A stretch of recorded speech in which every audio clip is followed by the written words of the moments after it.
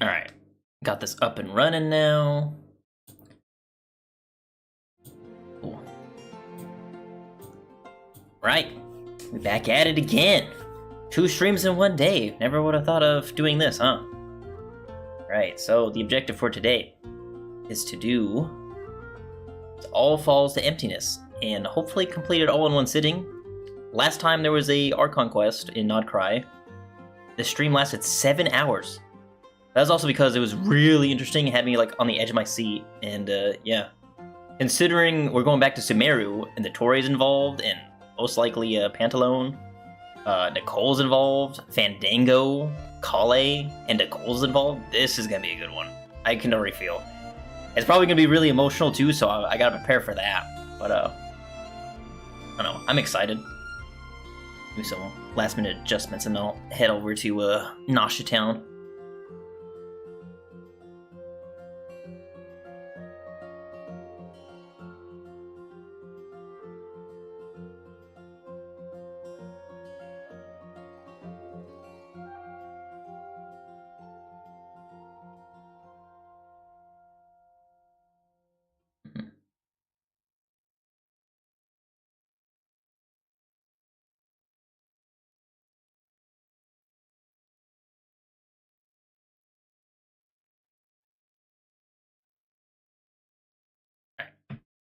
Yeah. So, seems like this act involves where flowers awaken. Following the tranquil stay in Nodcry, you check in, Catherine, to see anything noteworthy has happened lately. I will enable focus mode so nothing interrupts it. Really shouldn't. I don't believe Duran makes an appearance in this quest. Again, I've been avoiding the streams with every single update that keeps coming out because I just want to experience it on my own with a surprise per se. So I have no idea who is actually going to show up other than who was ever like on the cover of the artwork.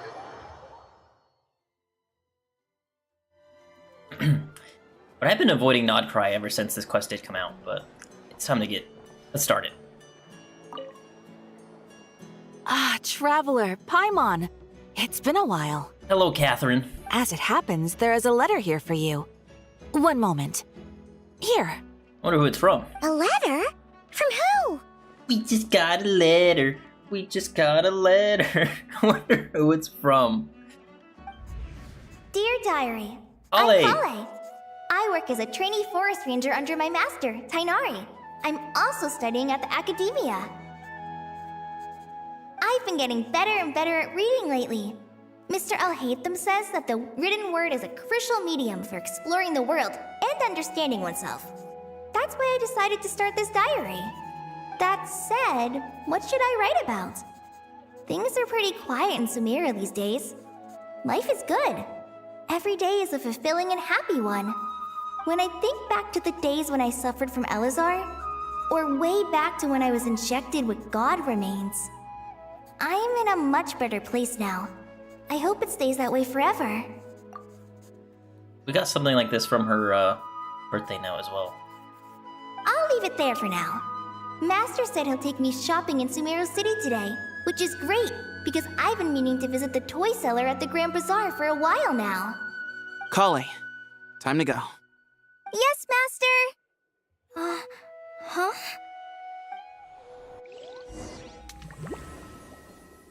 Oh? That really did sound like Tainari though, but it turns out it was Sethos. What's wrong, Kale? Is there something on my face?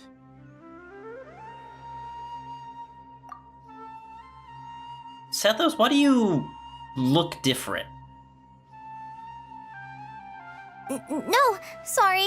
I didn't mean to stare. Did Master Tainari send you to pick me up? Master Tainari? What are you talking about? Tainari is the General Mahamatra. He's probably busy arresting criminals in Sumeru City. I mean, if that's what floats your boat, I can introduce you, but... Something's not right here. Last time I checked, the General Mahamatra was Sino. Something is definitely not right here. Wait, Master Tainari is the General Mahamatra? But what about Mr. Sino? Sorry? Oh, you mean that guy who just joined the Vahumana Darshan? Rumor has it he's the leader of the Temple of Silence. If that's true, it's pretty impressive. Sounds like you've been getting to know more and more people since you joined the academia. That's great, but don't let your Forest Ranger duties fall by the wayside, okay? What's going on? Sethos is acting like he's my master, and Master Tainari has taken over Mr. Sino's job. Is this some kind of prank? If so, it's a weird choice of prank. But anyway, Sethos doesn't look like he's joking. What is this all about? I don't like where this is going. Hey, you're zoning out again. I'm gonna buy some tools for the Rangers. Why don't you stretch your legs a bit? It's been a while since you last visited the city, right? Wait! He's right. It has been a while since I last visited Sumeru City. Was it always like this? I mean, it feels familiar, yet somehow... something seems different. Is this really Sumeru City? Oh no, I don't like the sound of that. Oh no. Don't tell me we're in another, samsara.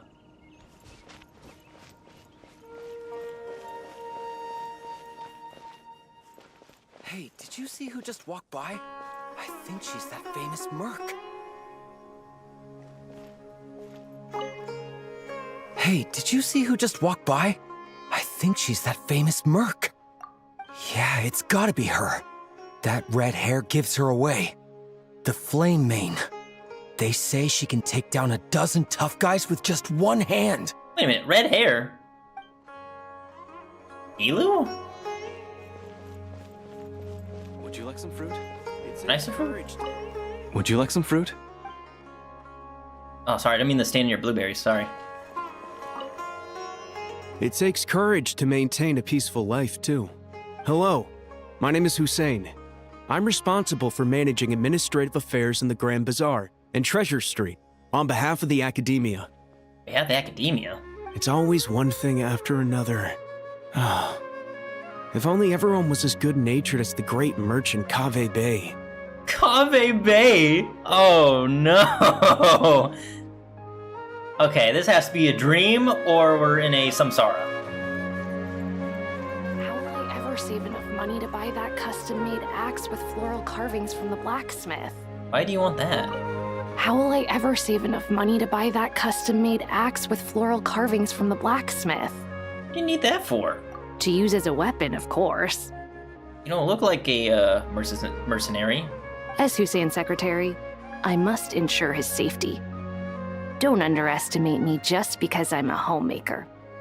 I used to be a mercenary in the Corps of 30. Peace is precious, but you must always be prepared for the worst. I agree. This just seems very weird for a secretary, though.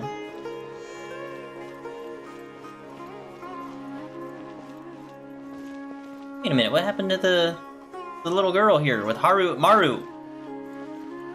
Yeah, this is a dream. This isn't real. It takes courage to maintain a peaceful life, too. Looks like they trade places. What's Kate gonna say? When I grow up, I'm gonna join the Eremites and protect Sumeru City. Wait a minute, that's Kave right over there. Or Kave Bay, as someone just said.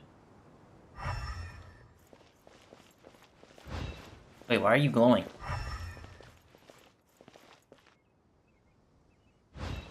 I heard that the sage disappears without a trace as soon as he gets off work. It's a little mysterious if you ask me. Rima? I heard that the sage disappears without a trace as soon as he gets off work. It's a little mysterious if you ask me. What if Al-Haytham's the sage? He actually took the job. The grand sage, I have to say.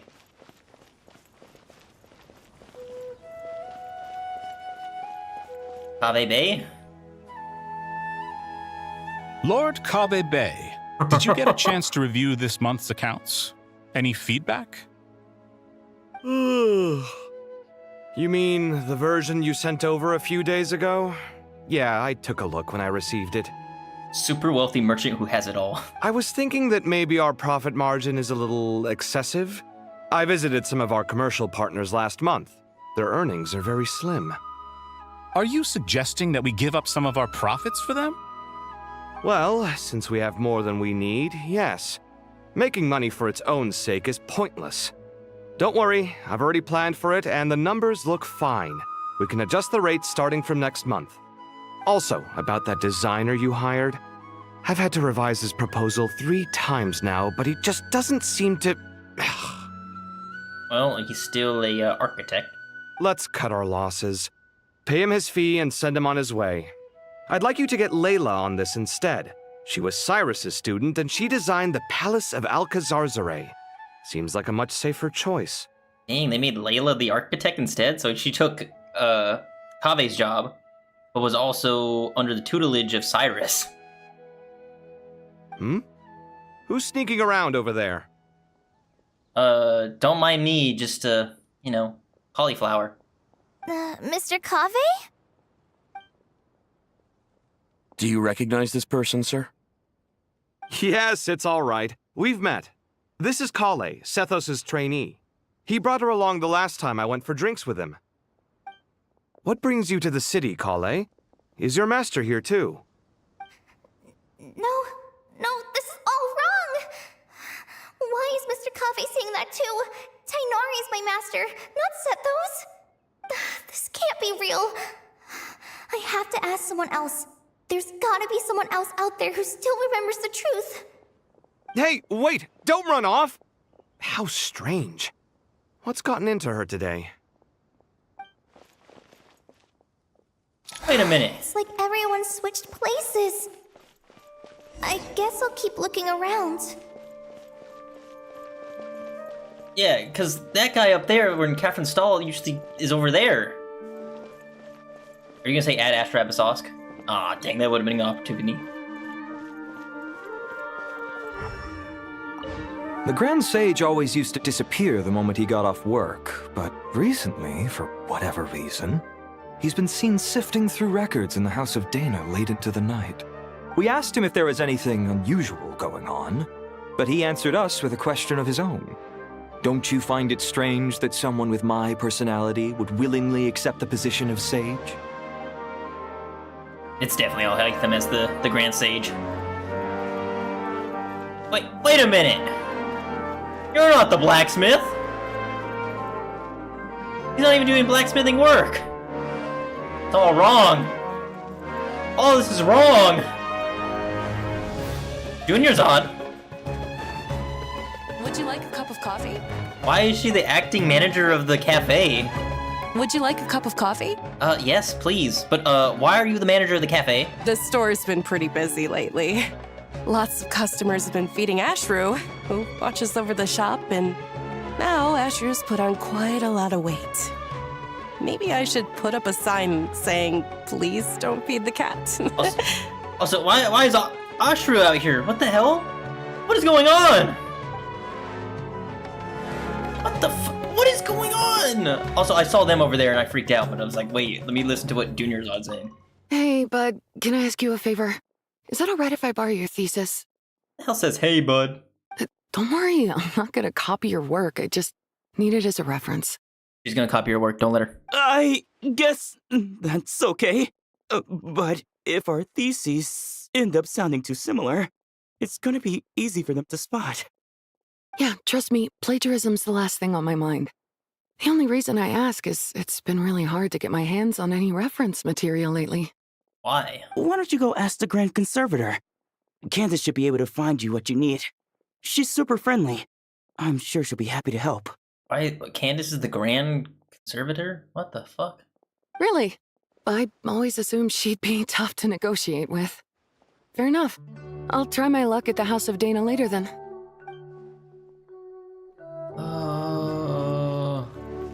Would you like a cup of coffee?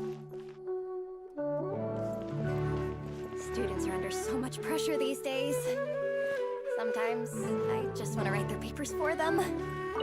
Students are under so much peculiar papers come to me for review every day. I really wish they were able to relax once in a while and not be constantly plagued by academic conundrums. It doesn't do a person any good to spend too long down the rabbit hole. Okay, let's see what Dia and Nilu have to say. Lots of visitors today, I see. Welcome all. It's been a while. And Raman, too. I didn't even see that. The Mahamatra at the exchange. Hey, Raman. You know that guy who sells face powder on Treasure Street? I haven't seen him around in a while.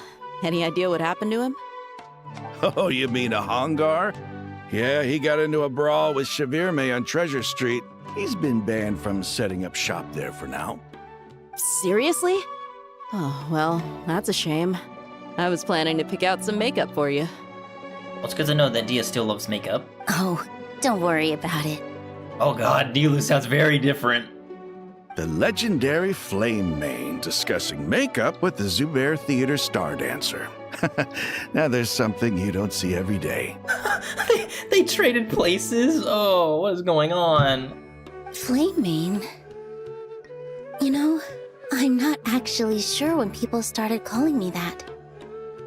Maybe the other Eremites thought I needed a fiercer title to scare people off? What is going on? To be completely honest, I think the title would fit you better than me, Dia. You think? Can't say I've never imagined myself as a merc. If I ever give up the dancing, maybe I'll head to the desert and give the Eremite life a try. Oh. You would? Is that so strange? Oh, not at all. In fact, I've actually had similar thoughts before. If I ever get tired of sleeping out in the wild, I think I might go look for a job at the Zubair Theater. I've adored the dance of Sub-Zeros ever since the first time I saw you perform it. If the chance ever came up, I'd love to try it out on stage for myself. That's not what happened. Really? If our manager Sataria heard you say that, she'd hold you to it. Probably grab you by the sleeve and never let you go again. Dude, they're just swapping everyone's positions. Oh. Sataria is the manager of the Zubair Theater is wild. Hey, when that day comes, I'll do your makeup myself. How's that sound? Sure. If the day comes, I'd be honored.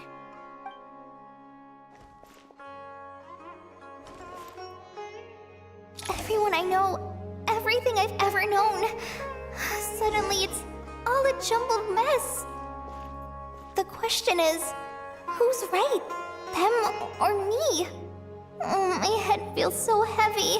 I can't think straight. Call, you know what's right. Everything around you is wrong, though. I need you to wake up. Nilu, have you been to Aru Village recently? I've got a friend who I haven't seen in a while. I was wondering how she's doing. You mean Faruzan, the guardian of Aru Village? I saw her not too long ago. She seemed completely absorbed in her research. No change there, then. I'll have to catch up with her the next time I'm out that way. Also, I think I remember seeing something on Twitter that Nilu's VA did something to her voice, so she sounds a lot different. That kind of threw me off guard. Sino? Hi, Mr. Sino. What are you thinking about? There's a chapter in King of Invocations where the spirit of someone who died long ago possesses a living man's body. To the outside world, it looks like he's developed a whole new personality. I was just thinking how terrifying that would be for his friends. Imagine waking up one day to find that a friend of yours has suddenly become a different person. Yeah, I wonder how that is. Huh? So what got you thinking about that? I don't know, but something feels off. Everything looks fine on the surface, but can human perception really be trusted? Sino sounds exactly the same, you know. Hell, he's even talking about GTC.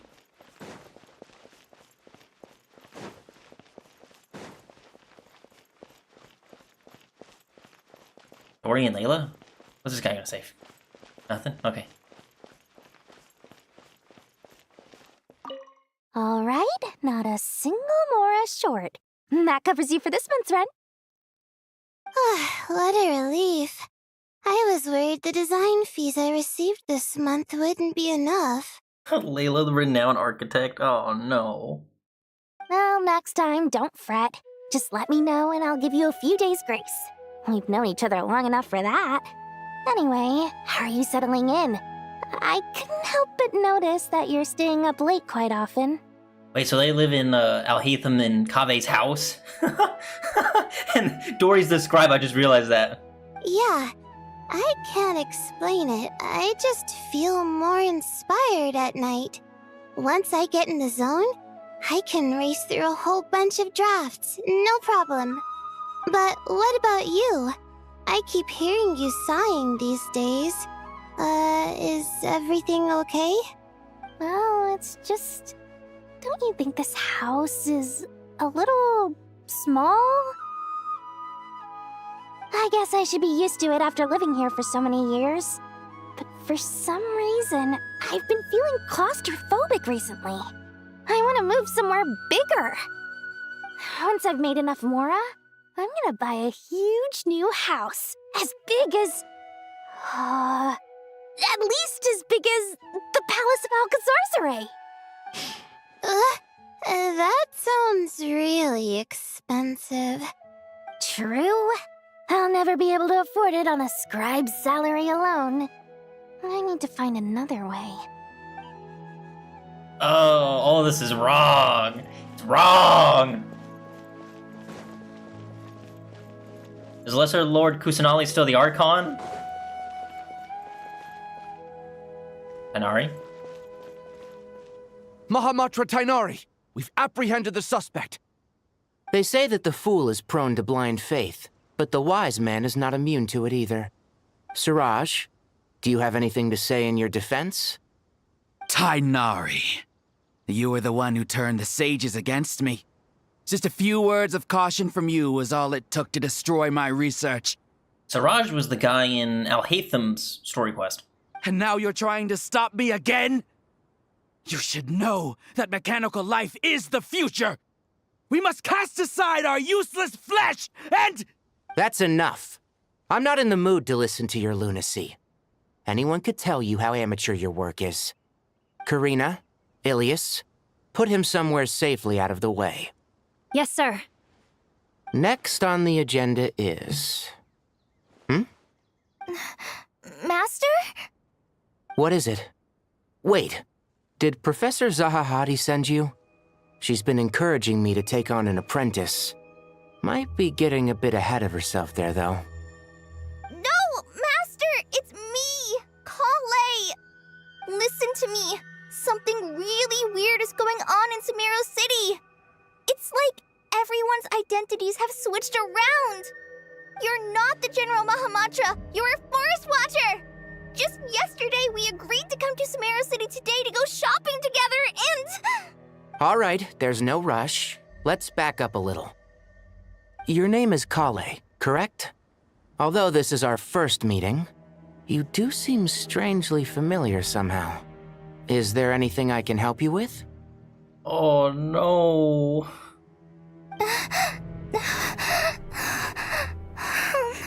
No.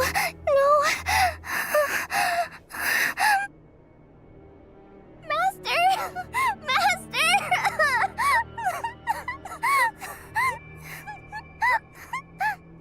What is it?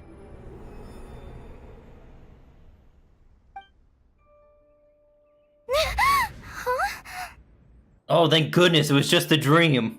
Did you have another nightmare?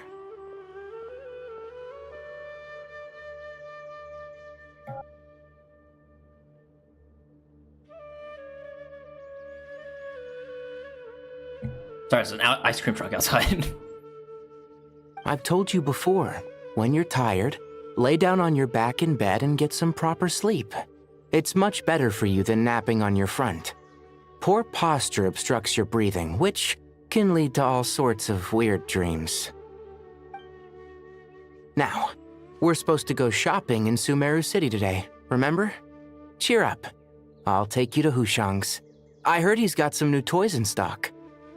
Go wash your face, take some deep breaths, and when you're ready, we'll head out. Okay. Thanks, Master Tainari. So it was just a dream. And yet, dreams can sometimes be a warning of things that will soon come to pass. Nicole, what do you mean by that? Who said that? That dream felt unusually real, didn't it? Here's my suggestion. Since you're heading into Sumeru City anyway, you may as well tell Lesser Lord Kusanali about everything that happened. And just to be on the safe side, I think you should also inform your 2 traveler friends who once helped save Sumeru. I'd write them a letter if I were you. Time is short. A storm is coming from beyond the bounds of fate. Oh, hell no!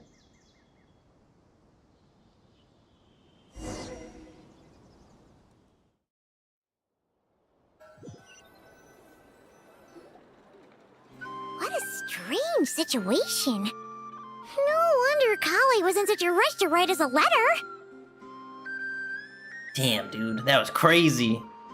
Something's definitely wrong, especially if Nicole is willing to speak out to, like, Kale to be like, yo, might want to tell Lesser Lord Kusanali and also write a letter to the Traveler in Paimon. Imagine waking up one day to find that everything around you has changed. You might not even recognize Paimon anymore. Oh, that's a scary thought. Yeah, what if me and Paimon switched places? Paimon became the Traveler and then the Traveler became Paimon. Let's get to Sumeru and find out what the heck is going on. I agree. Can you teleport me there?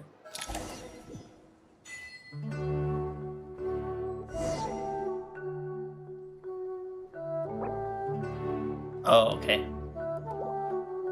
We'll push on. I can't believe I have to move so far away on such short notice. I made an automatic watering device so that my flowers won't wither and die while I'm away from home. Hey, do you think renovation works is the real reason they're moving us to Caravan Rebot?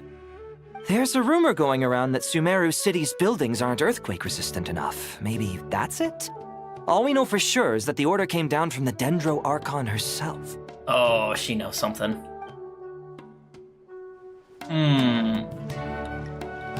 Oh, I can't even change the party right now, can I? Damn, I was gonna switch to Nahida and see if I could read their minds. Thank you, Sage Baladuri. You really didn't have to stay with us to the end. Don't mention it. I'm your teacher. It's my job to look after my students. If he got a glorious beard, look at this guy. Is Panya doing okay? I think so. She just left the city with her mother.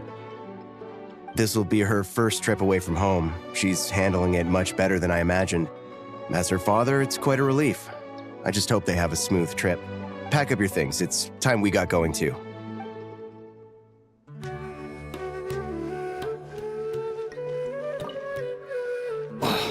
As if work and family aren't enough to deal with already.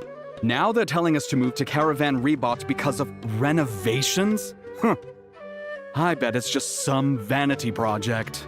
I don't trust the Dendro Archon, nor any of the sages. Especially not that new Grand Sage, what's his name, Nephis?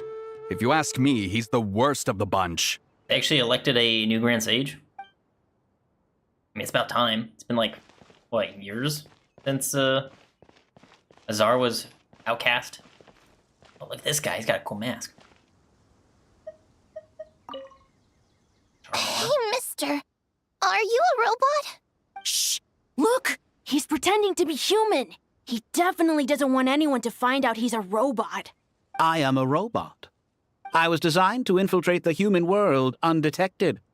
My mission is to find an opportunity to destroy humanity. I knew it! It's just like in the picture books. What do? We're the only ones who know his secret, right? Surely he won't silence us for good. You have discovered my secret. Now I must take you as my prisoners. I will tickle your feet until you join the robot army. Don't be afraid. I'll protect you. Take this, robot! Ow, ow, stop! I was just kidding. I'm human. I'm human! Oh, that's funny so. I'll tickle your feet till you join the robot army. Hey, now's not a good time to visit Sumeru City. We're actually getting ready to move out ourselves. Yeah, I see that. I'm here to see Kale, Tanari, Sino, and Nahida. Oh. Kale! Traveler! Paimon! Thank goodness. I'm so glad you made it. Of course! We won't let anything happen to you, Kale. So, what's going on in Sumeru City? Looks like lots of people are moving or something. Yeah, I was just gonna say. After I wrote my letter, Master and I went to Sumeru City and told the Dendro Archon everything that I experienced, from start to finish. What did Nahida say? She was silent at first. It seemed like she was deep in thought. Then the next day, we got told that she was ordering everyone to leave Sumeru City immediately and move to Caravan Rebot. The entire population of the city has to move? Can Caravan Rebot, handle this influx of people? Not just Sumeru City. The evacuation also includes Lokapala Jungle, Avidia Forest, Ashavan Realm, and Ardravi Valley. That's pretty much like the entire, rainforest of Sumeru. Basically, everyone living in the rainforest must temporarily relocate to Caravan Rebot. Holy smokes! It's crazy! This is real serious. Yes, it's quite an operation.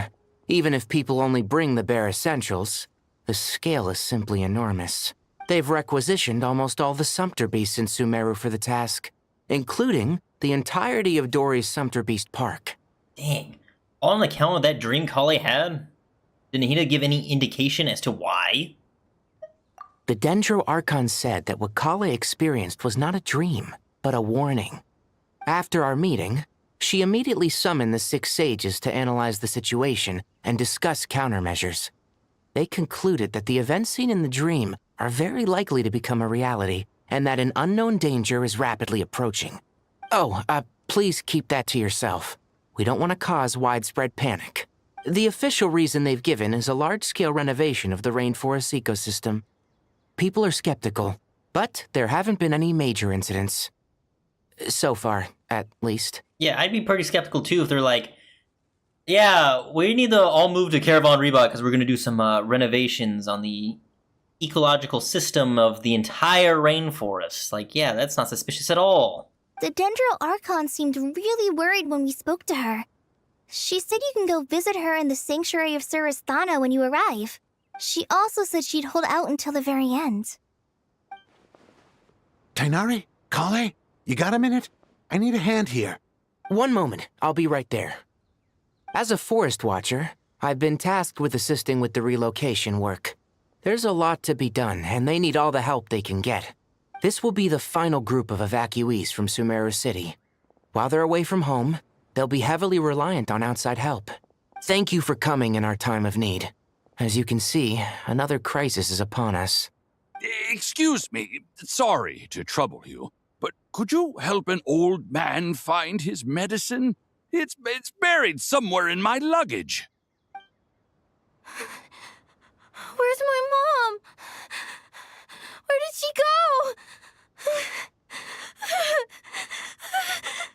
go? Don't worry, it'll be okay.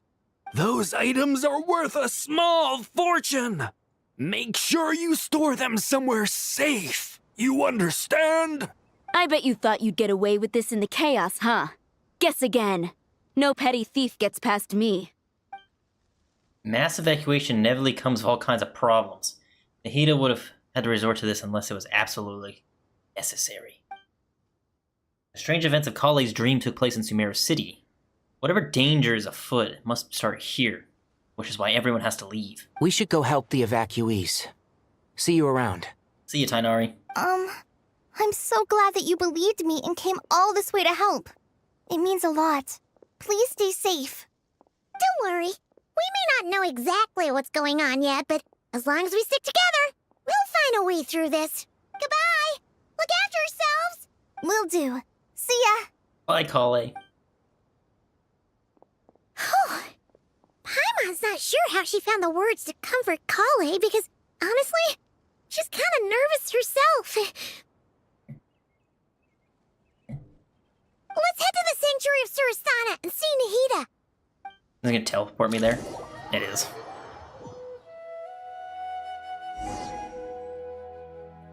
Oh yeah, they put me in a bubble. I don't think I can go that far down.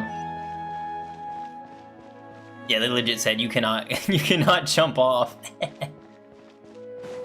Yep, there's the bubble.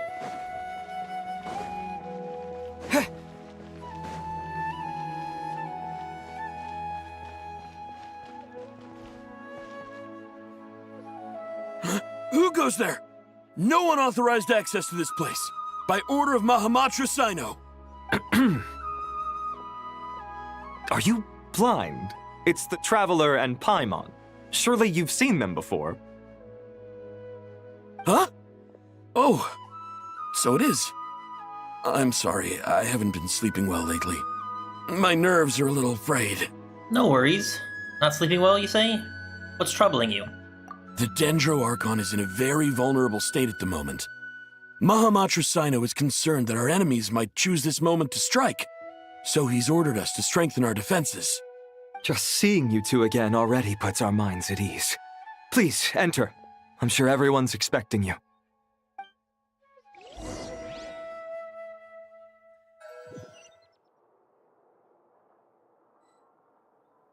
Dang, they got everybody here. Where's oh, Nahida's in the bubble, meditating.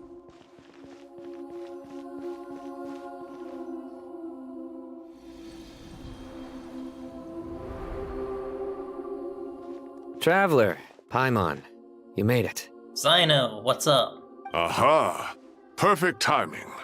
Reliable helpers like you are just what we need right now. Cyrus! Oh, it's good to see everyone again. Kawe gave us a rough idea of what's going on, but we still have a lot of questions. What kind of danger is Sumeru City in exactly? And how come everyone has to move to Caravan Rebot? At this stage, we can't be certain.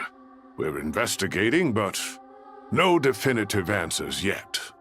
I take it that Kale told you about her strange dream? Yeah. Yeah. Apparently, everyone in Sumeru City was acting super weird. Even you guys.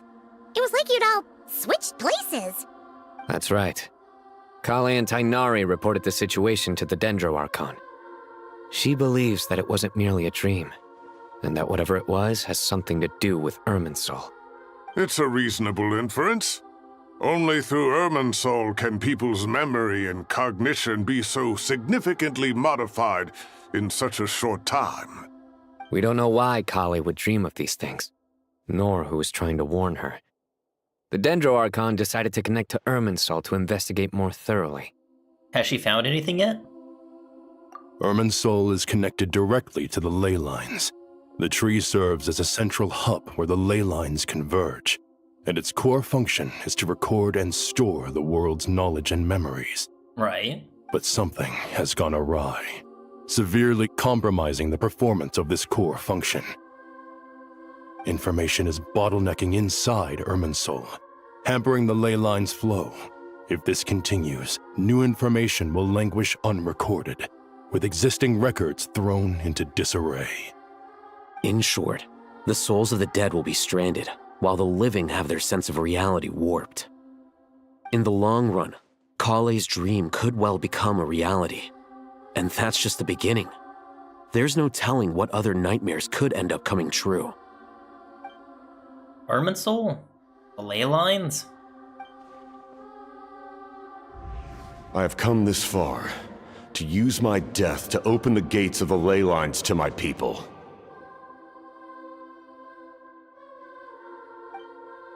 In Natlan, the captain was storing stranded souls inside his own heart.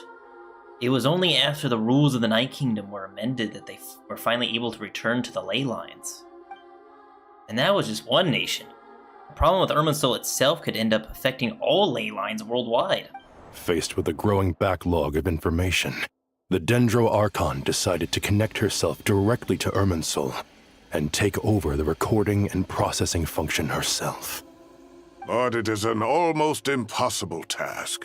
Individual brains aren't equipped to deal with the sheer volume of knowledge and memories involved. All that information flooding in at once would instantly fry any human mind. And for a god, even for a god, the suffering must be unimaginable. The Dendro Archon's power originates from Irminsul. Any issue with the tree itself takes a toll on her to begin with. On top of that, she's subjecting herself to the grueling task of processing all that data. It must be torture for her. And despite all of this, she is somehow finding the strength to investigate the Irminsul situation from within and send us her findings. I finished analyzing the latest data. Looks like our working theory was wrong. There's no signs of Irminsul having been attacked from the outside. Well, hello again, Fandango. So it's internal then. Some sort of disease, perhaps. No. I've spent half my life studying the ley lines. If Irminsul malfunctioned this easily, the world would have met its end long ago. Sounds like someone is actually inside Irminsul messing with it.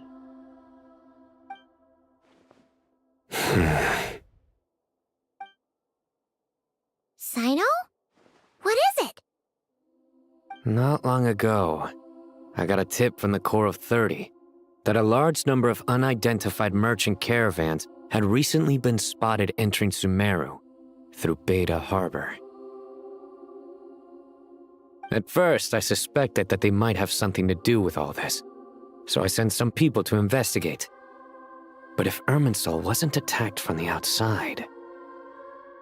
Don't you think there are more important things to worry about right now than guessing who's behind all this? It's been over 12 hours with no new intel. If even the Keeper of Irminsul is this badly affected, you can imagine how bad things are in there. Oh no! Dendro Archon.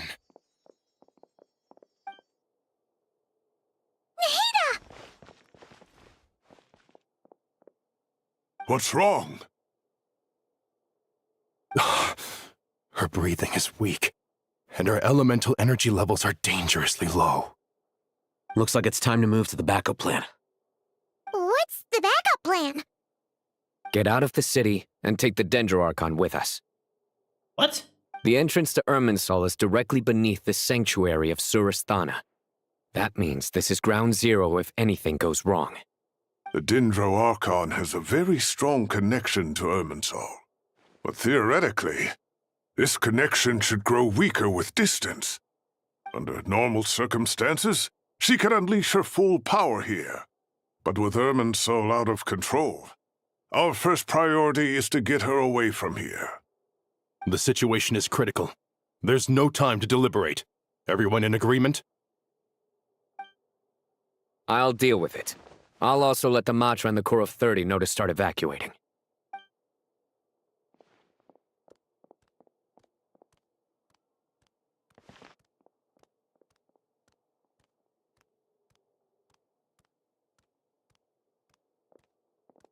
Let's go. No sense grieving when there's nothing more we can do. Agreed. We'll be back as soon as this is over.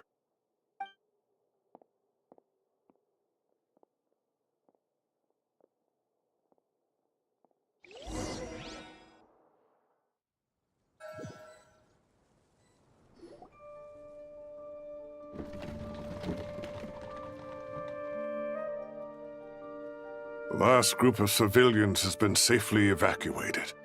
Dendro Archon's carriage will travel with them. Sino and Hat Guy will protect the convoy. That's good news, but you don't look very relieved. With the Dendro Archon in a coma, We've lost our means of investigating the situation. And with Irminsul still deteriorating, we have no choice but to evacuate Sumeru City. Feels as though we're being pushed along by an invisible hand. Stop moaning, Cyrus. We're the teachers here. We should be showing a little more confidence, don't you think? A wise judgment. Let's move out to Caravan Rebot.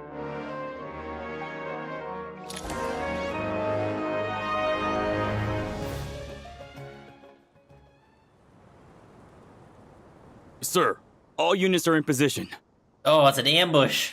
Good. Everything is going to plan. Interfering with Sumeru City is a necessary step, so do not hesitate. The Irminsul situation will not harm you. We need to speed things up here, too. We don't want to keep our client waiting, do we? No, sir. You have my word. Everything will be completed on schedule. They say that fervent ambition attracts the favor of the gods, and with it, a vision. But we appear to be the exception. So, is our ambition not strong enough? Or does it threaten the very foundations of this world?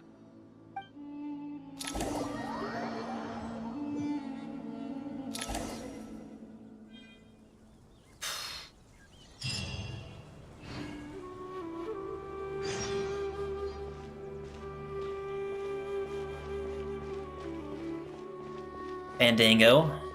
That guy! What? Nothing.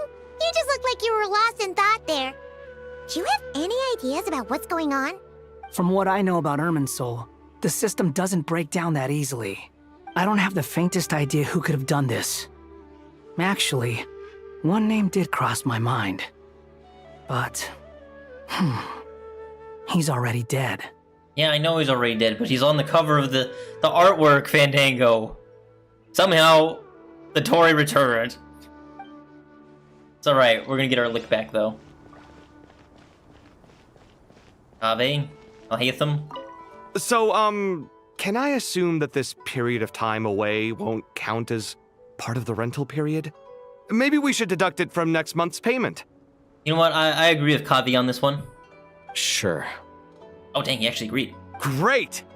Wait, why are you suddenly being so reasonable? I'm always reasonable with rental payments. Like the time I refused to let you use that wine you brought home as collateral. That was a perfectly fair request, and you know it!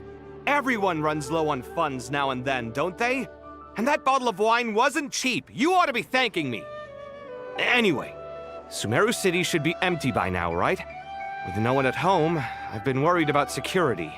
I'm worried about burglars. What would they steal? That new scroll you bought? Ah! I'd almost forgotten about that.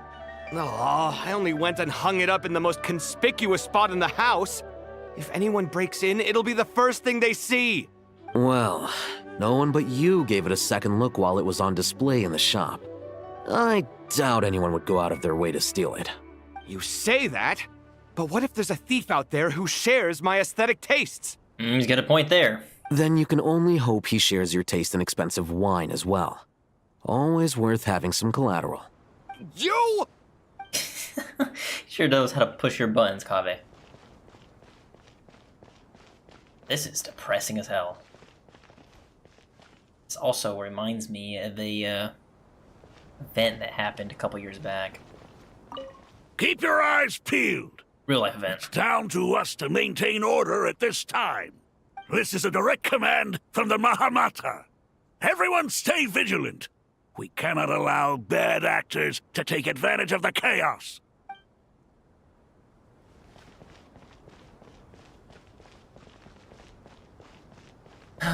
Where's everyone else? Where's Dia?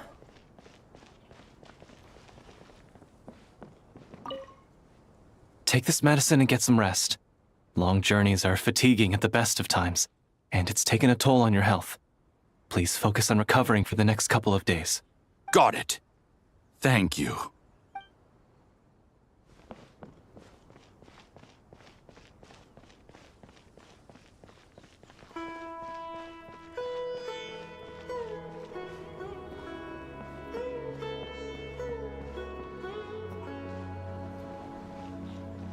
Yeah, it's Ramon.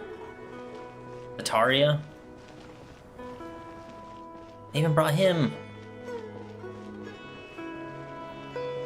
Unfortunately, I don't remember his name, but it's from Tainari's story quest. Kinda glad they added that little detail.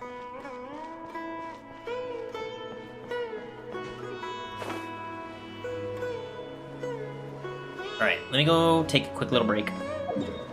Since this is probably gonna be a huge, massive quest. I'll be right back.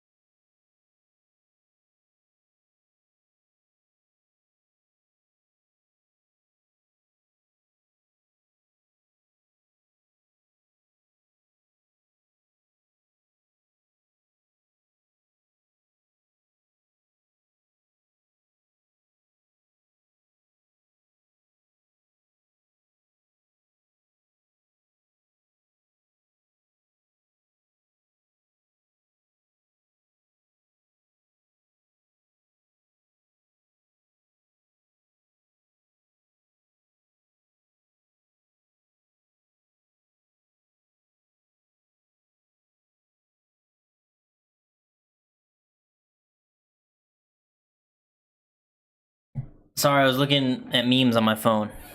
We're back.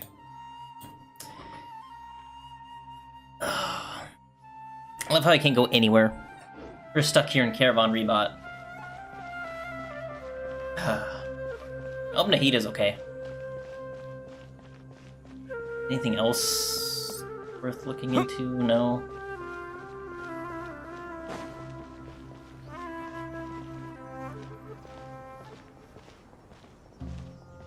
How is the Dendro Archon? Her breathing is steady. I prepared some therapeutic incense for her, but it hasn't had much effect.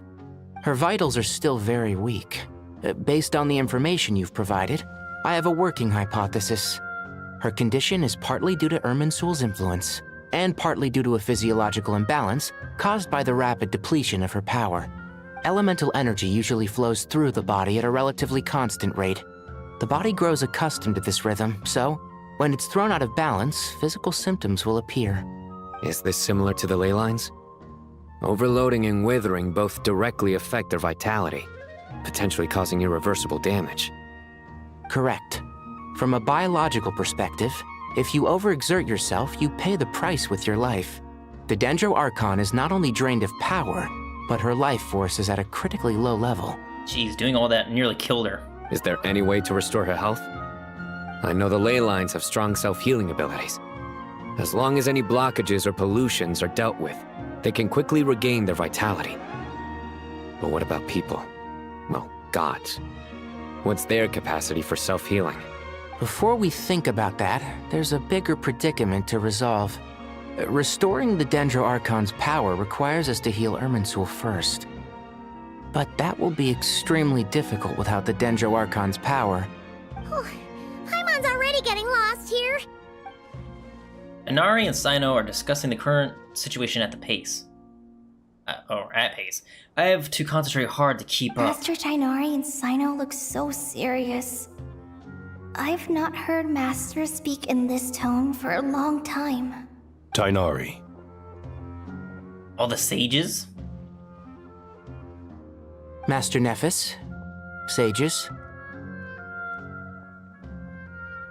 Tighnari, haven't seen you in ages. Have you gotten taller? Or did your ears get longer? Hopefully the former, Uncle Baladuri. Sino, where's Professor Cyrus? I thought he'd be with you. He went out into the wild to investigate the situation. He said that the Irminsul anomaly will likely start to affect the real world soon. He shouldn't be trotting around alone at his age. Which way did he go? I'll look for him later. Would someone mind introducing us? Someone did say that they look like the Power Rangers, and yeah, I can't unsee it now. Ah yes, of course. Allow me to do the honors. I'm sure we're all familiar with the Traveler and Paimon. They're the heroes who helped foil Azar's conspiracy and save Sumeru. These gentlemen and I are the 6 current sages of the Academia. Balduri and I are part of the Old Guard, while the other 4 took office after Azar and his clique fell from power. We have Sage Elkindi of the Spontamad Darshan, Sage Farnas of Kasharawar, Ritaoist Sage Shakir, and finally Harabatot Sage Rusht. Nice to meet you all. It is an honor. We'll be working together closely to resolve this crisis. I've heard much about you. Delighted to finally meet you in person. Likewise. You're younger than I imagined for someone with the power to stand up to fate itself. Thank you for lending your aid to Sumeru once more. Once we're on the other side of this, could we get a photo together? My daughter has a friend named Isak. He's always talking about you two. Of course! No true hero would deny a child their wish. Back to business. So with the Dendro Archon currently in a coma, the people have taken temporary refuge at Caravan Rebot, but they cannot stay here forever. We need to come up with a plan as soon as possible. Farnas, any thoughts? Well, firstly, having reviewed the data, I'm inclined to agree with your assessment. This doesn't look like an attack on Irminsul from the outside. Rather, it resembles a malfunctioning machine. Calculations going haywire and sparks flying. That being said, before we consider how to fix it, we need to understand precisely what has gone wrong. Furthermore, we somehow need to ascertain this without relying on the Dendro Archon's power. We have no direct access to Irminsul.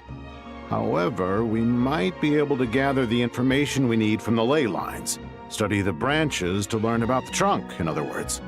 Wait, is that what Cyrus is up to? No wonder he ran off to research in the wild. Curse's always one step ahead of me, isn't he?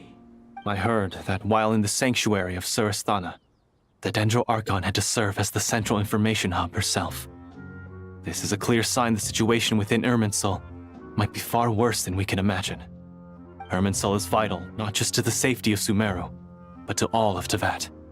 We must be the ones to bear responsibility for this world. To be on the safe side, I think we need to consider some backup plans. Are you saying we should consider a scenario in which Irminsul is completely destroyed? I'm merely pointing out that the possibility exists. I gotta agree with that. You have a valid point. But until worst comes to worst, I believe we should focus our efforts on resolving the Irminsul anomaly and helping it recover. Kale, I understand that you were the first to foresee this crisis. If it's all right, I'd like to talk with you about it in more detail. Of course! But even I don't know how I came to have that dream. If there are no signs of external damage, could it be a stress fracture? Metals tend to suffer from this issue with long-term use, and Irminsul has existed for centuries, after all.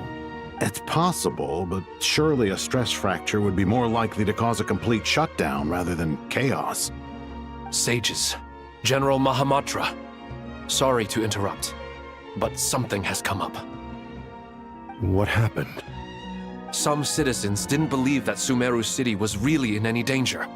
They slipped away and hid during the relocation, intending to return home. How many people are we talking?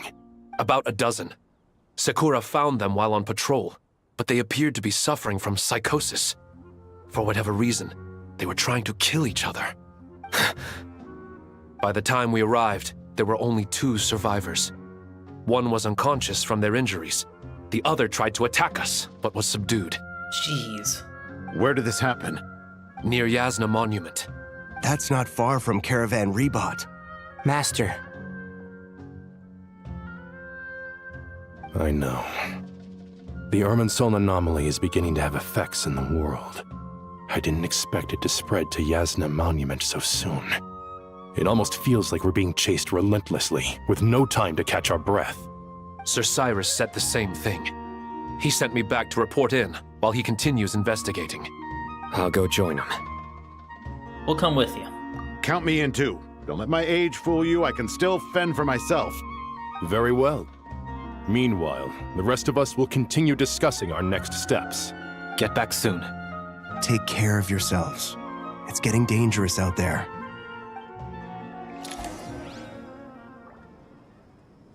Oh, all is not well in Sumeru. Don't be nervous, Kale.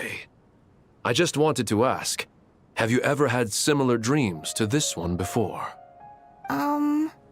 Similar how? Dreams so vivid, they seem real. Filled with strange or dangerous things that you cannot explain. Let me think. There was one time, I don't remember it very clearly, but I saw fire. Fire? Yeah. I wish I could give you more details, but all I remember is fire everywhere. From the sky to the ground, everything was burning. The heat was unbearable, and ashes were blowing in the wind. I doubt this dream was a mere coincidence. Perhaps it was some kind of prophecy? And yet, you've never studied astrology. I'm at a loss to explain it. Irminsul on fire? We haven't seen Irminsul on fire since, the start of the Sumeru Archon Quest. The world forget me. I thought we'd be safer once we got to Caravan Rebot. If the Irminsul anomaly's sphere of influence continues to expand, Our only option will be to move into the desert. To Aru village? We should check if they can accommodate so many people. Essential supplies will also become an issue. We were only able to relocate here so quickly because Caravan Rebat is well stocked. If we move to the desert, we'll need to carefully calculate how much food and water to bring. We need to solve this crisis immediately. Thank you for everything, Tainari. Don't worry about me. I'm fine. But if you don't mind me saying so, Master, you're looking a little nervous yourself. I only just got appointed as Grand Sage, and now this happens. It's quite overwhelming. Looking back now, I don't think I handled the situation with Azar very well at all. Yes, I protested, but I went about it the wrong way. Instead of helping, I just ended up getting locked away. Oh yeah, I did forget about that. He was the one who wrote Tainari saying like, yo, stay away from academia for a little bit. Now that I'm the Grand Sage, I have to be responsible for everyone's lives, including the dozen or so who fled to Yasna Monument. Look, man, that's not even I your... can't help but blame myself for their deaths. Look, you can't even blame yourself for that because they were like, it's probably fine, and look where that got them. It's only natural that you want to do the best job you can, but Master, we both know perfection is impossible. You're right. We may well be heading into the desert before long. Feeling up to it? We left in such a hurry that I didn't bring any sun lotion, but I'm sure I can make some from local ingredients here. That was a big part of my graduation thesis, after all. Still remember? Of course, like it was yesterday. I remember asking you if you'd like to stay and teach, but you turned me down without a moment's consideration. Anyone else would fight tooth and nail for the chance to research by my side, but you couldn't get out the door fast enough. Weren't you afraid I'd hold up your thesis and stop you from graduating? If you'd pulled a move like that, I would have reported you to the Matra right away. You wouldn't give me a second chance? What about the bond between mentor and student? No, Master. I would not sit by and watch you go astray. Very good. Then I taught you well. Are we getting the same dialogue for Fandango? That guy! Yeah, we are. What? Nothing. What? You just look... From what I know about Irminsul, I don't have the faintest idea. Yeah, and that guy's dead. But remember, he has clones. Who's to say he made, like, more clones of himself when, he made that deal with, Nahida, saying, like, oh, yeah, I'll delete all my other selves as long as you give me the, dendronosis.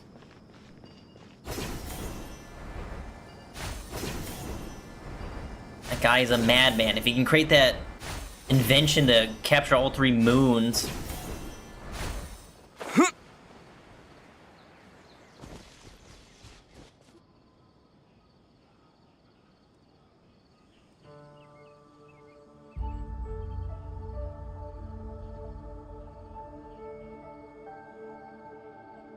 Please, don't go any further. As you get closer to Sumeru City, there's no knowing what dangers you might encounter. So this is our mentally disturbed man? I'm going to gut you all! Dang, this is the guy that said that they didn't trust the Dendro Archon or any of the sages.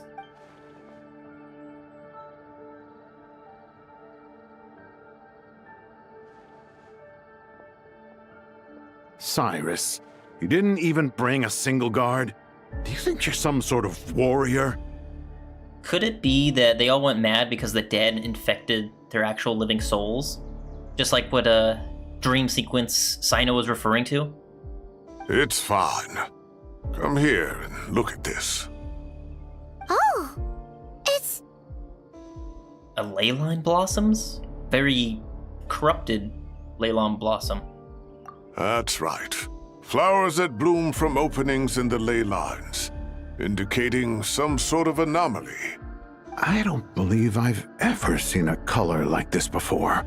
Did you discover it nearby? Not just here. Way over there, too. They're everywhere. There's even more in that direction. How did you ascertain the situation further ahead? Didn't you just say that we can't go beyond this point? Yes. This area is relatively safe so far, but if you continue forward, delusions will start afflicting your mind. However, some vision-bearing mercenaries were able to maintain their sanity a little better. They're the ones who brought back news from further afield. Sino, do you remember the class I taught on dissecting leyline blossoms? I do, Professor. I received full marks in that course. Good. After all these years, it's time to put that knowledge into practice. There must be anomalous information hidden within these blossoms. Alkindi, I'll need your help as well. Been a while since we worked on a project together, hasn't it? Sure has. Well, what are we waiting for? Let's get to work. Anything we can do to help? Nahida once said that Irminsul doesn't contain any information about me. So theoretically, I shouldn't be affected by such anomalies. We'll head a little further out. We'll see what else we can find. Will you need my help? I should be fine. All right, well, don't go too far. There's too many unknowns at this stage. Let's regroup at Caravan Rebot later. Don't worry if you don't show up. I'll come and find you. Thanks, Sino.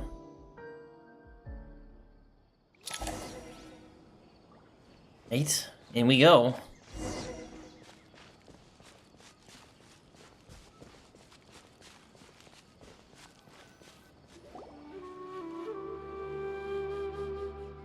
Dark clouds gather in the sky, a sure sign that a storm is approaching. Slowly but surely, the strange weather is spreading. Rainforest creatures must have sensed that something is wrong, because they're beginning to flee too. We don't have much time left. Tighnari said that to help the Dendro Archon regain her power, we need to heal Irminsul. But healing Irminsul requires the Dendro Archon's power. Is there any way to solve this puzzle? That should be the heart of Oasis. All we need to do is light it with the fire seed, and it'll restore a pep with elemental power. The damage it suffered internally will also slowly begin to heal. That's it! If I use a Pep's Heart of Oasis, I might be able to help Nahida replenish her lost Dendro power without any need to rely on Irminsul. What is it? You thought of something? I know a way to save Nahida. Really? Then let's get back and tell the others!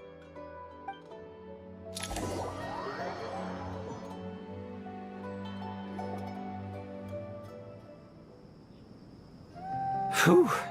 Glad to see you've returned safe and sound. I'm surprised we didn't go further in. Any longer and we would have gone out looking for you. Hello, Dia. Well, this is a nice surprise. Paimon sure feels better with everyone we know here. It's great to see you all again, after a whole year, basically. We've made some progress, so let's start by giving you and Paimon a quick update. By dissecting the ley line's blossoms, we've been able to deduce that although Irminsul is experiencing an anomaly, it has not completely rejected access from the outside. The Dendro Archon has the power to connect to Irminsul, but there's also another way. I assume you recall the devices everyone was wearing when you first arrived in Sumeru? The Akashas? Devices? Oh, wait. You mean... The Akasha terminals? That's right. Of course! It's been so long, Paimon almost forgot all about the Akasha. Wasn't it shut down, though? Yeah, without the Dendronosis, they can't really power the Akashas. Yes, but although the system isn't currently operational, the technological infrastructure is all still there. And it turns out that a certain someone gets so bored at work that he's actually read through every single one of the instruction manuals.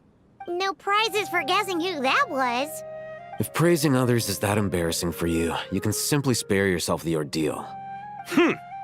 As much as it pains me to say anything nice about him, there's no denying his intelligence. He rarely forgets anything he's read. The Akasha is exactly what Sumeru needs at this moment. Between us, we should have all the knowledge and expertise we need to get it up and running again. But if I recall correctly, doesn't the Akasha need a Gnosis to function? That's exactly right. The Akasha relies on the Gnosis as a power source, and in its absence, we'll need to find an alternative. To tackle this problem, it looks like we'll be relocating once again. Namely, to the Temple of Silence. Ring any bells? Of course. It's the only major institution in Sumeru dedicated to preserving the knowledge of King Deshret's civilization. You might find the answers you're looking for hiding there. You think King Deshret has something of a gnosis to tap into Irminsul? I agree. There's a good chance. Master Nephis and the other sages have discussed it. As the chaos from Irminsul continues to spread, Caravan Rebot won't be a safe haven for much longer. We have to move into the desert next. The scholars and sages will head to the Temple of Silence, while the civilian population seeks refuge in Aru village. The Eremites will keep everyone safe during the journey, and Candace will be there to receive us at the village. This leaves us just one thing to worry about. That Dendro Archon. She's very weak. We can't afford to wait until Irminsul is fixed. There has to be another way to help her. Huh. Wow. Luckily, the Traveler had a eureka moment while we were out investigating. Really? Wow, nice one, Traveler. Let's hear it. What say our Amorta experts? Theoretically, it's feasible. From what you're saying, although elemental life and elemental energy have their differences, the Dendro Archon has explicitly stated that she can imitate the power of the former.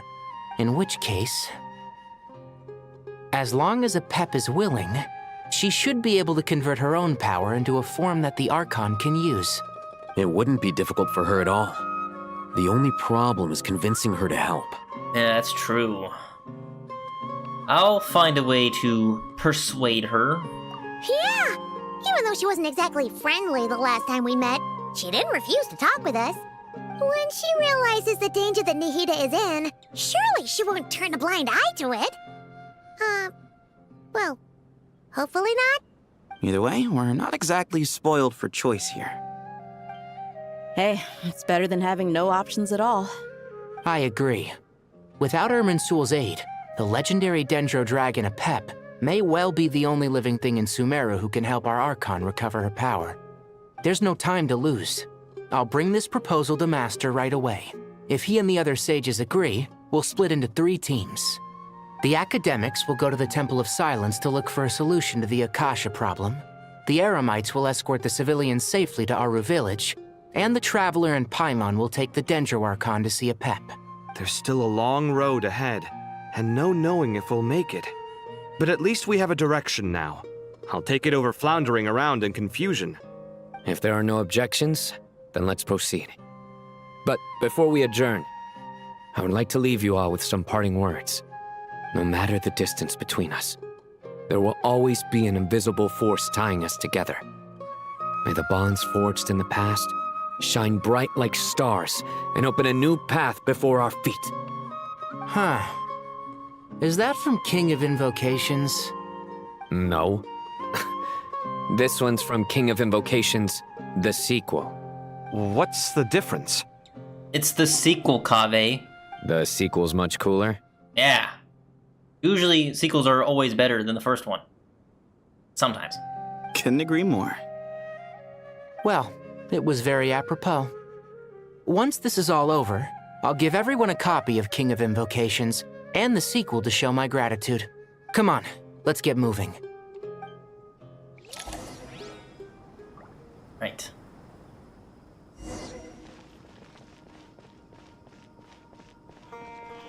Also, I think I misspoke. There was an actual event that we did here in Sumeru 5.1? For some reason, it did not seem like that long ago. I was thinking more of the Hida's birthday event. Is there anyone else we can talk to real quick? As far as we haven't run into Nilu or Layla.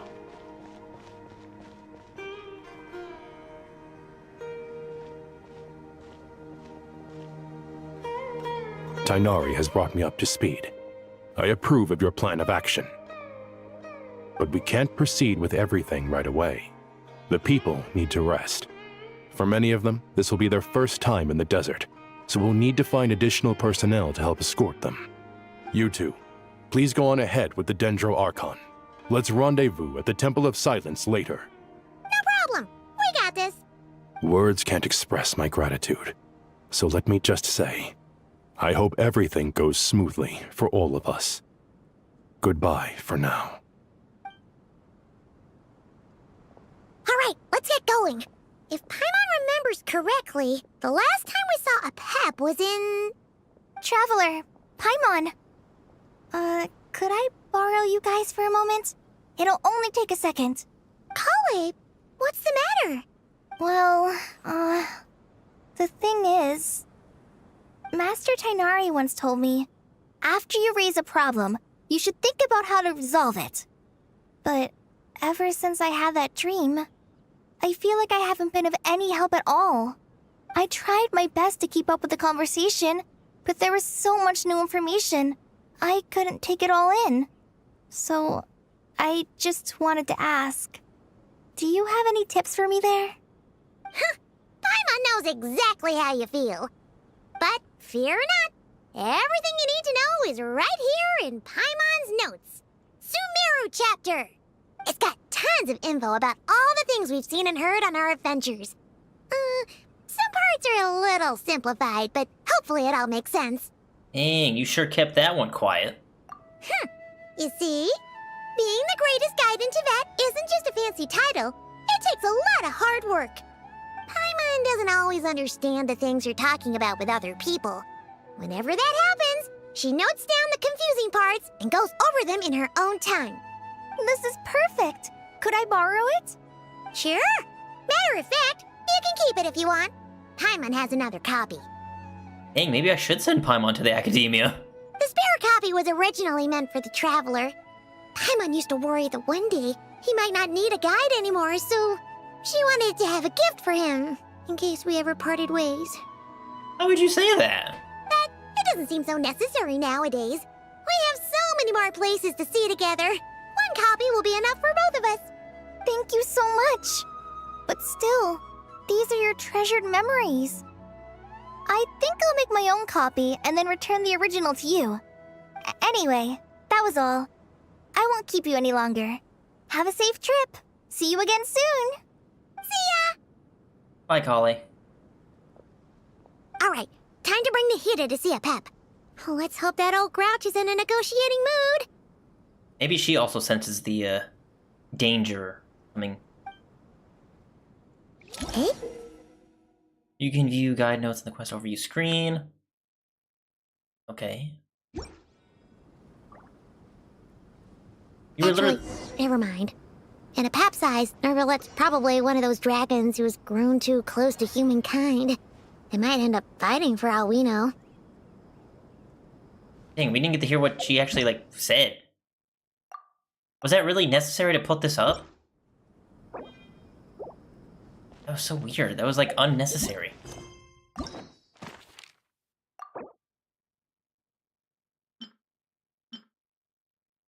This kind of just tells you, like, a whole notes of everybody. I mean, they are throwing a lot at you, so maybe people were, like, putting this, like, in the notes for, like, the, daily... Or not the daily. The, like, monthly, like, surveys. Which, I guess makes sense, but you can also just Google this.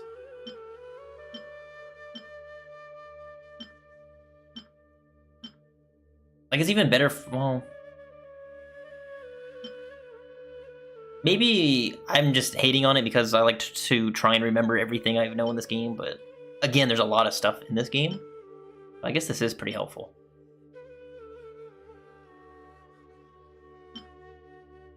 So honestly, I don't remember anything from Nahida's second story quest without Pep, other than the whole boss fight and then using all the Archons, because I could use, at the time, all 4 of them. Yeah. Dragon sovereignty holds deep contempt for humans and gods, a sentiment born not of arrogance. She's indeed singular, a remnant of an era long since past. The Dendro Dragon Sovereign stands opposed to King Deshret, while the Dendro Archon Nahida once came to her in aid in a moment of need. Incidentally, Apep is known by another set of titles in some corners of the world. One of King Deshret's 7 pillars, the Dragon King, the Supreme Spirit, the name was devised by King Deshret and the other 6 pillars, and Apep herself dismissed it with disdain. And good old Wanderer here. Having abandoned his previous names in his past, this person now walks the earth as the Wanderer, or Fandango, or Hat Guy. Though he dresses like an Inuzuman Shunjinja, I can't speak Japanese. He basically does as he pleases, acting like the inscrutable wind itself. Once he was a deadly foe, but common interests have made you temporarily allies. The mutual enmity of the past rendered void. Not to me. Then again, I am a little bit more forgiving in since the Nodcry Archon Quest, the previous one that we did with defeating the Doctor. I am a little bit more forgiving. But I'm all thinking about like that video I made of like 2 years ago when he first originally released, and I look back now, I'm like, perhaps I judged you too harshly, Hat Guy. Yeah. Trust, betrayal, grace, vengeance. The past has shaped the present. What manner of future will it usher in? I don't know. Us kicking the Dotori's ass once again. I hope. Yeah, Irminsul's the giant tree. Temple of Silence.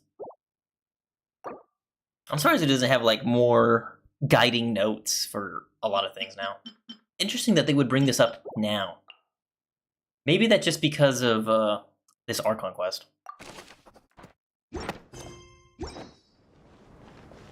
Alright, let's go grab Nahida.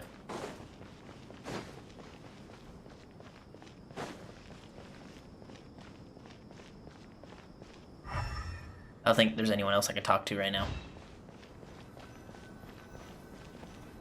Take Nahida with you. Oh yes, we can see this awesome map again.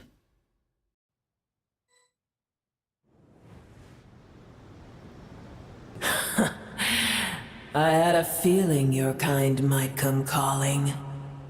The ley lines are in disarray. Something has gone wrong with Irminsul, yes. Nothing gets past you. I guess we can skip the explanation then. Even from a great distance away, I can sense that Sumeru is headed for destruction.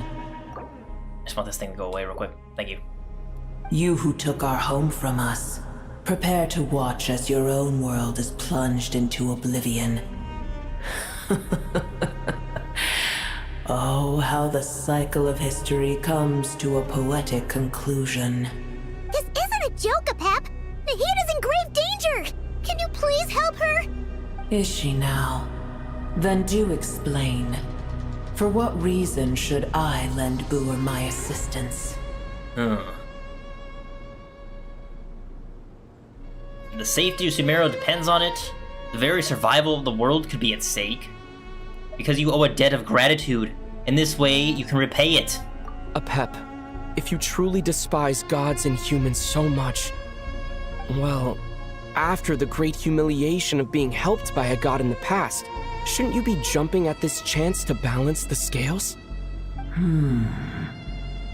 Now that is a compelling reason. When El Ahmar plotted against me and I was tortured by forbidden knowledge, it was Booer who saved me from agony. And though I regard with shame the pity of my enemies, to receive aid without repaying it would likewise tarnish a dragon's dignity. Oh, tiny Booer, puny humans. Just this once I shall deign to show you the true power of dragonkind. Whoa! It's happening again! We're gonna get sucked in! Hold on!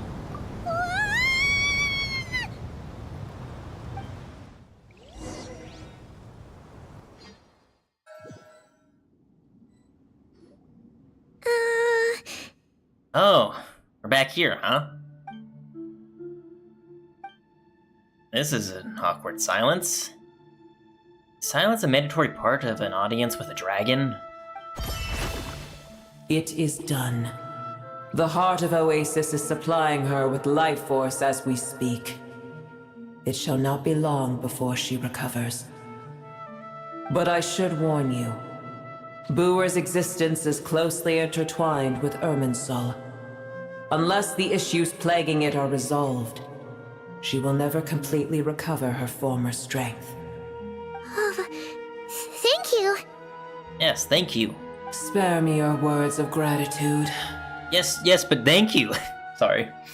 Will giving your power to Nahida affect you in any way? You may also spare me your feigned concern.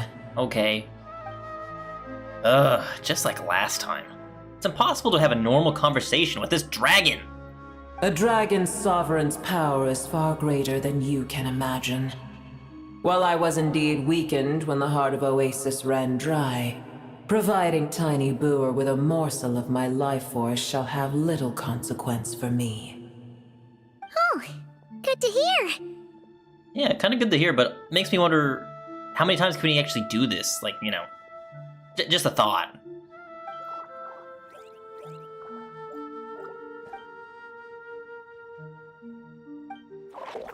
Just like Apep once said, the elemental life forms who merged with her have now been reborn.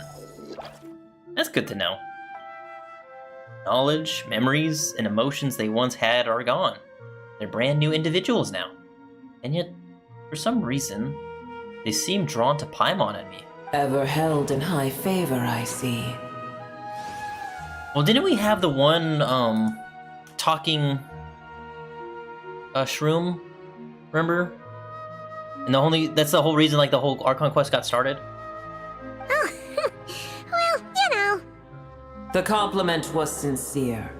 Simply accept it. Oh, thank you, thank you.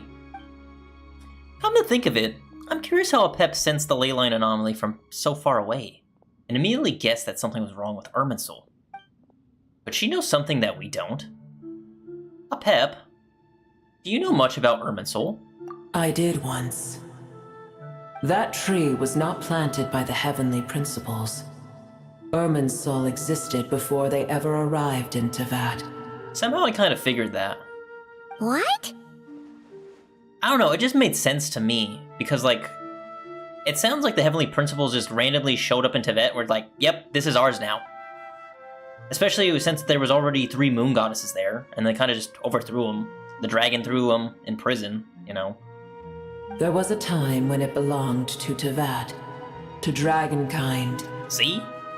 Its appearance and function then differed greatly from today.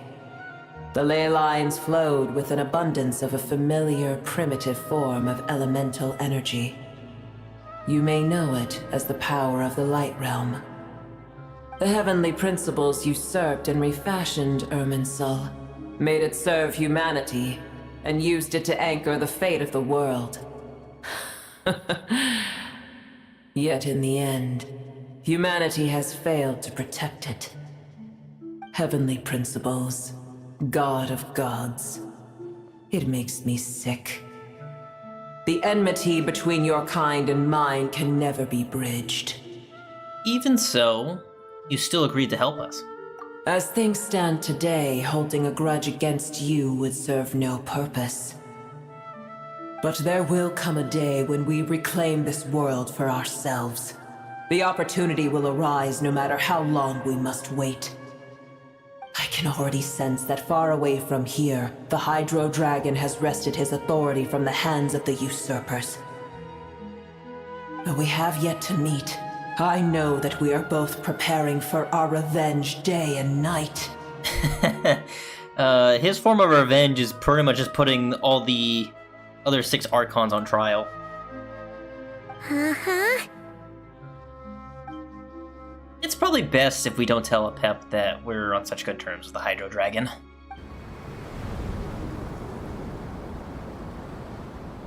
I hear a great disturbance out there. Huh? What is it? Sandstorms come. The Jinn. I see. What happened? Another calamity approaches. You both seem restless. Let us part ways here. Booer is safe with me. Once she has recovered, I shall return her to your side. Oh, thanks again. Take care, alright? I told you already I have no need of your feigned concern. There she goes again. We've done what we come here for. Time to check on what's going on out there. Especially... What is this? Nahida, you're awake. Are you okay? Cease your interrogation. Yes, she awoke for a brief moment, but she has now lost consciousness again. Take it. We shall talk more at another time. Statues of the gods hang inverted from the heavens. One alone is unique among them. Its location is... Remember, tell no one. The moment I touched the key Nahida handed over, a mysterious piece of information appeared in my mind. I don't know what it means, nor how to decipher it, but I will firmly commit it to memory. This must be incredibly important information. I don't know why Nahida would keep it as a secret from everyone. It's probably best that I do the same for now. Where the heck are we? Did you just dump us in the middle of nowhere? Wait. No. Paimon remembers now. The Temple of Silence is over that way. Come on, let's go find the others. They mentioned the Jinn is, I forget her name right now. I literally was, like, finishing up her quests, like, over the past few weeks. Lunapar, yeah. Towards some power.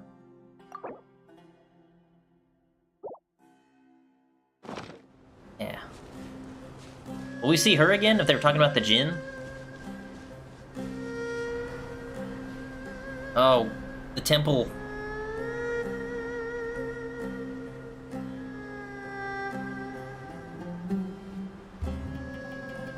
There's no need for everyone to stay here.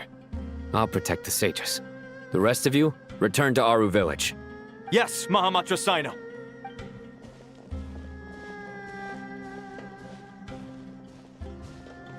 Sino! What's going on? You're back. How is the Dendro Archon? She's still with a pep, but she's recovering. What a relief. What's with these sandstorms?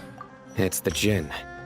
Countless Jinn have stirred up violent sandstorms across the desert, blocking our path to the Temple of Silence. Tainari and Kale have returned to Aru village to help. The Jinn are being highly aggressive, so both the village and the merchant caravans require protection. It's just one thing after another. Where did all of them come from anyway? In all my trips to the desert, I've never seen anything like this before. The ley lines are acting up again. As I see it, the only possible candidate is Gurabad. Gurabad? Probably put that in the notes too. Baladuri could explain in more detail if he were here. All I know is a rumor I've heard about from previous trips to the desert. Supposedly, a great number of dormant Jinn lie sealed beneath that city. Jinn from Goroban, huh? Familiar figure comes to mind. Lunapar. Gurabad is, for me, a fated land. I must therefore return back to this city, where my destiny awaits me still. Dang, so that's what you sound like, Lunapar. I do like how they just added that. They definitely knew they were just gonna throw every single, like, thing from Sumeru into this Archon Quest. I'm so glad I did this and Jet's story. My master, I am sorry that I couldn't stay by your side for long, and that I could not have more time to get familiar with you. Lilapar. Paimon and I should take a trip to Gurabad. Yeah. We once said goodbye to a friend there. Well, maybe not a friend exactly, but someone we met on the road anyway. She was a strange bottle. If we can find a way to wake her up, maybe she can help solve the situation in Gurabad. Well, be careful. You may find there's more than just the Jinn to worry about. You mean, there are other dangers in Gurabad? It's a sensible assumption to make. The moment we arrived in Caravan Rebod, the Irminsul anomaly started spreading in that direction. Now we've moved to the desert, and suddenly we're plagued by Jinn and sandstorms. To call it a coincidence would be a stretch. Don't worry, we've gotten a lot stronger since our last stint in Sumeru. Uh-oh. Prepare for battle. Ah! When did they show up? It appears the monsters native to the desert have been stirred by the Jinn's activity.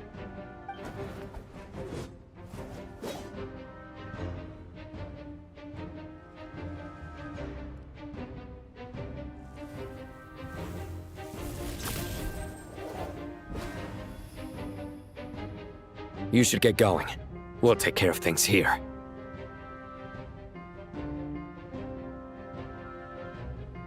Be careful. You too.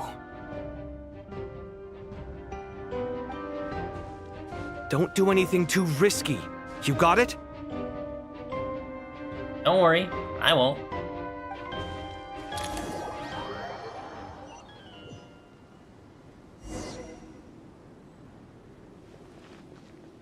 Ooh, party setup. It's gonna be funny if they actually locked Nahida. What am I gonna do for the party here? That stuff always throws me off guard. I wanna bring Nahida. I've been waiting for you for ages. Probably shouldn't bring Lauma then.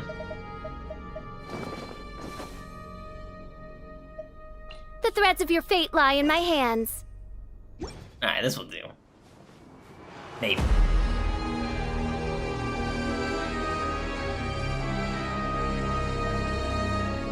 Oh, I haven't heard this one in a long time. They ain't messing around.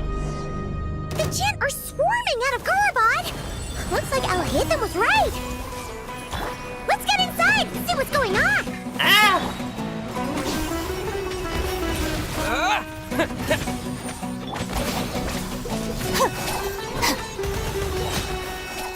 What? Yeah. Yeah.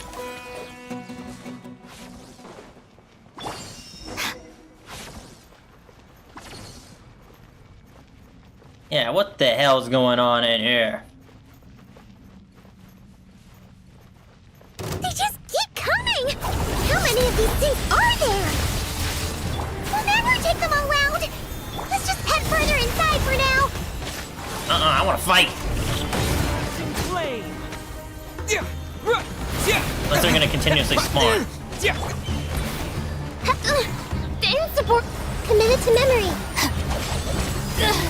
Oh yeah, they just spawned in, aren't they? Let's move. Oh god, they got me stuck in the wind vortex. Oh no! They're jumping me! They're jumping me! Fatui machines are here. All units at the ready. Ambush! The Fatui? They must be using this place as a stronghold! Are they the ones behind all this? Out of my way! Out of my way.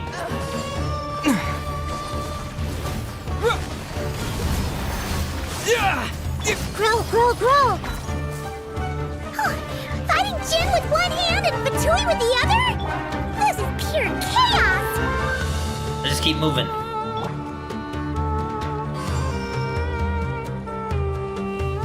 Everyone hold hands! Yeah! Shadow Raven, let night fall.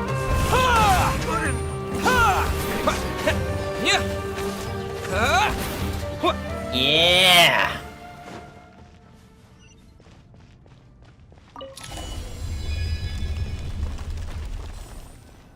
Do you see that strange machine?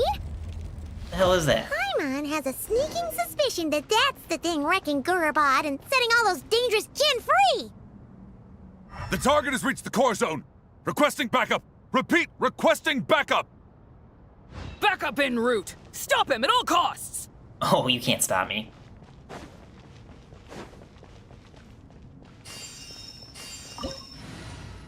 I don't want to play this.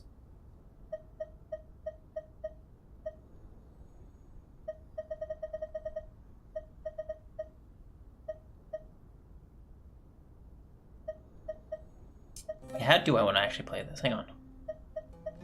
Difficulty of like having so many freaking characters. Did actually do like a quick setup.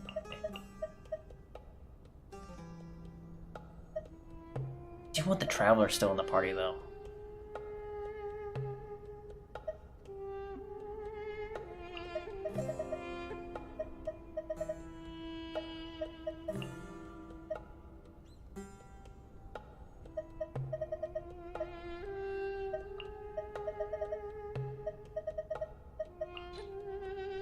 All right, after you.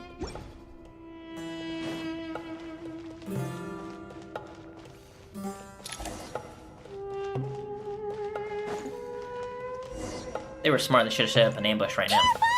They're back again! Busted. Hey!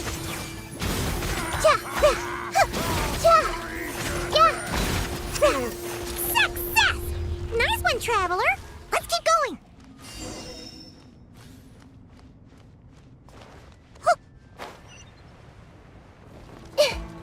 Sharing my knowledge! Quietly now. Pyroclastic surge!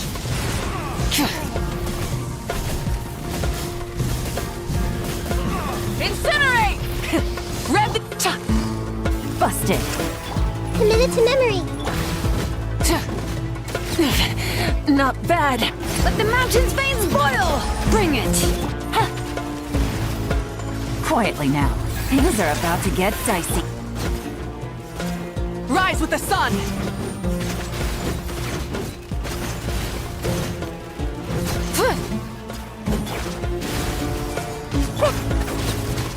Wrath from the skies!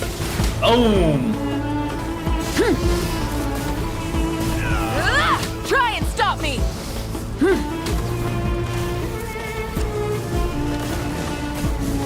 Incinerate! Here comes the catch. Gotcha.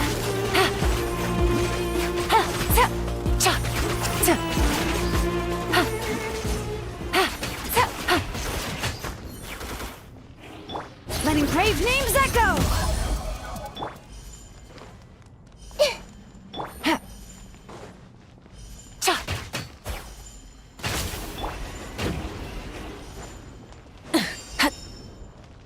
Light it up! This hunk of gem's gone kaput! Now we can finally...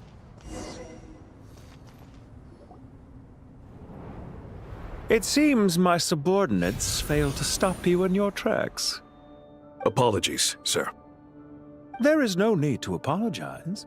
You did well to hold your ground against such a powerful adversary for as long as you did. I must commend your courage and perseverance. So, you're in charge here, huh? First the problems with Irminsul, now this mess in Gurabad? Are you the ones responsible for all this?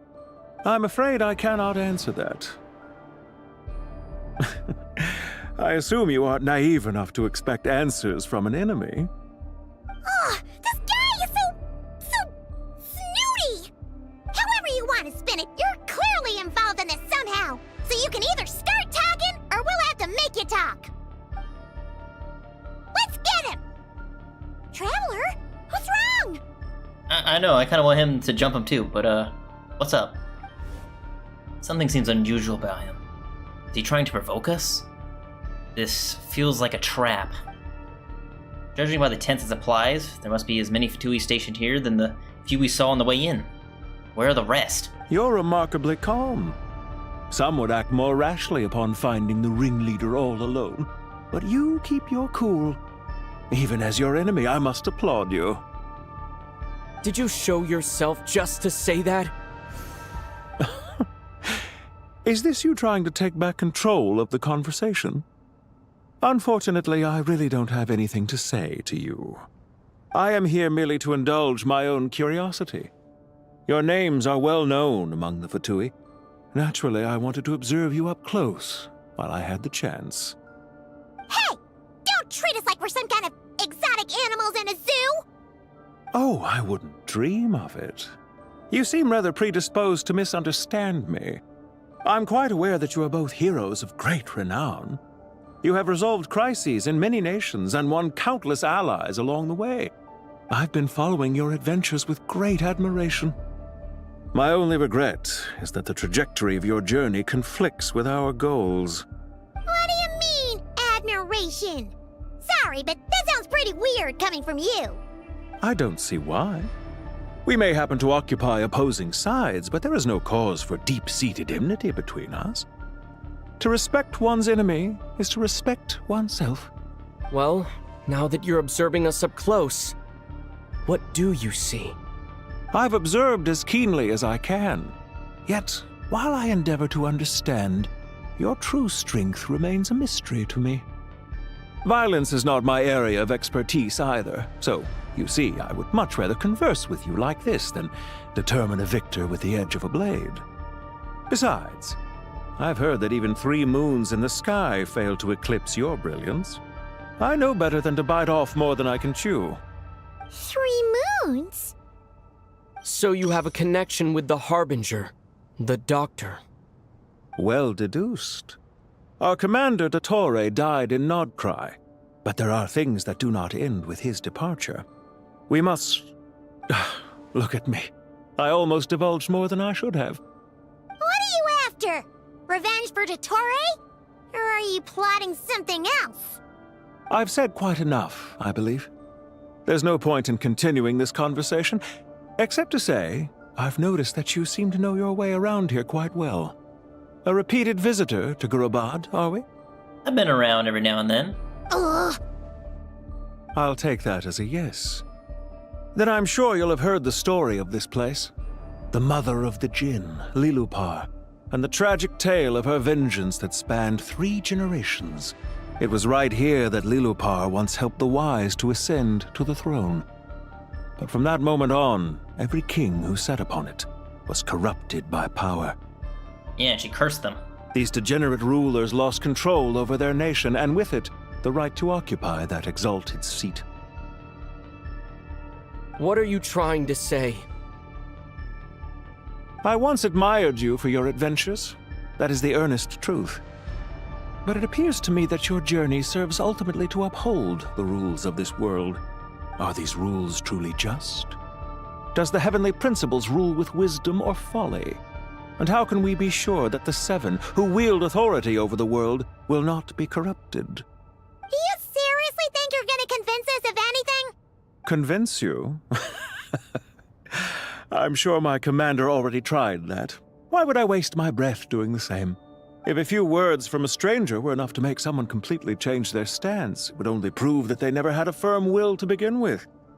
I am merely stating my position, so that we might understand each other better. One's enemy in the present may not necessarily be an enemy for life. As for what game I'm playing here, I'm simply buying some time. But now I must bid you farewell. It was a wise decision not to attack me immediately. Since you did not fall for my ambush, I will now have to ask those in hiding to reveal themselves. Leave this to us, sir. Very well. I trust you to do what is necessary. Stall him while I execute the next step of the plan. Sumeru City, Irminsul. Hey! Stop right there! Don't you dare leave without explaining yourself! All units, stop them! Protect the commander! Bring it on! Did you hear that? He mentioned Sumeru City and Irminsul! He definitely knows something! We can't let him get away! Get rid of these pesky soldiers, quick! Rear guard to the front! Don't let them through!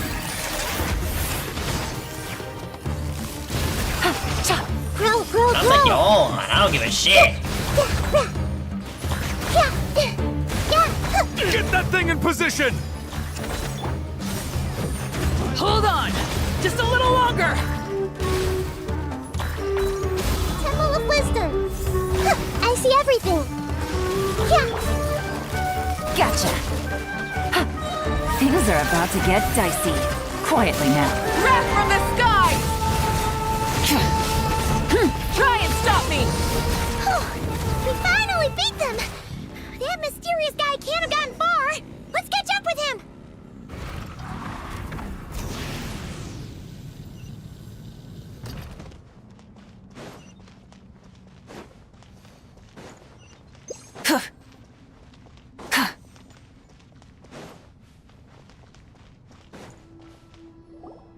Found him! Over here!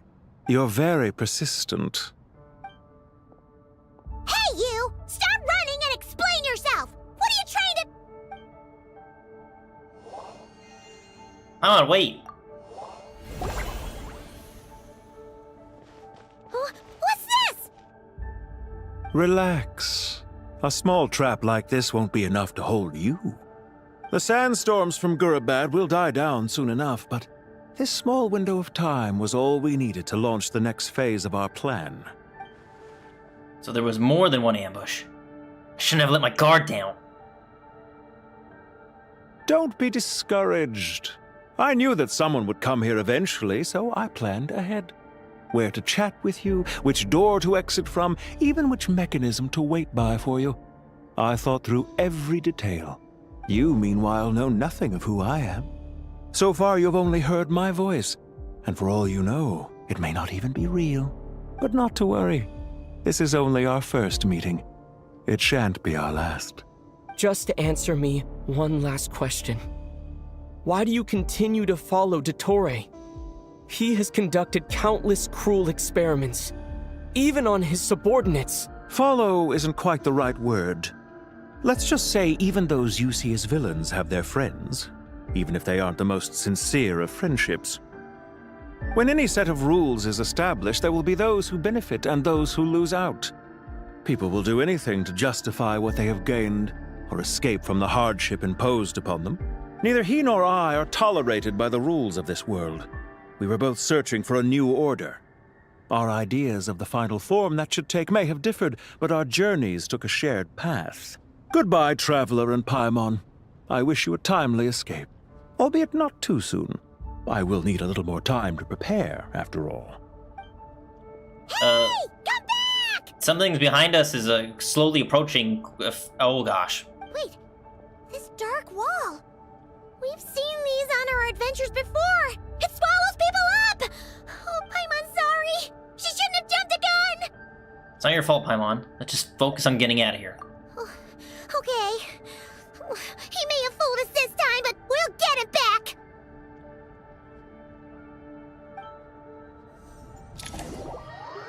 Oh, dang, we don't get to see what happens. Where are we going now?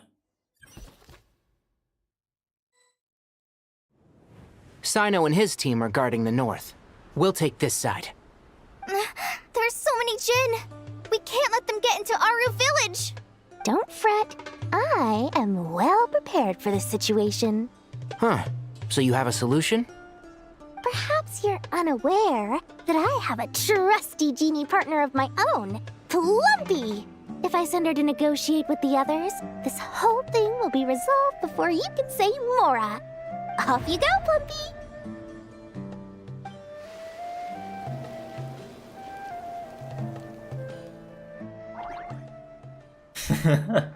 Come on, what's the holdup?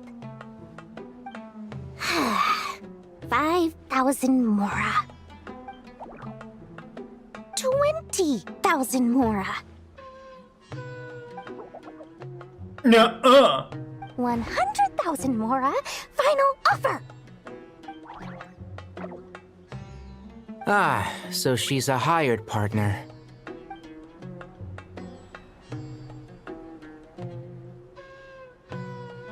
Hired partners are reliable too. Plumpy here is a highly skilled negotiator. You'll see. Just a few words from her and... Oh.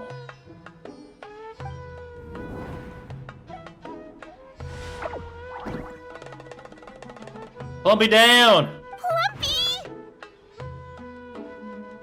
Don't you Jin have any respect for the rules? This was supposed to be a negotiation! How dare you treat my messenger like this? You wanna play rough? Two can play at that game!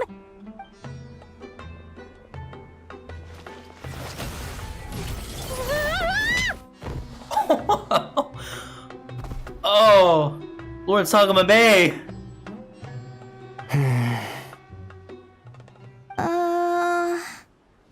Looks like it's up to us now. Be careful, Kale. Yes, Master.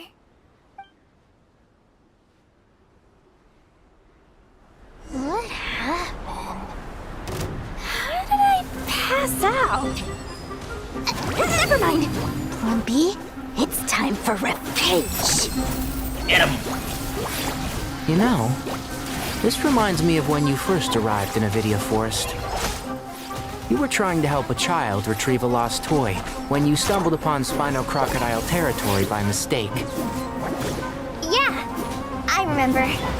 Our first time fighting side by side. Fighting side by side? I seem to recall swooping in to rescue you with a team of forest rangers. Please stop.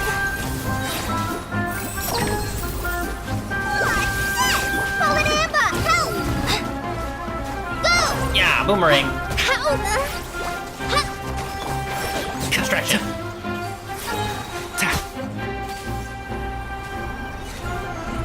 Oh, one thing after another.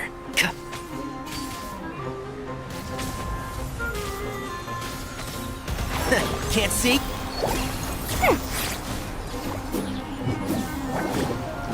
Really, Dory?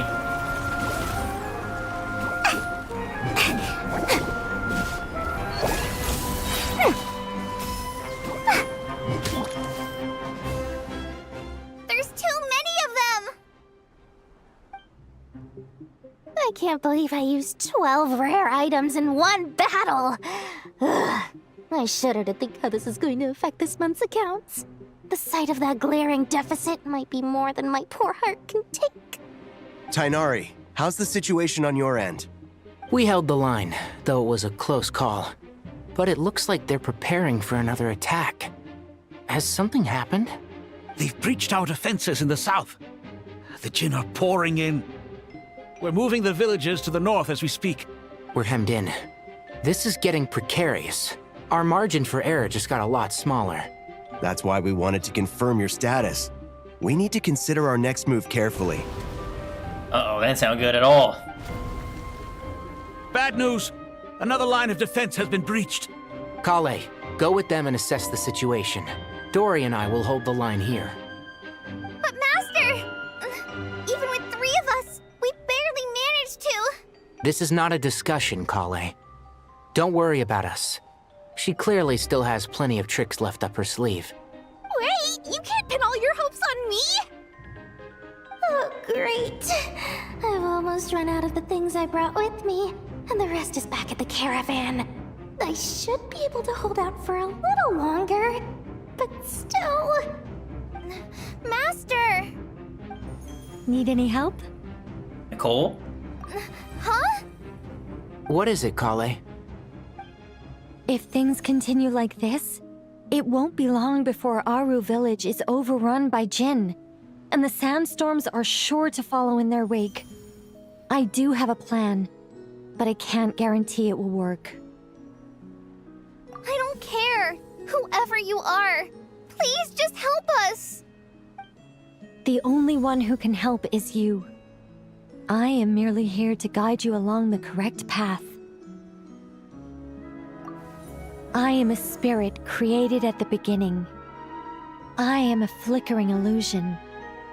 I am the shimmering light that flows from the eyes of the Creator. What do you mean? It doesn't matter. You don't need to understand it. Just repeat after me, one line at a time. Watch out! Jinn incoming! I am a spirit created at the beginning. Here goes nothing! I am a spirit, created at the beginning.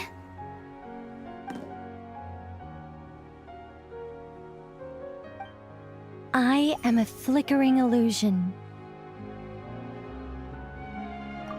I am a flickering illusion.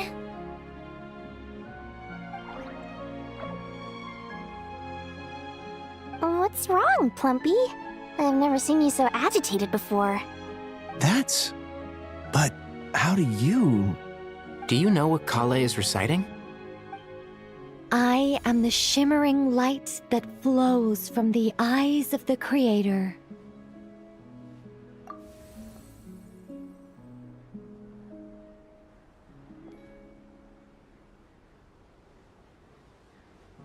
I am the shimmering light that flows from the eyes of the Creator!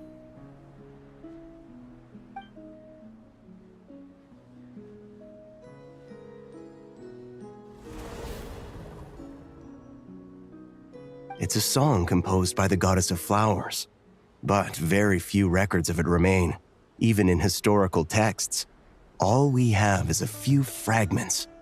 Is Kale an avid historian? Not to my knowledge. The Jinn have actually quieted down.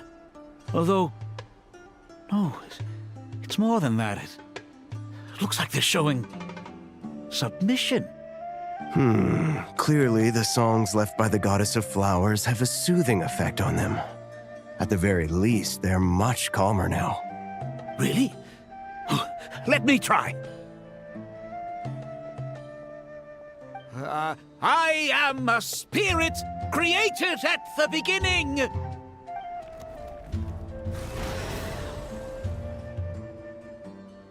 Don't stay away. I'll stop. I'll stop. Man, this guy cannot catch a break. It seems like the song only works when Kale recites it. But why? Kale.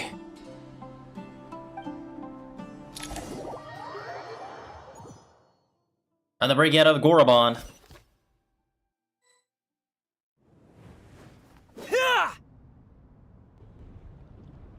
Any luck?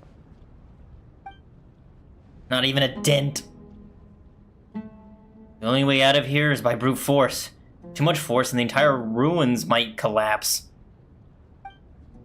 Mechanism is right outside. Maybe there's a way to... When I heard that loud rumbling in the distance, I thought the shifting sands had bust open the gates to some ancient treasure vault. Turns out it was just you guys. Jet? Ben? Huh? Wait, that sounds like... It's been a long while. Did you miss me? Mm-hmm.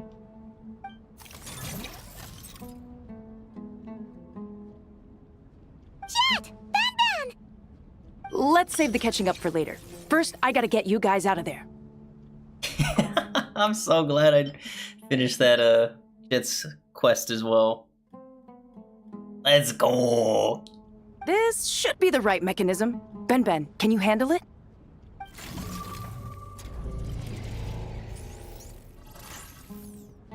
There we go.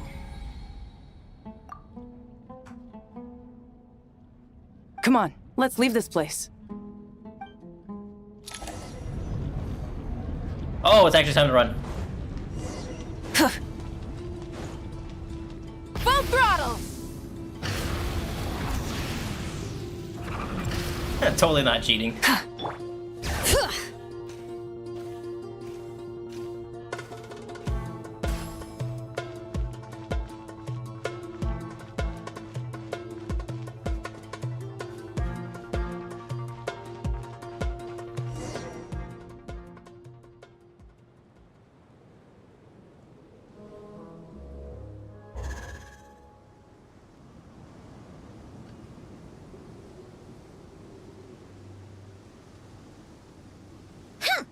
Fatui sure made themselves scarce. It's like they were never here. The Fatui? They came to the desert again? Yeah. Yep. No idea what they're planning this time. They were being very coy about it. How have you been, Jet? Well, since we last met, I've started my own band of mercs. We've actually made quite a name for ourselves. Oh, good. Oh, yeah. On a slightly different note, I have some good news. I finally took care of Masaira. Not much to write home about. It was just another day. Found his hideout. Dragged him out of his cozy little bed. That was the guy with the Falconeer, right? Yeah, fuck that guy. He tried to talk me into seeing his point of view, as usual. But I'm way past that by now. There was nothing he could say to save his life. Good. So the Masaira chapter has finally come to a close. Remember to wipe the blood off your hands. What about you guys? Bet you'd forgotten all about me and Ben, huh? What? How can I forget about you and Ben? Of course not! We're super duper best friends! Wow. Sounds like I should make time to visit some other nations too. Anyway, what brings you to Gurabat? Dang, I kind of wish they actually made her mouth move. Like, come on, guys. Oh, right. I almost forgot. We're here to look for Lilupar. Oh, that bottle? Uh-huh. Yeah! We need her power to calm the Jinn and stop the sandstorms. Here's hoping we actually manage to find her, after all the trouble we've been through. Surely, with everything's been going on in Gurubad, she must have woken up, right? Only one way to find out.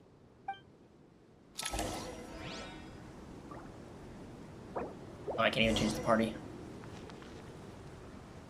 Okay, I'll roll with it. Yeah, can't we just use one of the chess pieces?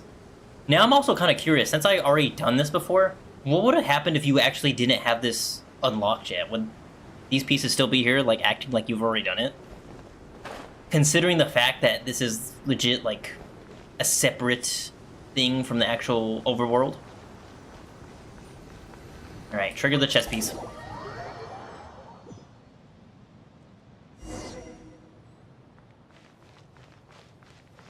Let's see. She should be around here somewhere. There she is. Aha! Found her!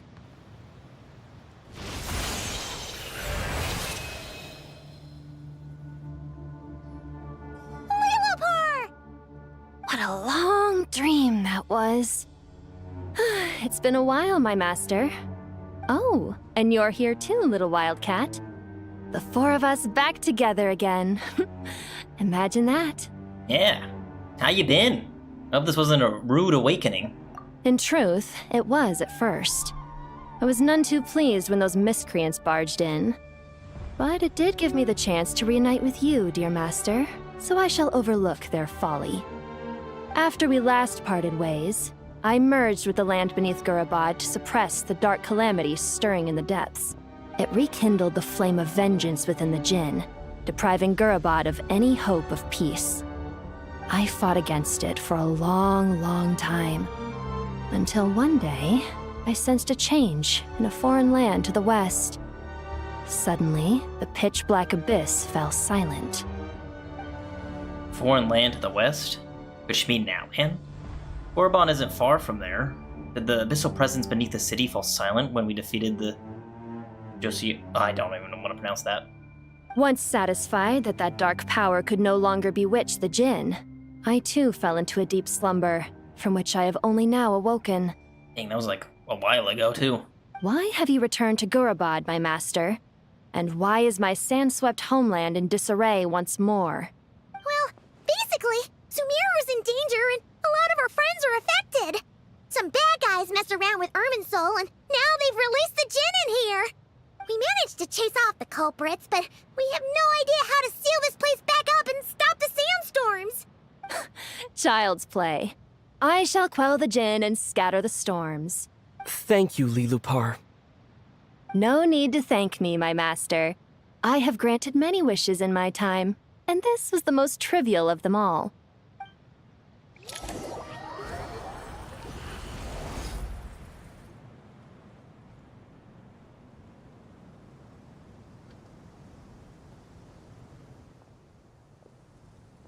The sandstorm's gone.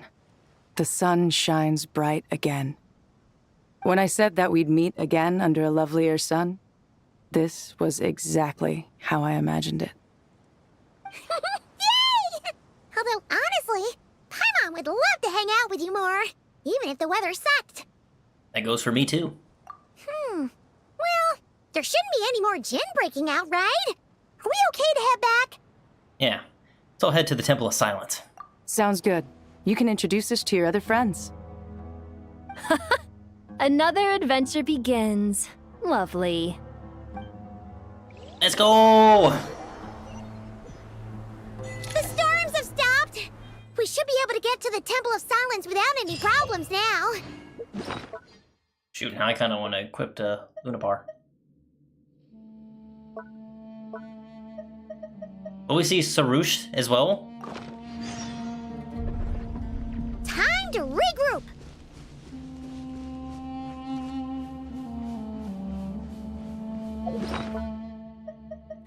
Yeah, she's equipped. I don't think she's gonna come out, though.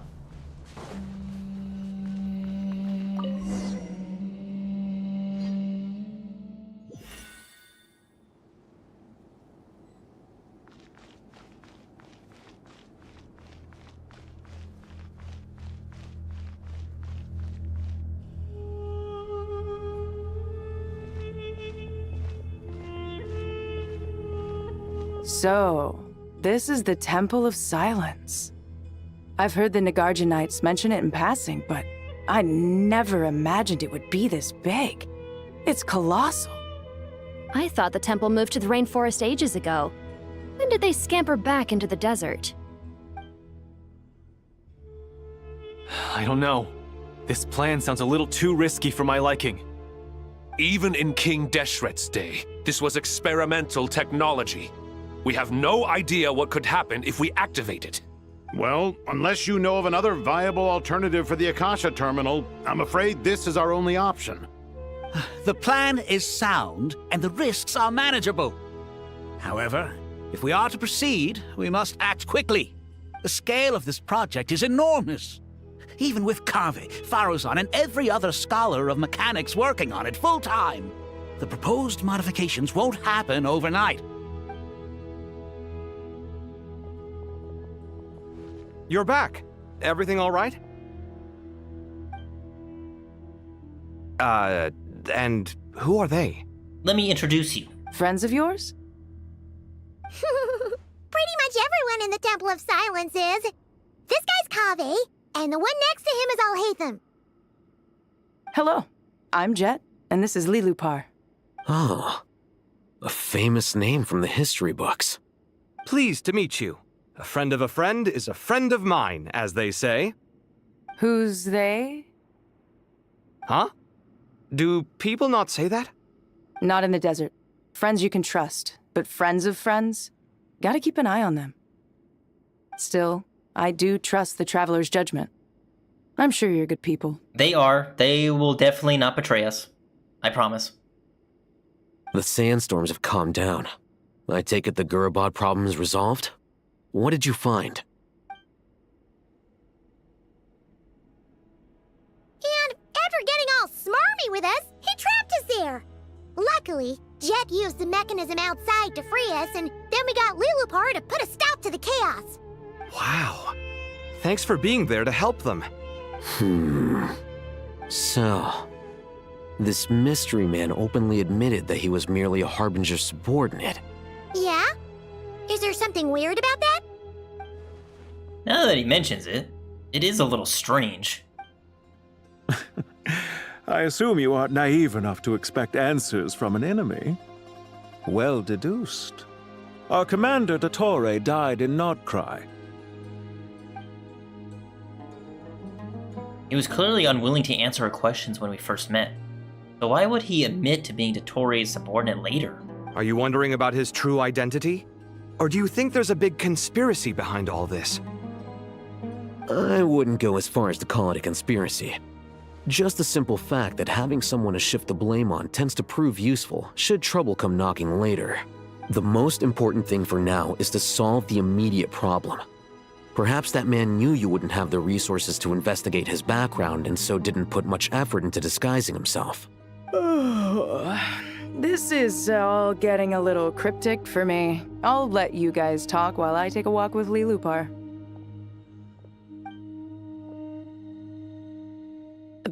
Jet? Oh, they know each other! Aren't you with the Blazing Beasts? What a coincidence. Didn't expect to run into you here. We're mercs. You can run into us anywhere. Who's this with you? So, did you find the solution you were looking for in the Temple of Silence? You bet we did. This place is incredible. It has everything. So far, we've discussed a plan and verified its feasibility.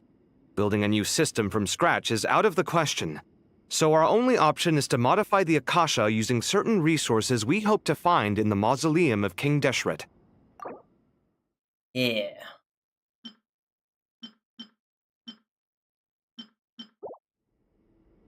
Now I'm kind of curious. If they're trying to tie up like a lot of loose ends in Sumeru, I'm kind of curious to see what Hoyo has plans for Fontaine in the next update. If they're gonna also do something like this. I mean, we'll have to see in the live stream, but like, it does make me curious because I haven't completed a lot of the world quest over in Fontaine, and I need to jump on that if they are planning on doing that. Anywho, modify how and what resources? According to certain sources in the Temple of Silence, there is a core device in King Deshret's mausoleum known as Aru. Little is known about this device in academic circles, which suggests it was hidden quite effectively. Which one's Aru again? An ideal realm fashioned in imitation of the heavenly principles act of creation, using knowledge and techniques the goddess of flowers obtained from Celestia. Druid King Deshret sought to forge a golden slumber that would unite countless forms of wisdom and dream. Through this vision ultimately failed, many souls of the desert people are said to still wander within. If these sources prove correct, the energy contained within Aru may be sufficient to power our Akasha renovation plan. However, this raises difficult questions regarding technological integration. The sages are still debating it. Yeah, but I'm sure they'll reach a compromise once they've argued it out. The people of the rainforest are always cautious when it comes to desert technology. But times of crisis like this leave us with little choice. Wait, Paimon has a question. Is this the same Aru we've heard of before? It's sealed off, right? Some sort of prison where the Goat King, Ibis King, and Crocodile King are locked up. Well remembered. Yes, that's exactly right. Yeah, I definitely would not remember that. According to our records, Aru was the most brilliant creation King Deshret ever conceived of. Built by divine and mortal artisans working together. It was a miraculous accomplishment, and it lies hidden deep within the king's mausoleum to this day. That being said, what Aru actually does and why it was built, those are deep secrets we are not privy to. Until recently, I wouldn't have been optimistic that the place even exists. The only reason I'm inclined to believe it now is because we heard it from the Ibis King Thoth himself at his temple. The tale of how the 3 retainers of Al-Akhmar were imprisoned in Aru.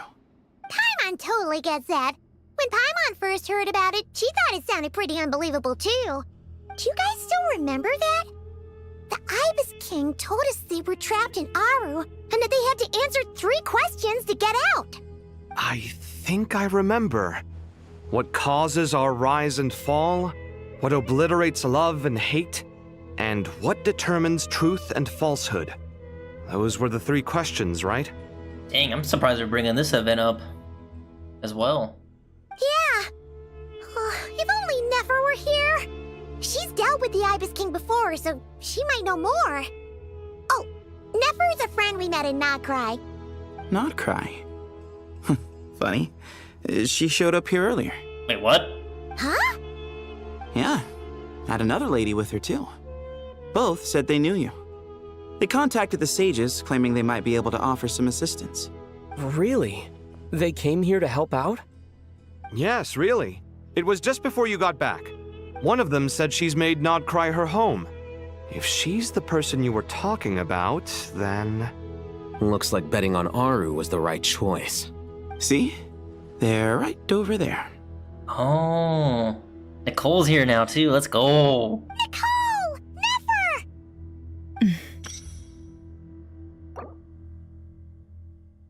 It's like, who's Nefer? Why, hello! We're here to help. Hello, Nicole and Nefer. Dang, just throw everybody in here, why don't we?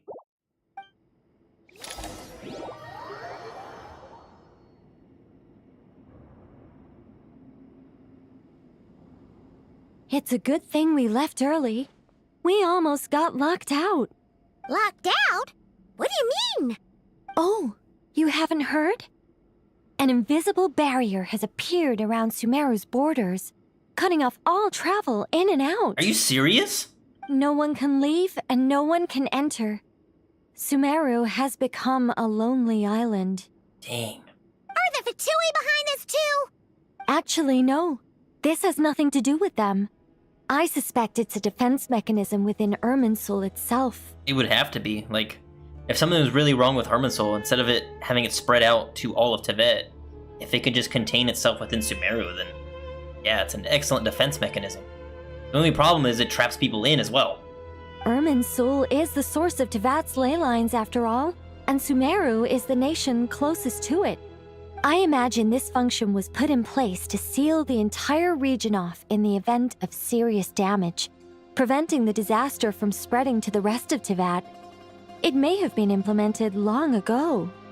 See that? Thinking way ahead. But doesn't that mean that the people here won't be able to escape to other nations if the anomaly keeps spreading?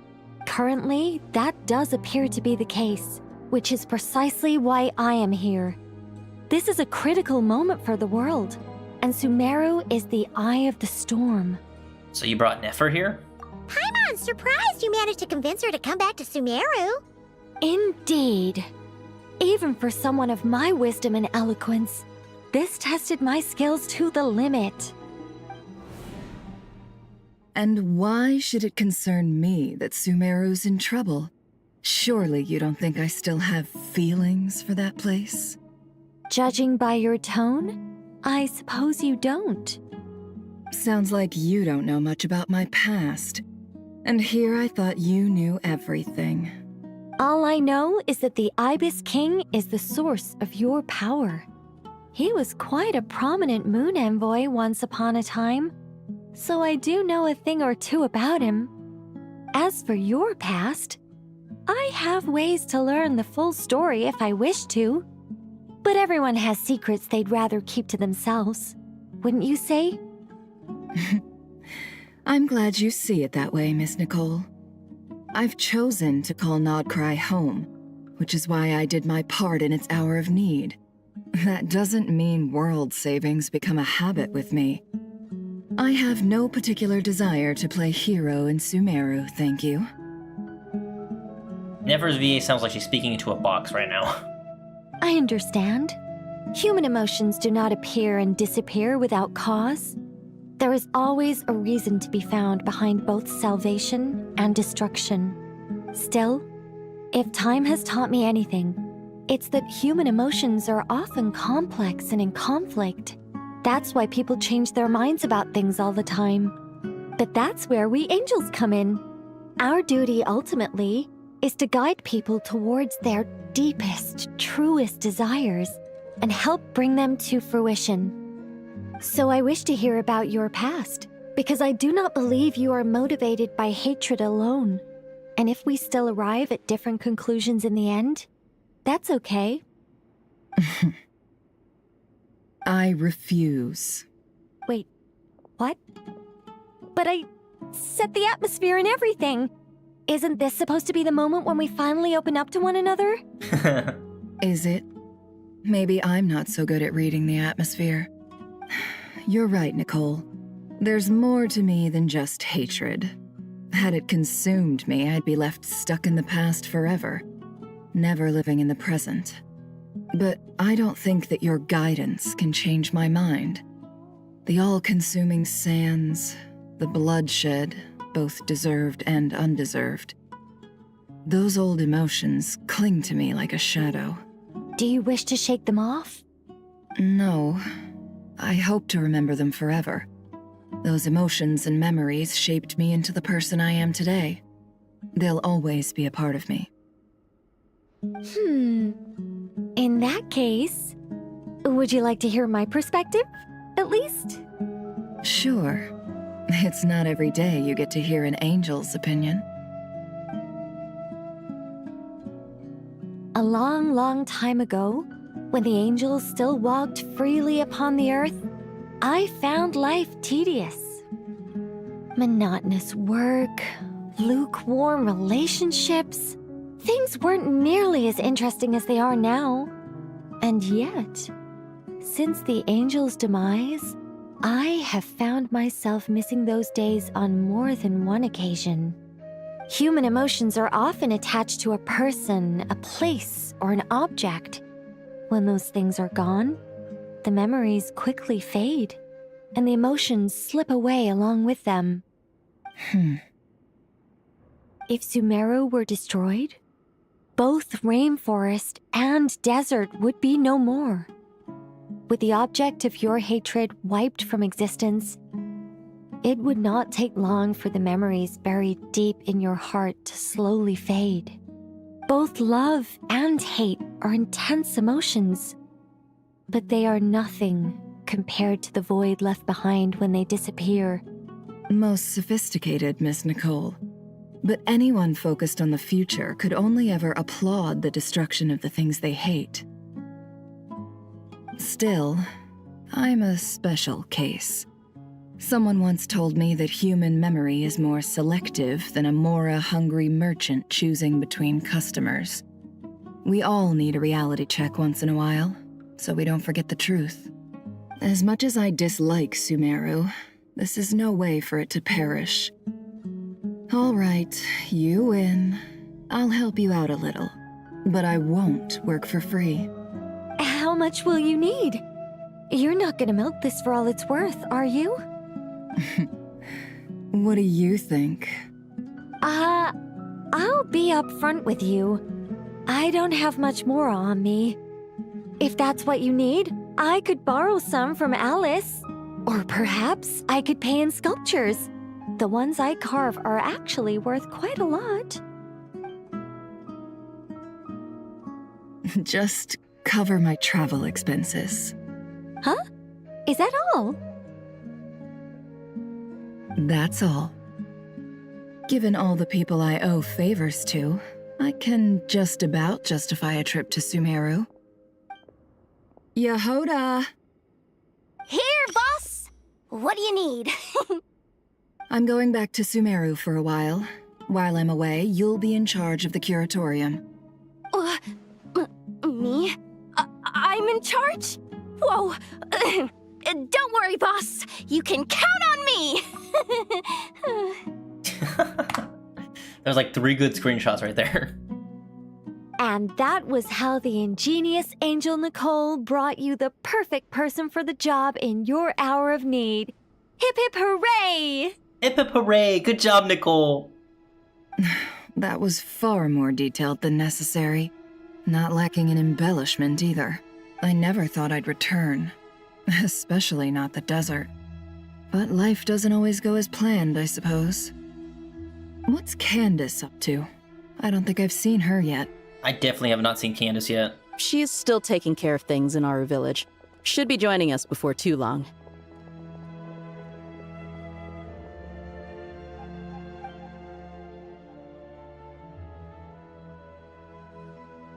Oh, and sorry. Hope we're not interrupting anything. We have some good news, though. We're planning to go to the mausoleum of King Deshret to look for the legendary Aru, then use it to try and restore the Akasha system. According to records in the Temple of Silence, the mausoleum houses something called Aru's Shoot, which can be used to establish connection with Aru. We still have some time before we leave, so there's no rush. By the way, who are these 2 new faces? Oh, yes. This is Nicole, and this is Nefer. Just call me Nefer. I'm based in Nodcry. Did I hear you mention Aru?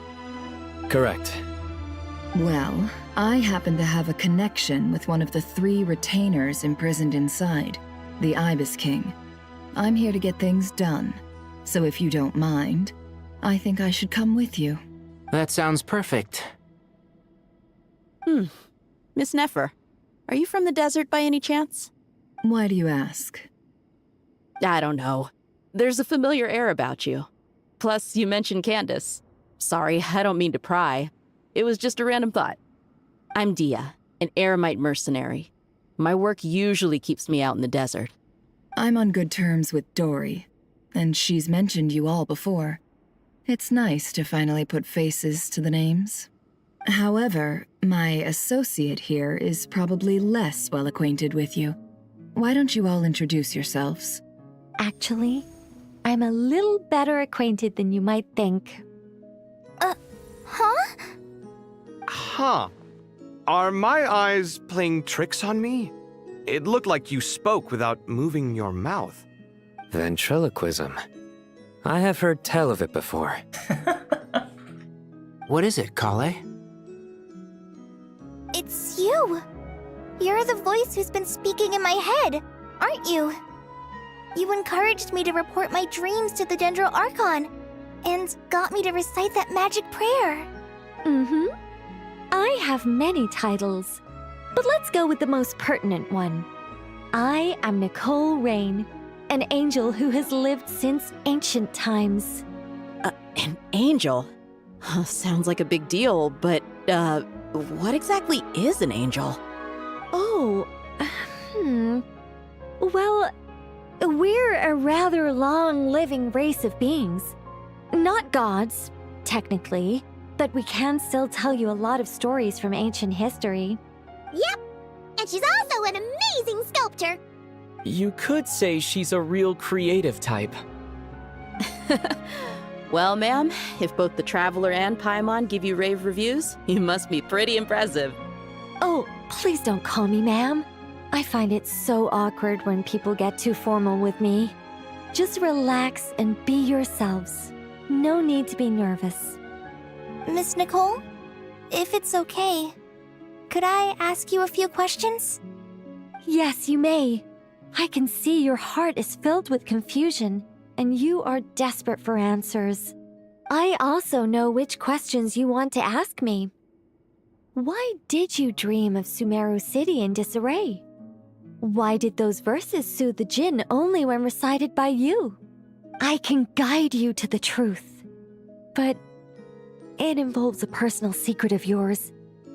I'd prefer to speak with you alone, if possible. Hey! Ask about Kale's secret? Are you sure about that?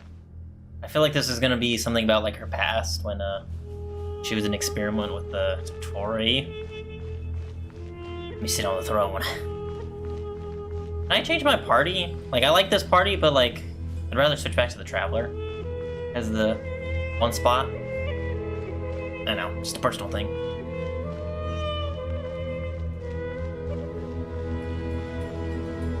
I kind of want to take a quick break real quick. I will be right back.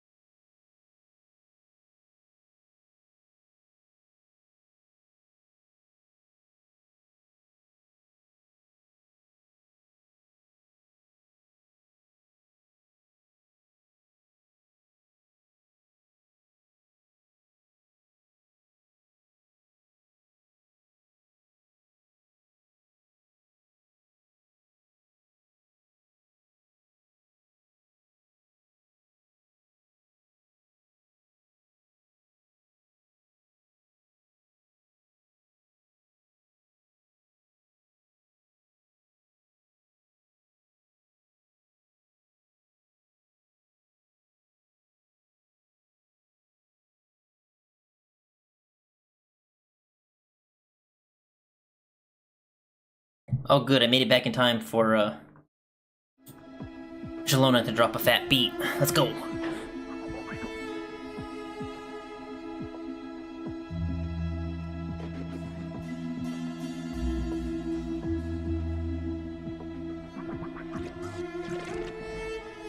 Right. What's the secret? I thought we were going to speak alone. This is a lot more people than I was expecting. Yeah, everyone's like, what's the secret, Kale? What's wrong with it? Even the doctors at Dar al-Shifa allow patients to be accompanied by family members. Well, if Kale doesn't mind her secret being revealed, I have no problem with it.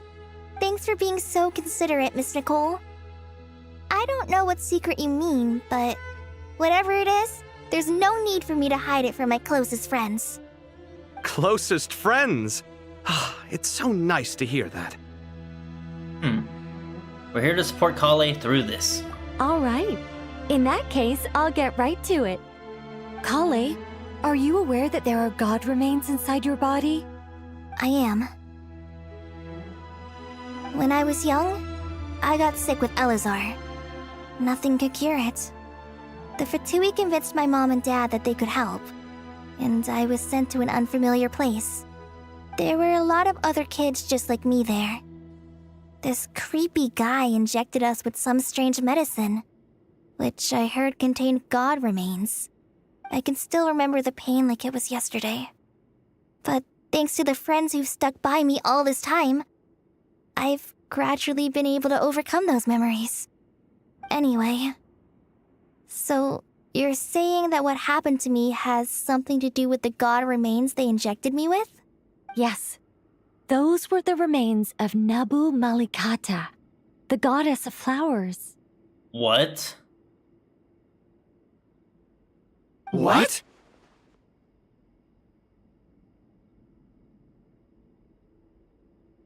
Huh. Fascinating. You don't seem surprised like the rest of us. Why? The possibility crossed my mind when Kale recited the Goddess of Flowers song and calmed the Jinn. Ah! You made Paimon jump! What are you doing here, Lilupar? I was merely passing through when I heard the name of the goddess of flowers. Be assured that I share your surprise. You, with the hat. Are you certain?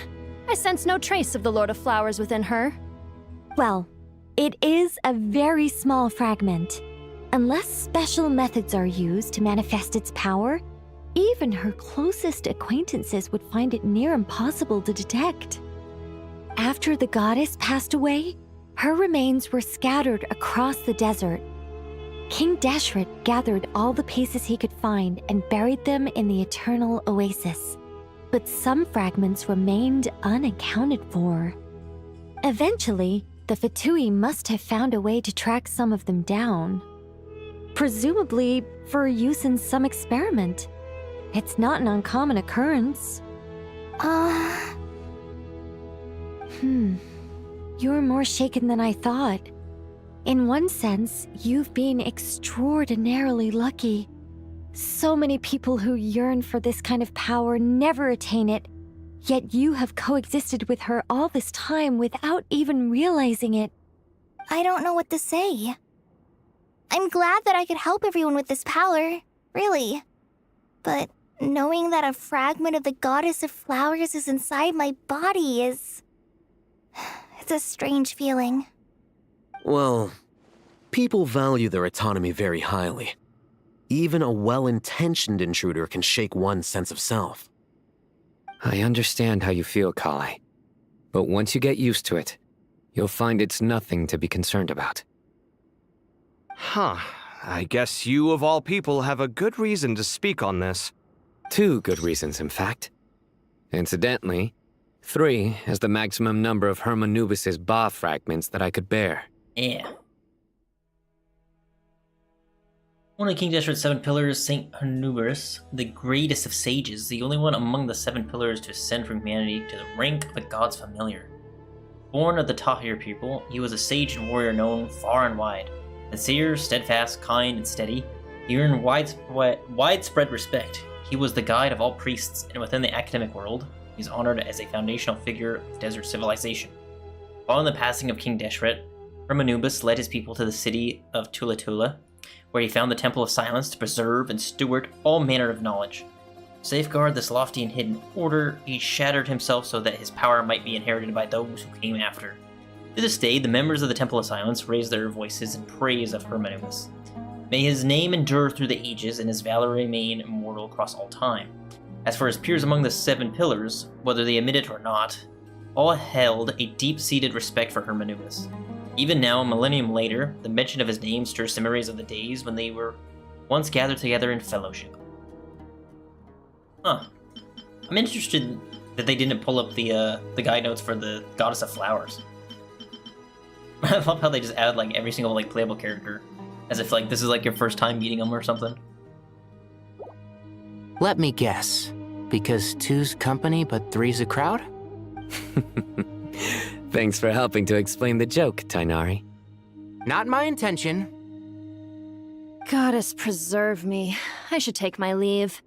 This boy in his wolf's head hat speaks much too differently from the Irminsul I remember. Kale, all I'm trying to say is, no matter how many Irminsul fragments there are within me, you wouldn't think of me as Irminsul. In the same way, you are simply you. I love how Lunapar was also like, let me just listen in still, just in case they say anything. Yeah, I know what you mean. I'm more also just surprised how the Fatui were able to find just a little bit of a sliver of the Goddess of Flowers remains. So about that dream I had, was it a warning from the Goddess of Flowers? Yes. Just like me, she was an angel created by the primordial humans, born with the instinct to guide living beings. Though her body and soul have perished, her essence retains its natural instincts. Even her smallest remaining fragments would do their utmost to send you that warning. The Mother of Dreams? Lord of Flowers and Oases? She must have had a premonition. That is why she gave that dream to you. We won't let our efforts go to waste. But I still don't understand. Why me? Yes. Why indeed? You weren't the only one injected with God remains, but only in you have her fragments persisted. I suspect it may be because of the firm will you showed in the face of suffering. She was likely assimilated by that will. Of course, this doesn't mean you have to shoulder any extra responsibility. As this young man said, you are who you are, and that will not change. All right, any further questions from the family members of the patient? If not, we should head to the mausoleum of King Deshret. Let's move out. Time to put our plan into action. We all hope it'll work. But will we really be able to open Aru? And even if all 7 pillars of King Deshret agree to let us proceed, the scale of the work to follow is daunting to say the least. Haven't you handled other big projects before? I mean, the biggest project I've worked on to date is probably the Palace of Alcazarzaray, I guess? But this is orders of magnitude beyond that. It's a total nightmare. Look on the bright side. At least this time you're actually here when Sumeru needs you most. You won't have to come asking me for details after the fact. Mock me all you want. But now that I'm here, things will be resolved far more quickly and smoothly than last time. I hope so. Kave's self-doubt disappeared in an instant. Like magic. Well, this confidence is most gladdening. Now, go and pack your things. We'll head to the mausoleum as soon as you're ready. Cole seems to know a lot about Sumeru. It also makes sense that the Goddess of Flower was also an angel. Makes sense.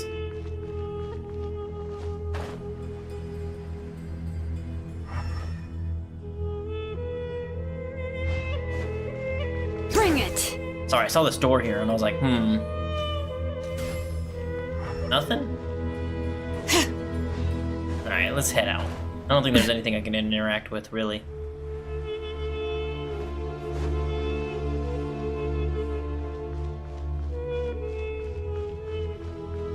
Farazan.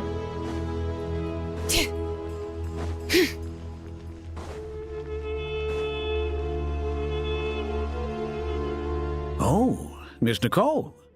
I heard you're a very talented sculptor. Is that true? Oh, I don't know. I wouldn't want to blow my own trumpet. Honestly, even though Kasharawar is best known for its focus on mechanics, plenty of Kasharawar scholars are quite serious about sculpting as a hobby. So if they rate your work, that's enough for us. We just have to take a look. Who's we? Myself and a few other scholars. Kashif, Daneshvar, come take a look. Oh, well, if you insist, I suppose there's no harm in showing you.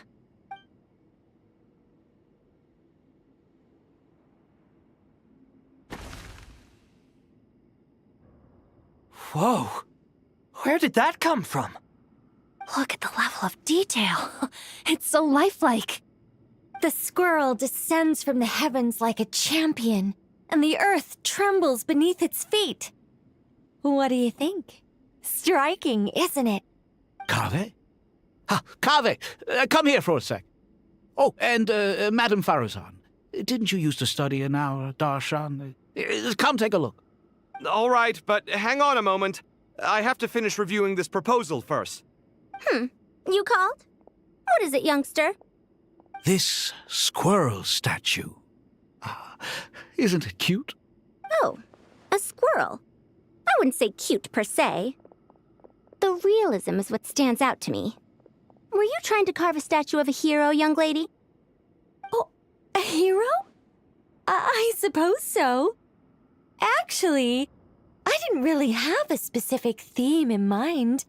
I just started working on it, and this is how it turned out. I see. Well, do you tend to read novels about heroes in your spare time? As a matter of fact, I do quite enjoy those. Everyone loves a good tale of daring do, right? Then perhaps this statue represents the heroic tale you long to see deep down inside. Also on the subject of heroism, I feel that if the subject posed with a finger raised towards the heavens, it would lend a greater gravitas to the overall image. I'm sure some would call it cliché or old-fashioned, but not me. I think it would be a perfect fit. It has a certain classical beauty about it. Kaveh! Sorry, Madame Farazan, I'm a little busy right now. Don't wait up for me. What a pity. That young man has excellent aesthetic tastes. I was hoping to ask him for his opinion. What a genius idea! Why didn't I think of that? Classical beauty is a great direction to explore. That's it. Once I get back, I'm going to sculpt a heroic squirrel pointing its finger towards the sky. Precisely. A declaration of victory. You understand my vision. Then place the two statues face to face. Yes! That's exactly what I was thinking. It'll be a masterpiece. Miss... I'm sorry. I didn't catch your name. Just call me Nicole. Madame Farazan? Was it? What? No. That wouldn't be right. Why ever not? Madam is a state of mind cultivated from within. Anyone may call me Madam if they so desire. My dear Miss Nicole, once we make it through these trying times, should we have the pleasure of meeting again, I shall look forward to seeing your new work. In this day of age, it's rare to find people with an appreciation for classical aesthetics. Meeting you was truly a pleasant surprise. Honestly, I feel the same way. It's been a long time since I met anyone interested in this style of statue. Clearly, they don't call you Madam for nothing. Give me this. This was definitely something I was not expecting. Also, I have to say, you're a very good judge of character. Because when I think about it, I really am someone who likes stories about heroes. That must be why I've quietly kept watch over generation after generation of them. Sorry, keeping watch over heroes? What exactly do you do for a living? Oh, never mind that. Let's not tell Madame Farrozan about Miss Nicole's true identity for now. Good idea. Let's limit the conversation to aesthetics. Oh, that's awesome.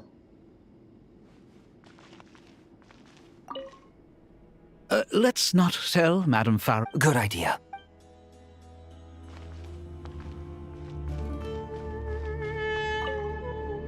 What's wrong? You look a little depressed.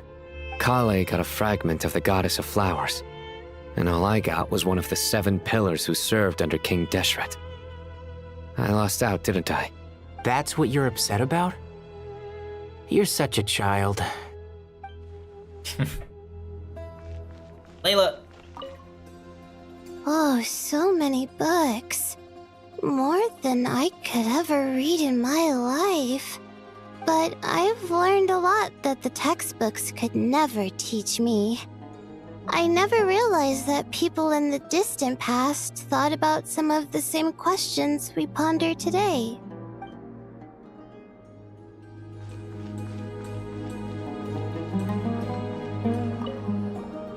Paimon!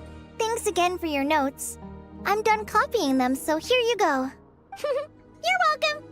Just let Paimon know if you ever need help again.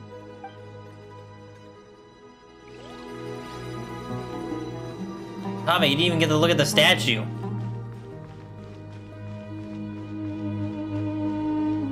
It's all Jet and Nefer and Dia right here. And here I was about to leave. Good to finally meet you in the flesh. It's a little surreal seeing you here after exchanging letters for so long. In my head, the boss of the Curatorium of Secrets didn't look so young. Wait, you actually know Nefer? Sounds like you have some history then? Any budding mercenary group needs a steady supply of intel. They, in turn, can prove an exceptional source of the same. The Curatorium of Secrets is happy to cooperate with friends from all over the world. If you're interested, you'd be very welcome to join our network too, Miss Dia. Can't say no to a solid partnership, especially out here in the desert. Having intel can mean the difference between life and death. But cooperation's built on mutual trust, and there isn't much contact between the desert and Nodcry. So I'm guessing you reached out to Jet first, Miss Nefer? What's behind your interest in the desert? Nostalgia? Or is there someone you're looking to take care of? Let's put all our cards on the table first. Things will go more smoothly that way. I like your style, Flame Mane. Actually, I had this same discussion with Jet before we started working together. To be clear, I have no intention of using you for any ulterior motives, and I have no enemies in the desert as things stand now. Were that to change, I wouldn't drag outsiders into a conflict that doesn't concern them. There's no point in doing certain things if you don't do them yourself. Wouldn't you agree? Well said. Taking responsibility for one's own affairs is the way of the desert folk. Huh. It's like you're one of us. You sure that's a compliment? Absolutely. I'll take it. Perhaps we can discuss our cooperation in more detail now? Sure. I love working with no-nonsense people. And you certainly fit that description. I look forward to a fruitful partnership. As do I, my friends. Nice.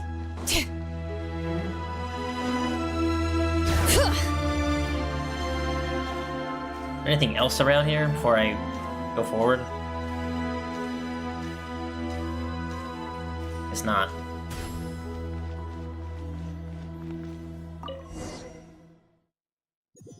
To the mausoleum.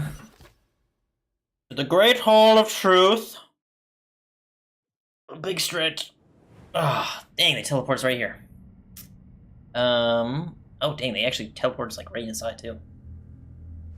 I hope everyone's ready. We'll be arriving at our destination very shortly. Oh, wait a minute. You know what I could have done? I probably could have scanned people's memories. Ah, dang it. I hadn't heated in the party for a reason.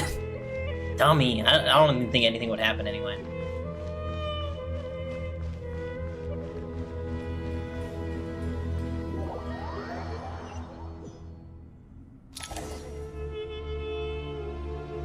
Oh, right. We should be near the top of the tower, huh?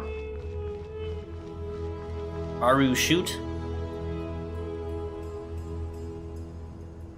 Why, we've not seen so many visitors ever, really.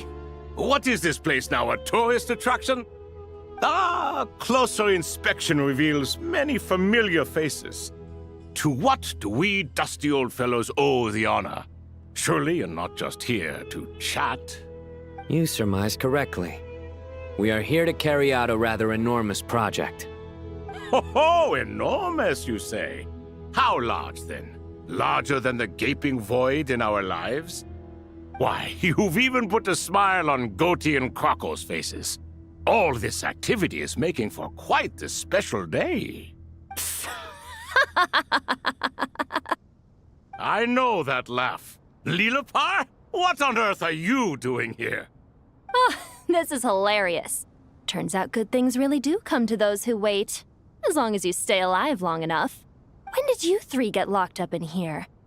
And still you act all high and mighty, putting on a show for the younglings. Truly hysterical. Why, you... Yes, I know. No need to shout. You're right, Lilipar.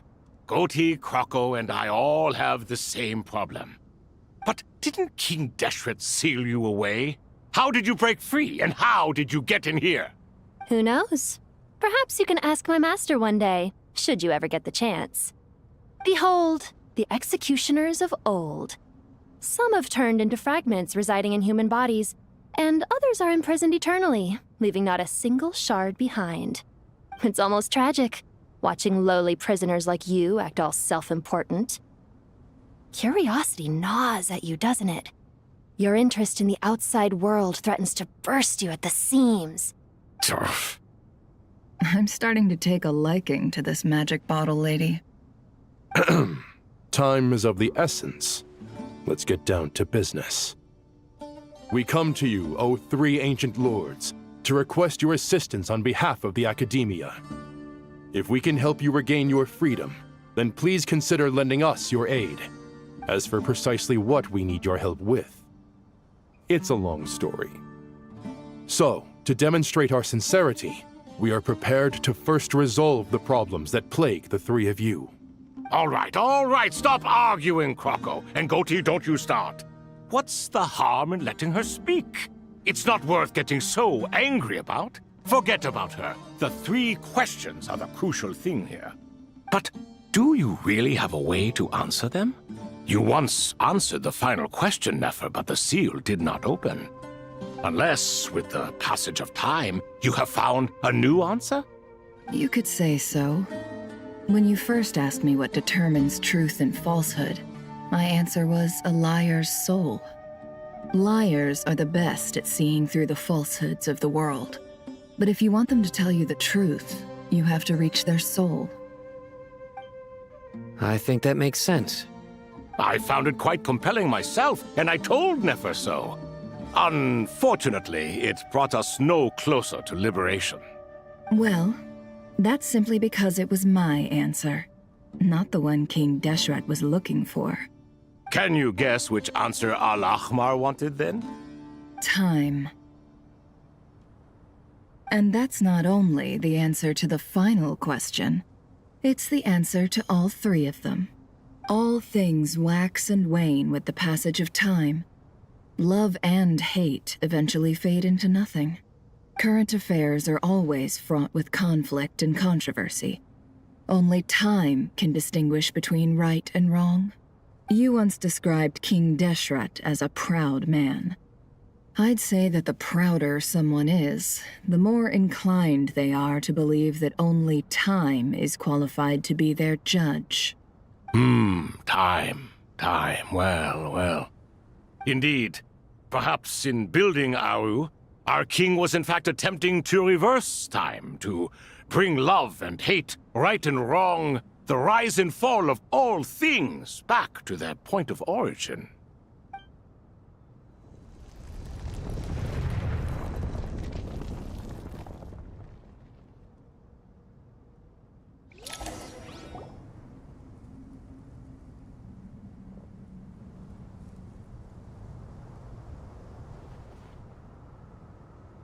Huh, it worked. Hello, Sobek.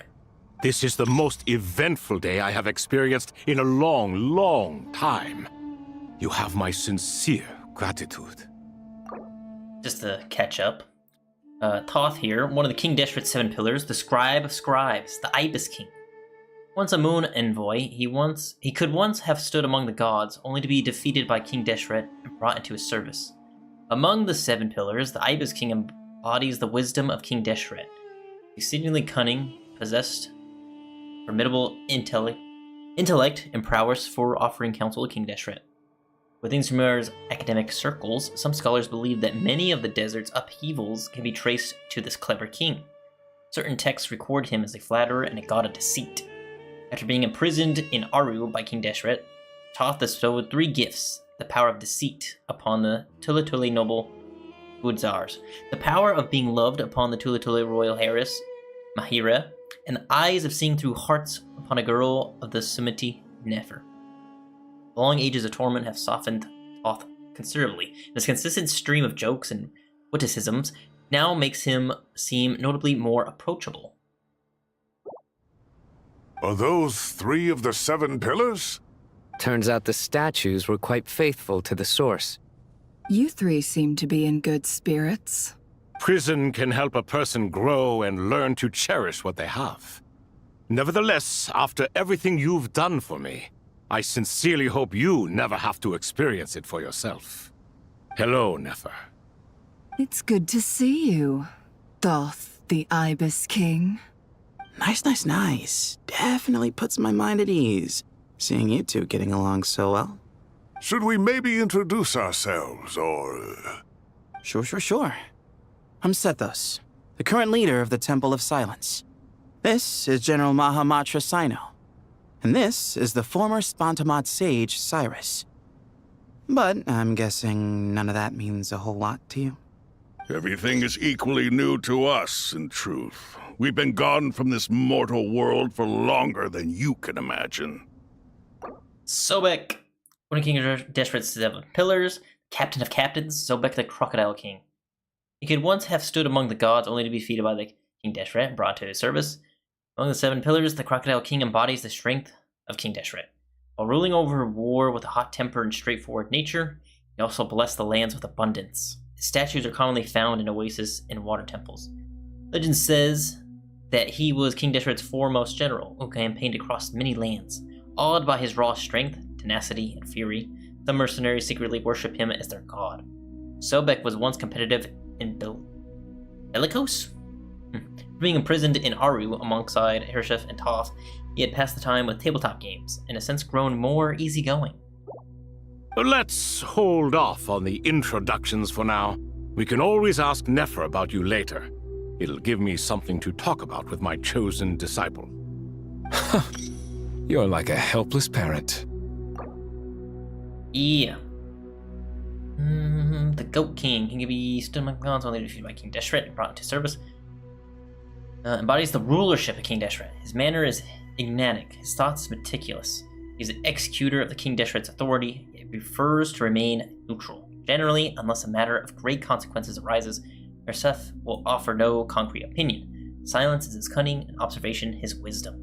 It is hard to say when he has come to be this way. Yet such is the way he exists. Even after being confined within Aru, he seems essentially unchanged.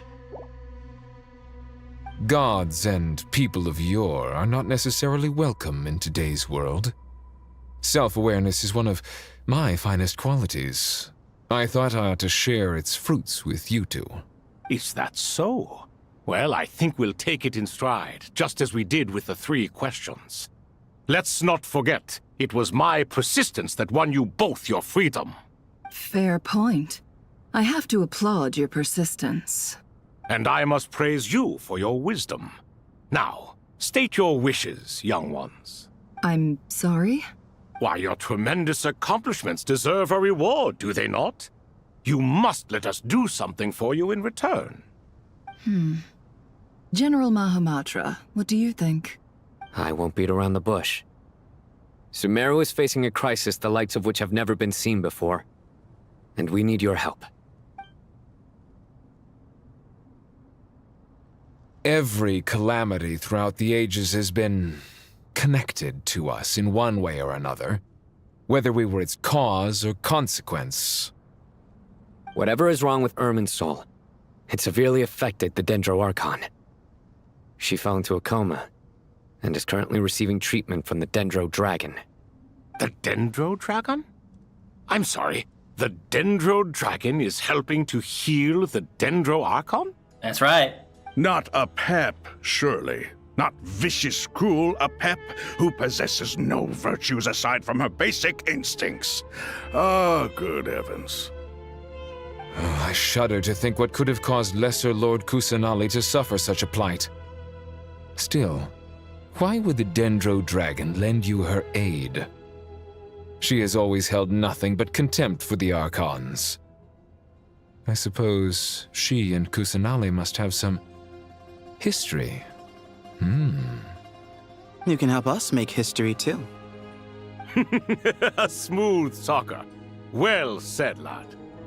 Currently, no one can connect to Irminsul. We hope that by opening up Aru and making some modifications to it, we can use its technology to our advantage. Unfortunately, Aru is an imperfect creation. King Deshret never managed to realize his full vision before his death. Much remains to be done if it is to be pitted against Irminsul itself. Besides, I hear your reasons, but to give Aru up over such would be... The archaeological records clearly indicate that although Aru's construction took a long time, it was not beyond human means to achieve. Modern technology should solve the efficiency issues. We have no choice but to go all in on this. This is by no means a threat. But the only reason we helped you escape from Aru was to gain the necessary leverage to negotiate with you. You asked us to state our wishes, and we have. Each one of us here needs your help, as do all the thousands of people living in Sumeru. They need you, and they need Aru. What do we think, my fellow old fogies? Shall we lend our support or not? Since you ask so nicely, naturally. Naturally what? Are you for or against? I simply mean we shall do what comes naturally. You claim that you wish to open Aru. Know you then that the golden slumber created by King Deshret is preserved within? We do. We understand the risks involved. An early form of the ideal paradise envisioned by King Deshret, free from all limits and constraints. In essence, it is an illusionary realm formed from the convergence of countless souls and minds. Yeah. Always kept hearing about it, but I never really fully understood it. In all likelihood, the mortal world will never again be able to replicate King Deshret's work. Never will there be another chance to come so close to creating a utopia. Knowing this, are you sure of your decision? We are sure. Before people can dream, they must first live. If your minds are made up, very well. We shall summon our erstwhile colleagues to discuss this further. Saint Shesepank, Saint Bennu, once you surrendered to silence and were buried with King Deshret. But now, we invoke the right to awaken you with our voices.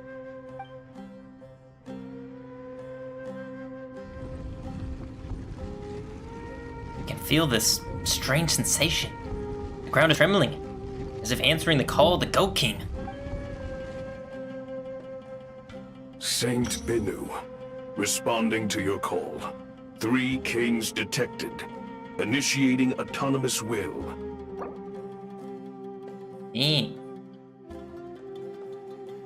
Most radiant. Unlike the 3 kings, Bennu is an intelligent contract fashioned by King Deshret, who entrusted him with the duty of guarding the gates of Aru. Bennu possesses a will of his own. He watches over the eternal utopia within Aru, the golden slumber. Following the passing of King Deshret, he ceased his own functions and fell into stillness. Despite being an intelligent construct, Bennu possesses a remarkably vivid personality. Serious and earnest, he detests having his plans disrupted, and has little tolerance for irresponsible colleagues. He has also frankly stated that among the 7 pillars, the colleagues he admires most is Irminsul, the sage of sages. Saint Shesepank, responding to your call. 3 kings detected. Initiating autonomous will. Oh. Most holy, unlike the Three Kings, is an intelligent contract fashioned by King Desret Almar. Possesses a will of his own, following the passing of King Desret. Interesting how they put Alhamar in this one, not the other one. Are both intelligent contracts, their personalities are worlds apart. Where Benet is severe, Spank is leisurely. In times past, he would often be driven by a profound curiosity. He will tirelessly pursue any matter that piques his interest to its very heart. Looking back, this was perhaps because he oversaw the Jinn, whose mother was Nabamike, the goddess of flowers, an angel of wisdom, and who delighted in posing questions. Throughout what the Jinn relate to him, Shipskin developed a fondness for inquiry. In short, Shipskin believes that maintaining a leisurely air is a good thing. He seeks a worldly wisdom for navigating life, a sentiment much to Menu's annoyance. He also often thinks fondly of his old colleagues, Hermanubis. Ah, Lord Herreshoff. What a long time it has been. I trust you are keeping well. Then your trust in my well-being has long outlived your physical body. You have always opened with that same phrase, in life, death, and now even beyond. Al-Akmar is long gone. What is the reason for this meeting? You're awake? Good. We are voting on whether to give the people of present-day Sumeru access to Aru and permit them to perform technological renovations. You have the right to support or oppose the motion. Aru is the pride of Al-Ahmar. Opening Aru requires the unanimous consent of the Seven Pillars. I hope you have a convincing reason to present to us. Sumeru is currently in the midst of a major calamity. Let us not forget that while Al-Ahmar was a stern ruler, he was also a teacher of wisdom. A god without his people shall cease to exist, and King Deshret's greatest wish was to provide protection for his people. Let us then honor our God King's wishes as we consider our decision. I do not mean to mock these proceedings, but what is the point of a unanimous vote when we know that the last of the Seven Pillars, the Dendro Dragon Apep, will never communicate with us? This will no doubt surprise your mechanical mind, and I have no intention of trying to persuade you it is true. But Apep is, in fact, healing the Dendro Archon as we speak. Huh? Huh? Can someone attest to this? Do we have any proof? I ask the Three Kings, can any of you vouch for the truth of this claim? Naturally, the Ibis King, Thoth. What? It was Thoth's disciples who revealed the truth to us. We need not debate its veracity. Simply let Thoth bear accountability. That way the rest of us may have a clear conscience. Harishef, you diabolical fiend! I awakened our former colleagues for you, supported your opinion, and backed your decision. What sort of fiend would do that? He does have a point. I miss the days when Hermanubis was still around. At times like this, he would offer to take accountability. What are you trying to say? Is my word worth less to you than Hermanubis's? Hypocrite though you are, Lord Thoth, you are humorous in equal measure. How could we bear not to associate with a character such as you? I, Saint Shezpank, approve the Goat King's proposal. Since King Deshret is no more, we shall receive no reprimand for acting beyond our remit. Nevertheless, I sincerely hope that those before us understand the significance of what they intend to do. Remember, the moment that Aru is liberated, the myriad souls residing within the Golden Slumber will return to the ley lines. And once the ley lines flow again, these souls shall in turn be received by Irminsul. To take this step is to bring the perfect afterlife created by our king to a permanent end. We understand that well, and we have decided to proceed regardless. Furthermore, the contemporary human perspective would contend that confining souls in this way is no act of benevolence.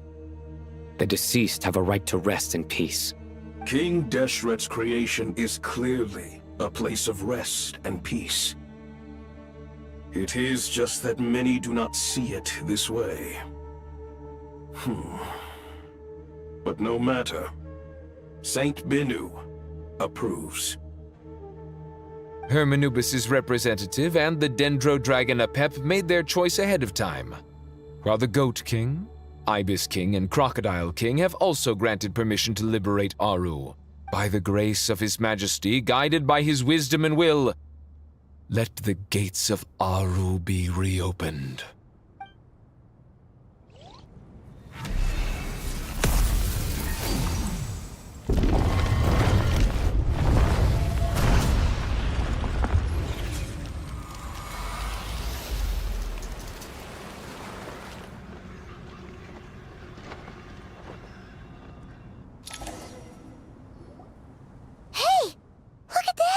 I can't believe we're actually doing this. What's this? Are we under attack? No. Wait, it's... These look like souls. Silhouettes approach us from within the light and pass through our bodies like wind through a veil. Here you are. Through the sands of time. I see you. Father. Father, is it really you? It's Jet's father, Jibril! That's right! He entered the golden slumber, didn't he? He did. I smell blood and sand on you. You've grown. Strong as a wild beast, and without shedding a tear. You have to leave, don't you? Please, just answer me this. What should I do for you? This meeting is a blessing from the gods. My soul, once imprisoned along with that of Semail, is finally free. I am truly grateful for the chance to see you again. That the dead should meet the living is itself a miracle. One brief, precious moment is enough. Enough to set my heart at ease. Do not weep for me, Jet. I know you will accomplish many great things in your life. You will go further and climb higher than I ever did. All I ask is that you take good care of yourself.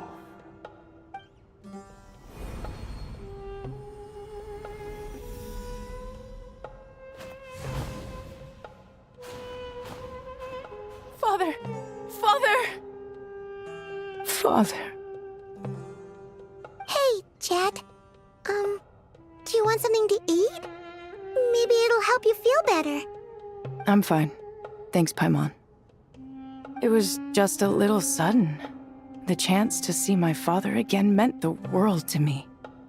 He was trapped in the golden slumber for our sake.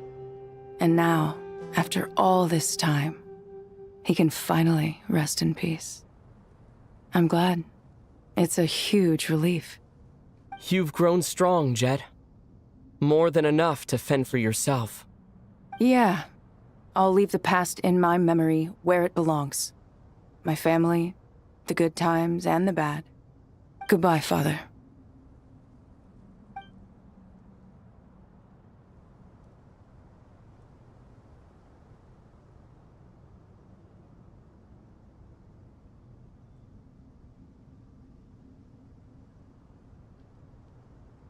Ah, me, what a touching reunion that was.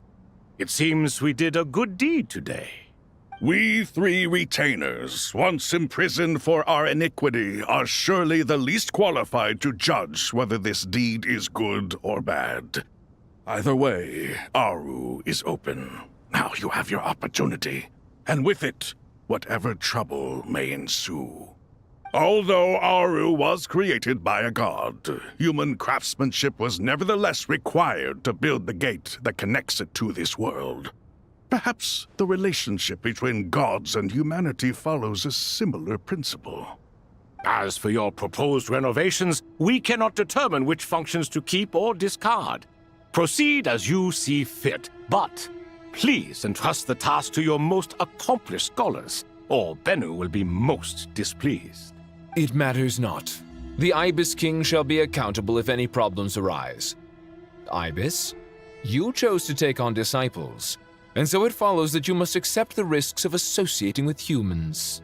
If I'd known you'd be like this, I would have locked all of you away in Aru, never to leave again for all eternity. All of us? What does this have to do with me? Vilify me no further. Scholars, since you have liberated Aru, allow me to present you with a gift. Using Aru's power, we shall install a defense mechanism at our king's mausoleum. You must be guarded even against Irminsul itself. This shall afford you some convenience. Unseen and unheard. From this moment forth, none may by sight or hearing perceive anything said or done within the mausoleum. Amazing. And all this is achieved just with the power of Aru? With technology from the heavens, the possibilities are endless. Just because King Deshret did not use it for this purpose does not mean that it cannot be done. So, marvel away. This is the reward you have earned. All right. Well, that resolves the issue of confidentiality. What about the technical side? Do we have the manpower? Why, yes. I've already contacted them. They'll be here soon. Nice. All Falls to Emptiness is complete. Damn, what a quest.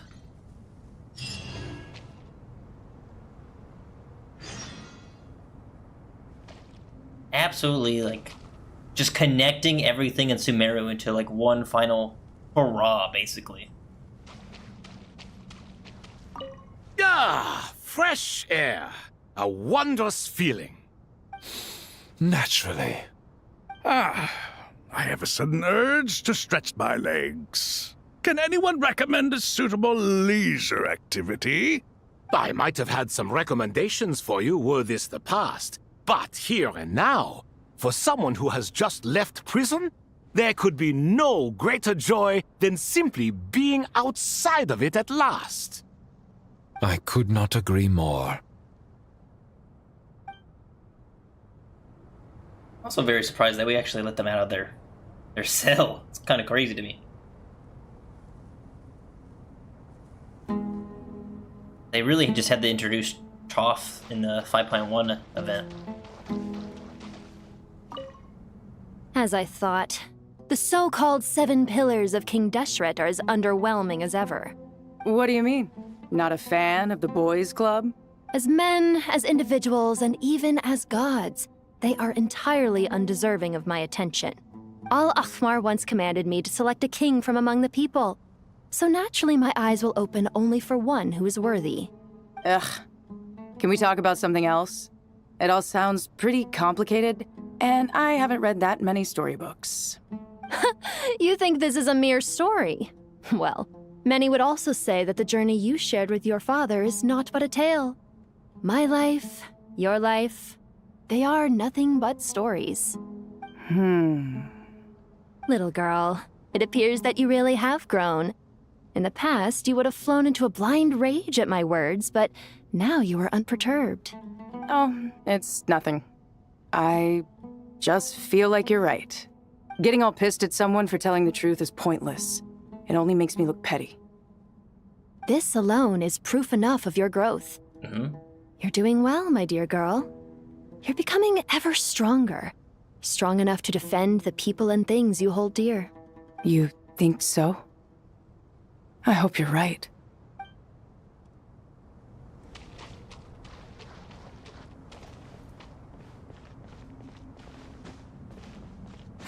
Anything else I can explore? I can't even climb up this.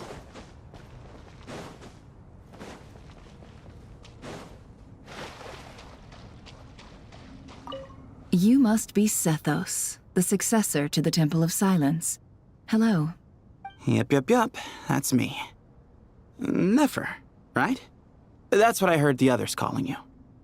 Judging by your outfit, I'm guessing you come from the desert too? That's right. Started off in the desert, went to the rainforest, then went from there to Nodcry, where I work as an intel broker. Huh. Well, this is interesting. You don't seem to talk about yourself all that much. Yet here you are, volunteering your life story to me. However abridged.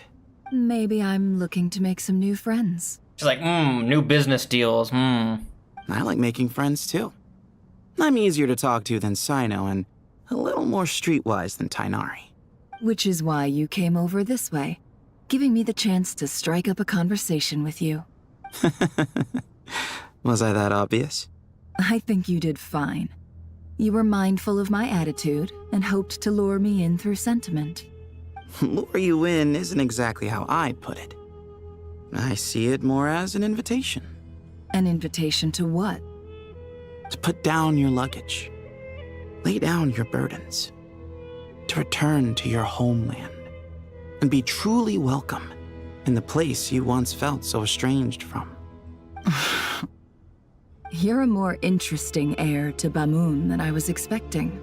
Since you're familiar with my grandfather, I'll assume you're aware of our situation. I'd like to make friends with you. And I think you'd be a great asset to us. Not to mention the power you and I both hold. Originally belonged to the same organization. Aha, there we go. Now we're getting somewhere.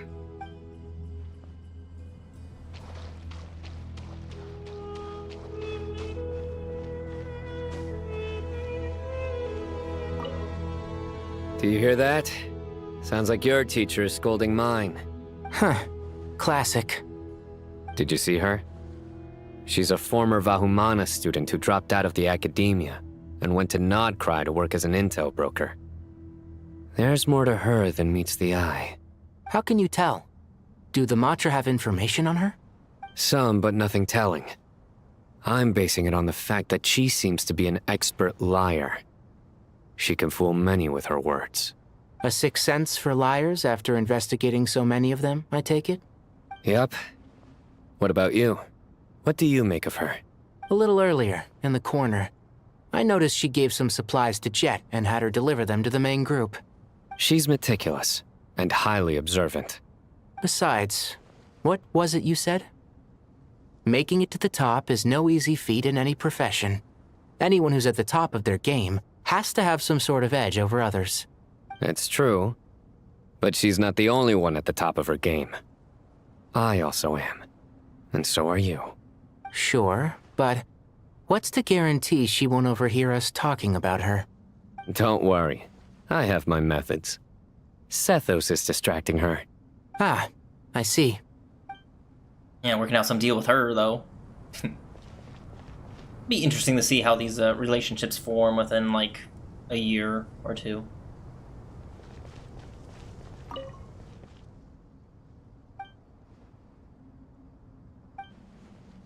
I'm sorry, this is actually not voiced. Guess they couldn't get him to record these lines while they were in the studio.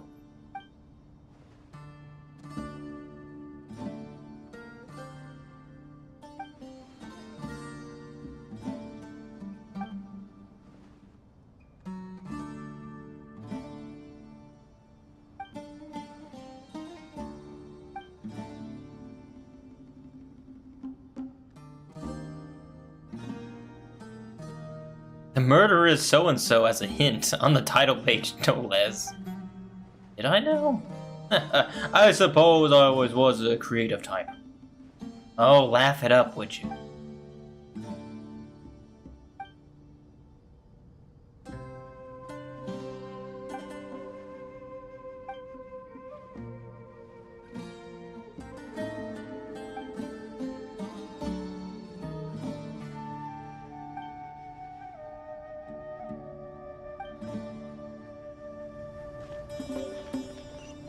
Alright.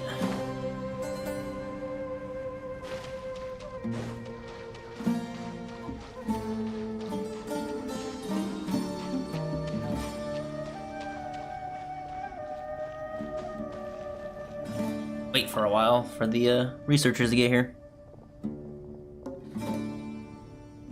You must be the ones tasked by the Academia with renovating Aru? That's right. Good afternoon. I'm Kaveh, and these two are Termezi and Naisaburi. Hey, I'll hate them! Come and introduce yourself! We've met before. This is Thoth, the Ibis King, and everyone knows these two. Afternoon, gentlemen.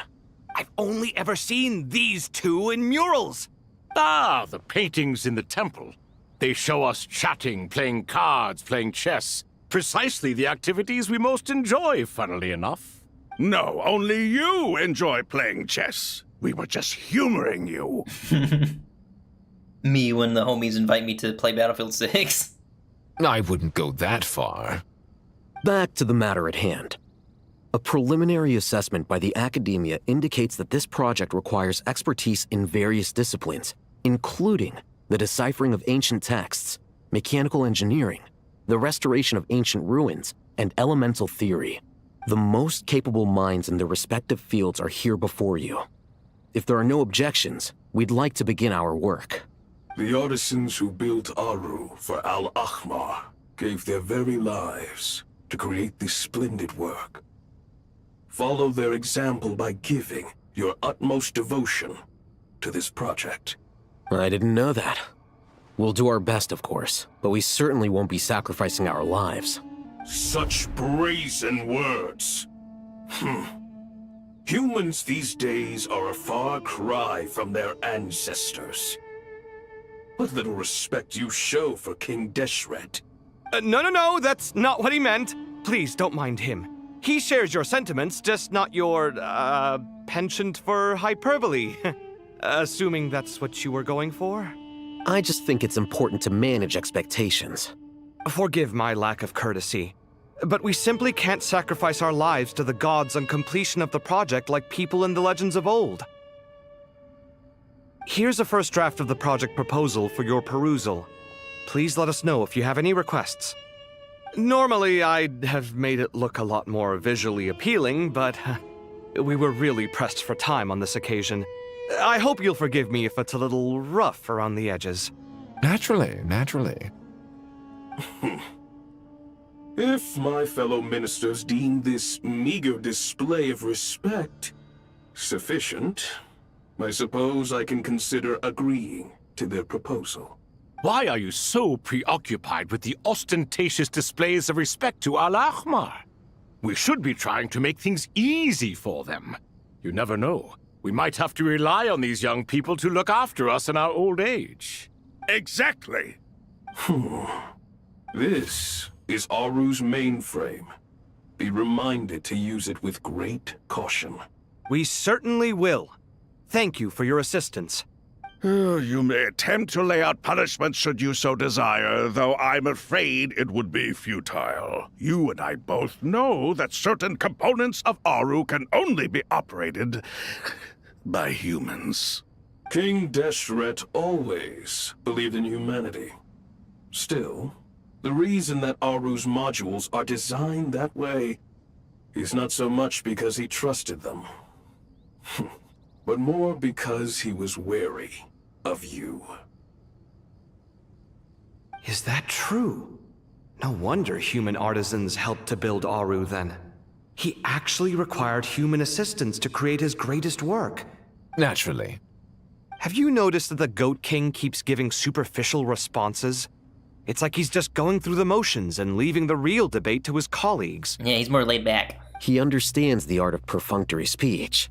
That's what earned him his position as the Minister of Ministers. It seems the rumors about King Deshret being a poor judge of character are baseless after all. Excuse me for being blunt, but it sounds suspiciously like you're putting yourself on a pedestal and mocking me. You're mistaken. And while there's nothing strictly wrong with making every conversation about yourself, it's not exactly a positive tendency either. You? Whatever. I knew it'd be like this working with you. All right, let me past. I need to look at this console. It's your job to activate it after all. Let's begin. Everyone, please proceed with the external checks and preparations as per the procedures outlined in the engineering plan.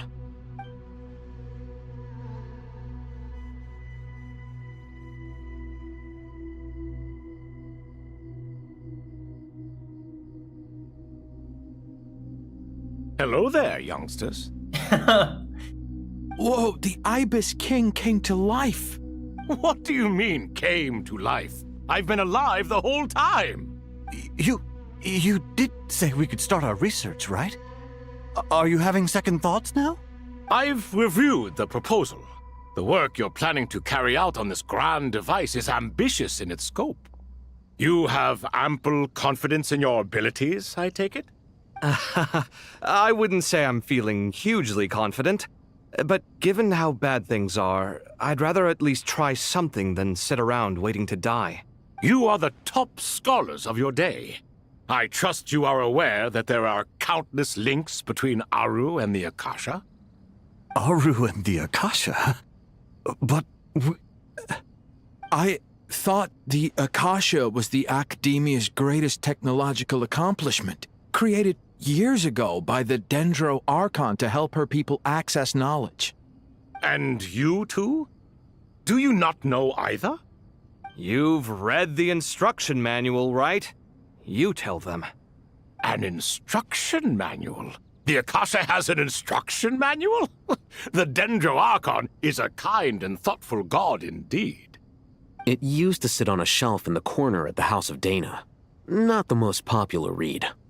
If the manual is to be believed, Aru was in fact the original inspiration for the Akasha system. What? But there are so few records about Aru anywhere. And practically none of the scientific expeditions into the desert had anything to do with it. Ah, but this is something you could not possibly have known. You may have heard many stories about the desert, but what is the most important aspect of history? Consider this a quiz. Anyone from Vahumana present? I'm from Vahumana. It's, well, veracity. Precisely. And a large part of veracity is the chronological order in which events occur. I may as well tell you. In the beginning, Nabu Malikata, the goddess of flowers, descended upon Sumeru. The glory of the heaven was within her. She brought life, oases, and knowledge to this land. Then she created the Jinn, enlightened them, and ordered them to serve her. Two other gods also walked upon this land where wisdom flowed in abundance, and the three met beneath the great green trees. It was the first and greatest alliance. We should speak with reverence of this covenant between the three, which transcended both time and life. For they promised that in Sumeru, wisdom would be shared with all. All the great changes in Sumeru's history began with the goddess of flowers. For King Deshret's sake, she pried into the secrets of Celestia, and for this was burned to ashes by the flames of wrath. So grieved was King Deshret by her passing that he lost all interest in state affairs and devoted himself instead to the knowledge that she had brought back. It was after learning of the technology from that floating island in the sky that he first conceived of Aru. And so, the Akasha was inspired by Aru, while the basis for Aru itself came from Celestia's technology. Well, if the two share a common technological origin, then connecting one system to the other is an entirely feasible idea. Unbelievable. Have you no reverence at all for celestial technology? No, I do, but there's no time for that. The schedule is too tight. Blame it on the deadline. I can totally see Throff coming to the Academia just to give lectures about ancient history and serving under King Deshret and all that. Perhaps you could try coming up with our cutoff dates. You know what it's like having to turn around 5 different drafts in one day? I wouldn't wish it on my worst enemy. Yeah, also, Sir Ibis, King, you don't plan on getting directly involved at all, do you? Yes, well, you strike us more as having come to give a popular science lecture. Or, wait, does this count as more of a first-hand witness statement? Neither. Anyway, this sounds like far too much work for me. Plus, I just got out of prison. I'm not trying to do any of this. I just wanted to share some knowledge with y'all. Still, if Aru is so powerful, why didn't King Deshret use it for more ambitious ends? Because it was never fully completed. King Deshret had grand plans, but he perished before they could come to fruition. In the beginning, his wish was to create something that could rival the very world itself. The Lord of Flowers sacrificed everything for that ambition. What he desired, she bestowed, and thus was knowledge brought into the world. Her courage and sacrifice had to be honored with the most splendid of monuments, or King Deshret would surely have deemed it a grave injustice.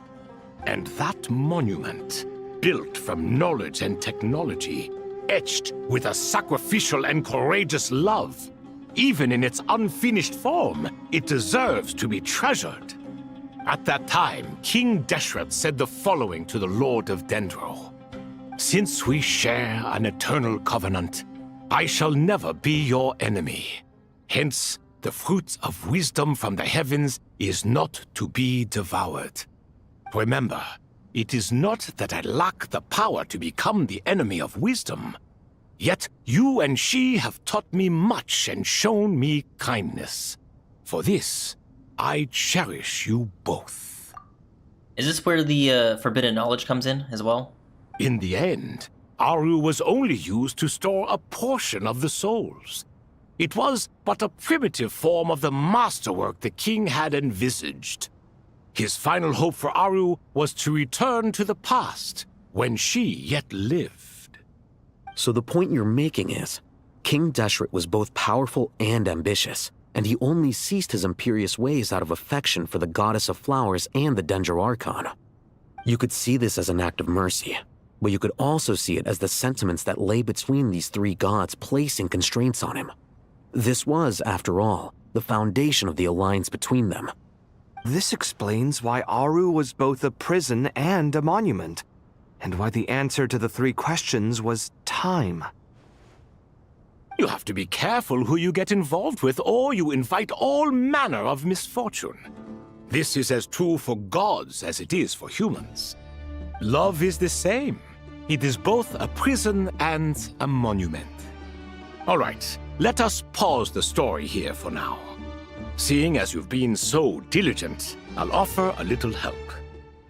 Who's in charge again? Is it you two? Ah, yes, me and him. Now then, close your eyes. Wisdom hides in the space between the tangible and the intangible. It is to convey the incommunicable through the simplest of mediums. By the power of King Deshret, I shall grant you a glimpse into the unseen secrets that lie at the threshold of existence.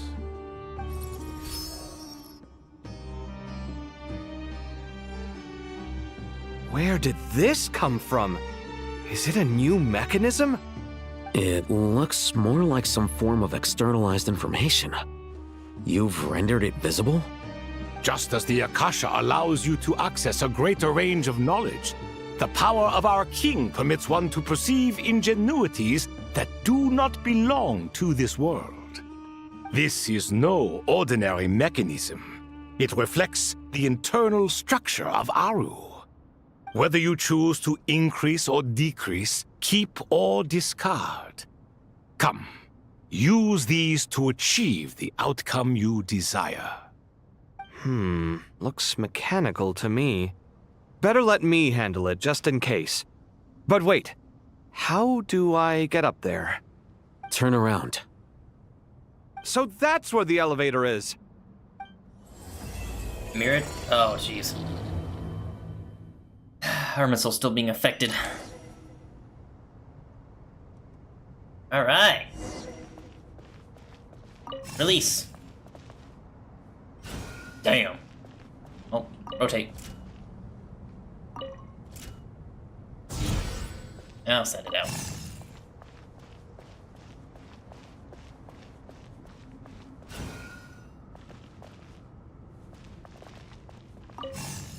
I can kind of see how someone would get like really annoyed with that like whole monologue, but to me it was kind of interesting. Just a little bit of lore dropping here and there. more explanation in the world of Obelisks were Tibet. used to record important information in the ancient desert civilization. Hey, Alhaitham, there's some writing here I'll need you to decipher. I've sent it to your screen. Do you see it? Got it. It's a little blurry, but I should manage. Take a look and tell me what it says. Oh, and I'll send any other similar text directly to you from now on. Let's start with this one. It's a variant of an older script. Herein lie verses written for the Yellow Sands. Looks like cultural information from the age of King Deshret. If so, I suggest you delete it. Words thrown together merely for fun. I had no idea Aru kept a record of this. Well, as long as you're certain that this is strictly private information, that's fine. It is unimportant. All right, well, I guess I'll start now.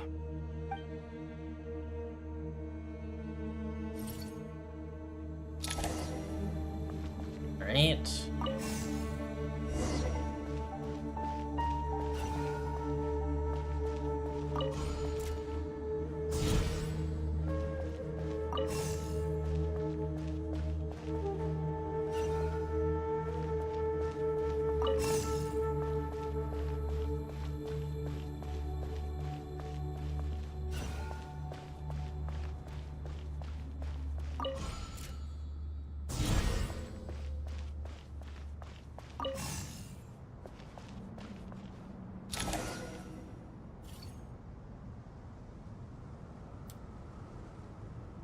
Found some more. Sending them over to you now.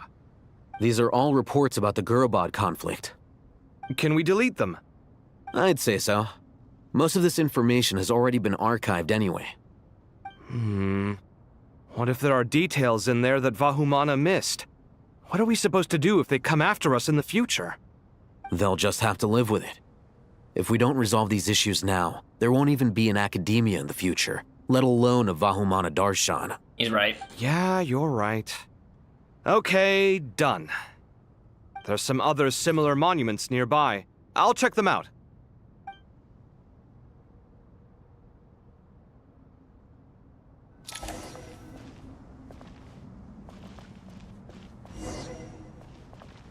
Oh, this is fine there. Okay.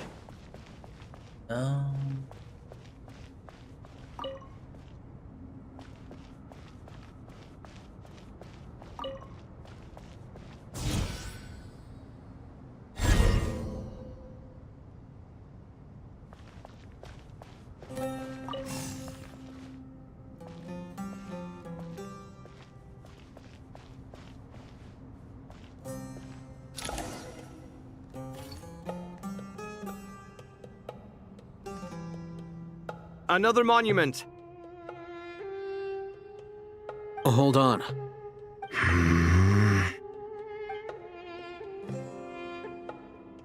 You're still reading it?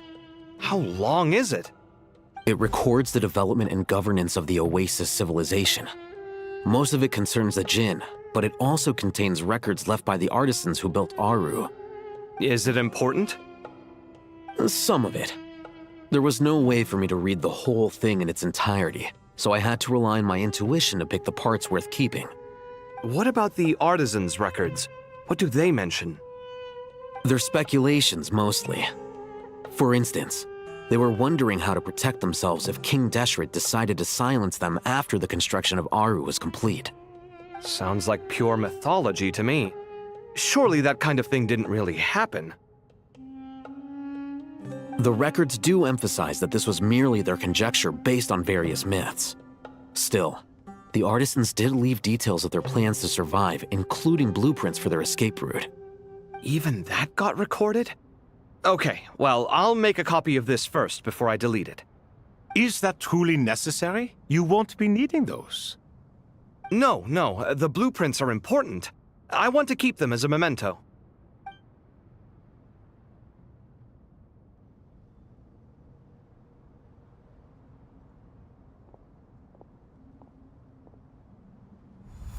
I think that should just about do it.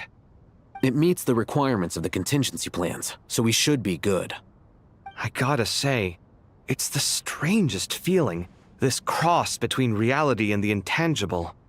It's like drifting between life and death, or in and out of a dream, using my own hands to manipulate illusions that are forever out of reach. Chasing dreams in the most literal sense. Definitely a novel experience. What happens if my spirit just floats away? That won't happen. Anyway, I wouldn't celebrate just yet if I were you. There's likely to be a phase 2 of this project. All right. I'd better keep my wits about me then.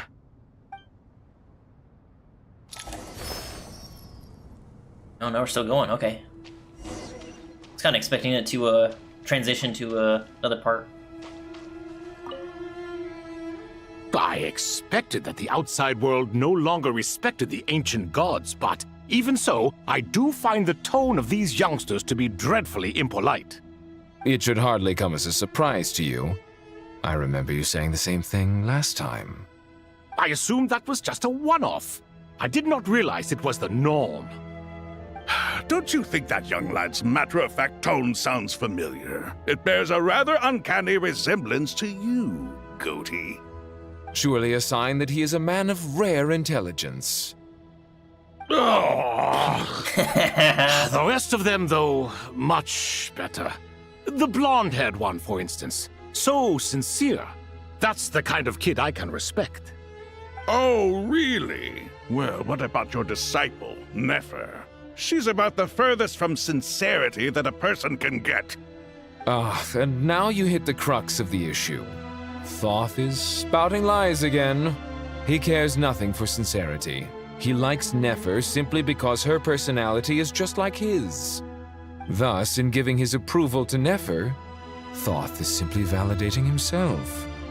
The rest is but smoke and mirrors. You have some nerve saying that. There really is no helping you two. Shut up, chess rookie.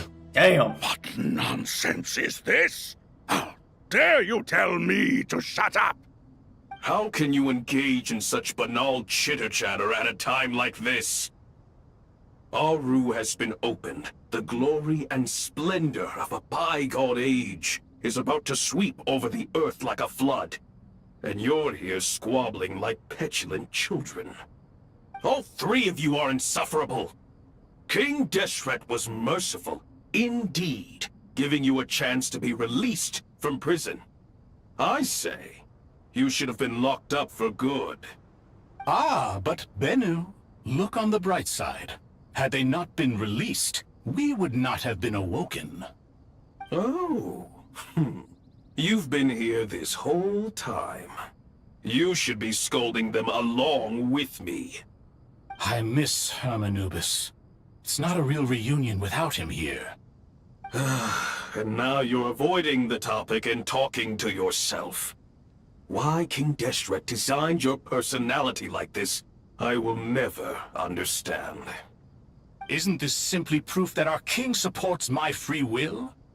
Oh, look at those two rust buckets. Suddenly, you two do not seem so bad after all. Here, here. If being stuck together for thousands of years fosters no friendship, I cannot say what would. Naturally. Naturally.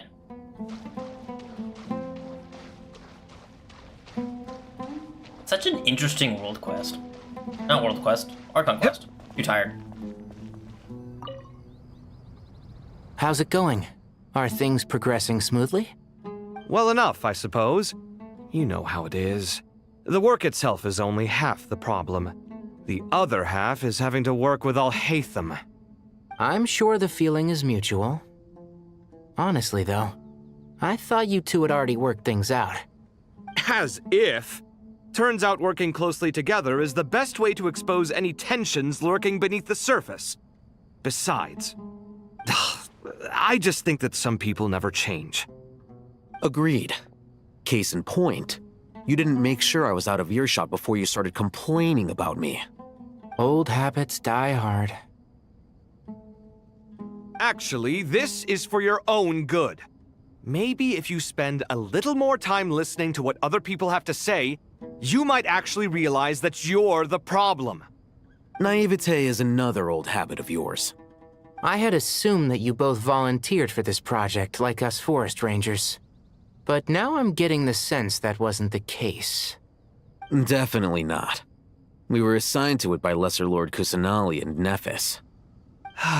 As much as I'd love to be doing normal work for normal clients, these Titan projects are all that's on offer right now. Though I'm sure they wouldn't be roping us in if they had any better options. Just goes to show how short-staffed the academia really is.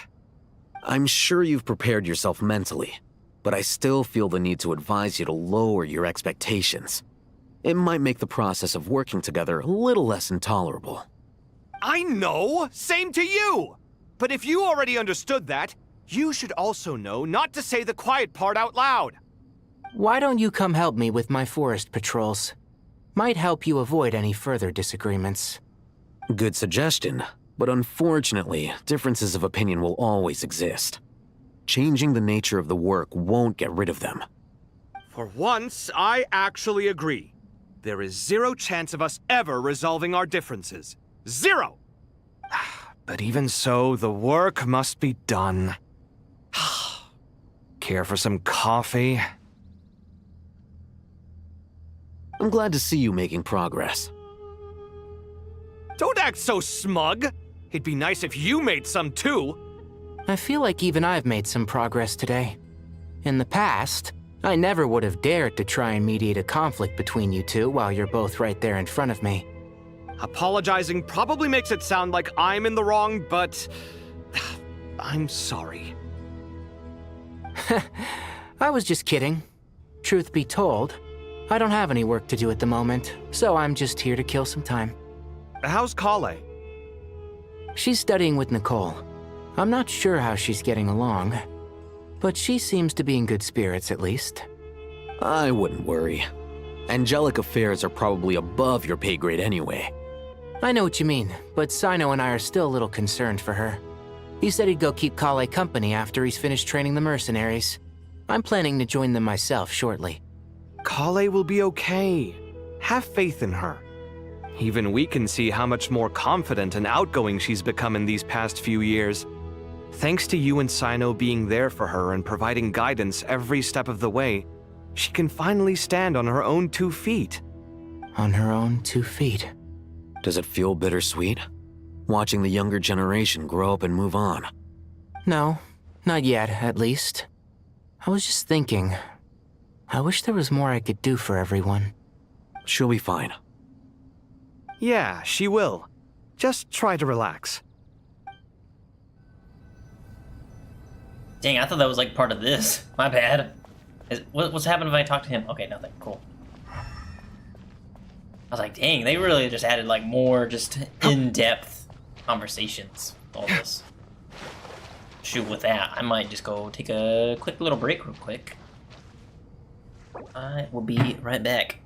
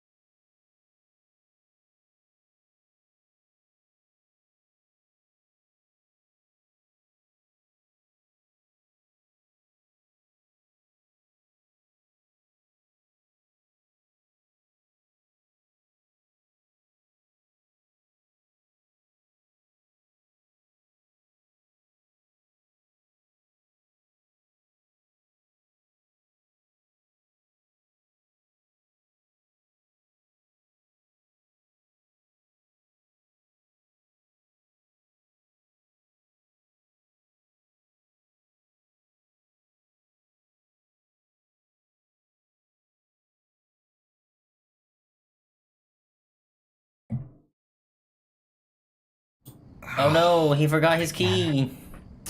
Hey, how the last day was within 10 minutes. Dang, okay, let's progress.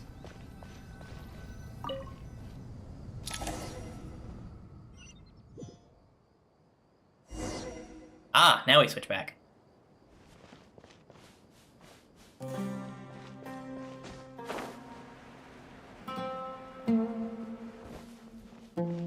In my opinion, they honestly could have just had that whole conversation after it ends, switch to the Traveler's POV.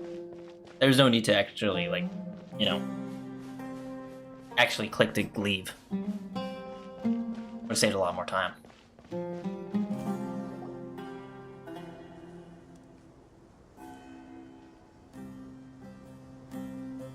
Traveler from afar, do you worry for the fate of Sumeru as well? I do. Whoa!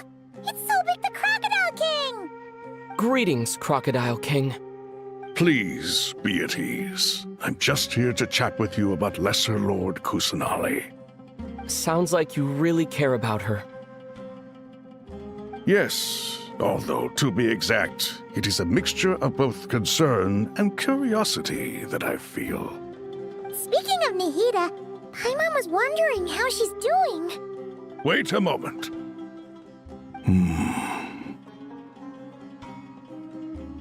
What is it? I tried calling out to a pep, but there was no response. This can only mean that she is focusing all her energy on taking care of Lesser Lord Kusanali. All the gods who served King Deshret seemed super surprised to hear that Apep agreed to help Nahida. Guessing she made a bad impression on you or something. Are you aware of the history between her and our king? I am aware, I just don't remember it.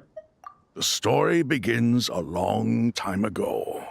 Al-Ahmar was always a wishful thinker where the Dendro dragon was concerned. Without consulting her, he decided to list her among the 7 pillars and declared his own power to be far superior to hers. That was when our king was at the height of his power. Ibis Goti and I were no match for him, and so we chose to submit and serve as his ministers. But not Apep. No, she never thought much of him.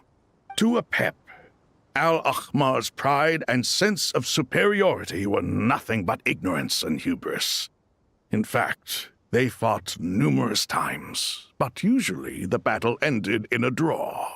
In the end, King Deshret coveted the power of Celestia, only to end up corrupted by knowledge. His final act was to trick the dragon into swallowing him whole, leaving her to bear the torment of his sins. The Dendro dragon stands for the glory of a bygone era. She hated Al-Ahmar and what he represented. All the gods, all the power they wielded. And so, her willingness to help the Dendro Archon through this crisis comes as a great surprise indeed. It makes one wonder whether, perhaps, the Dendro Archon assisted her in the past. Yep, Nahida did her a huge favor. Oh, I'm surprised I didn't go to black screen. You tell Sobek about how Nahida helped to free Apep from her suffering. So Lesser Lord Kusanali put an end to the Dendro Dragon's many long years of torment. As much as she loathes the 7, Apep knows kindness when she sees it. No wonder she was willing to make an exception. Yeah, that's the sense we got from dealing with her too. She is not incapable of coexisting with other living things. Rather, she actively chooses to avoid coexistence. And this despite the fact that she symbolizes life itself. How ironic. All of this being said, I wouldn't expect too much from her if I were you. Nothing will change her hatred towards humanity and gods. We'll keep that in mind. Anyway, how much longer do you think Nahida needs to stay with Apep? Maybe we should go and pick her up. For all we know, the Fatui might still be in the desert. Just to be on the safe side, why don't we grab anyone who isn't busy right now and go look for her? I'm alright, Paimon. Nahida? Huh? Nahida's voice? It seems the treatment was effective. Since when do my deeds require your evaluation? Oh my goodness, a pep just appears out of nowhere.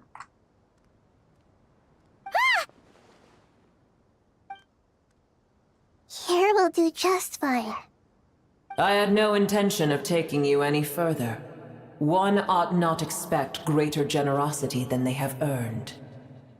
You always hide your kindness away like an oasis within a sandstorm. Only those who make it through the swirling winds can know just how beautiful that oasis is, and how much hope it brings. You dare appraise my being? No, I'm expressing my gratitude. I want to thank you for sharing your precious life force with me.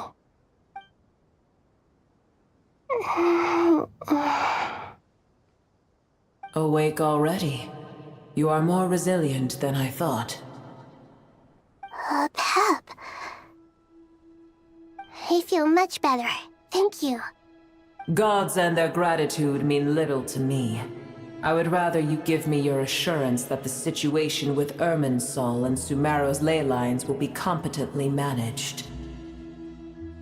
If I suffer any ill effects from the ley lines, you, as the god of this land, will be held responsible. And you would not enjoy being held to account by me.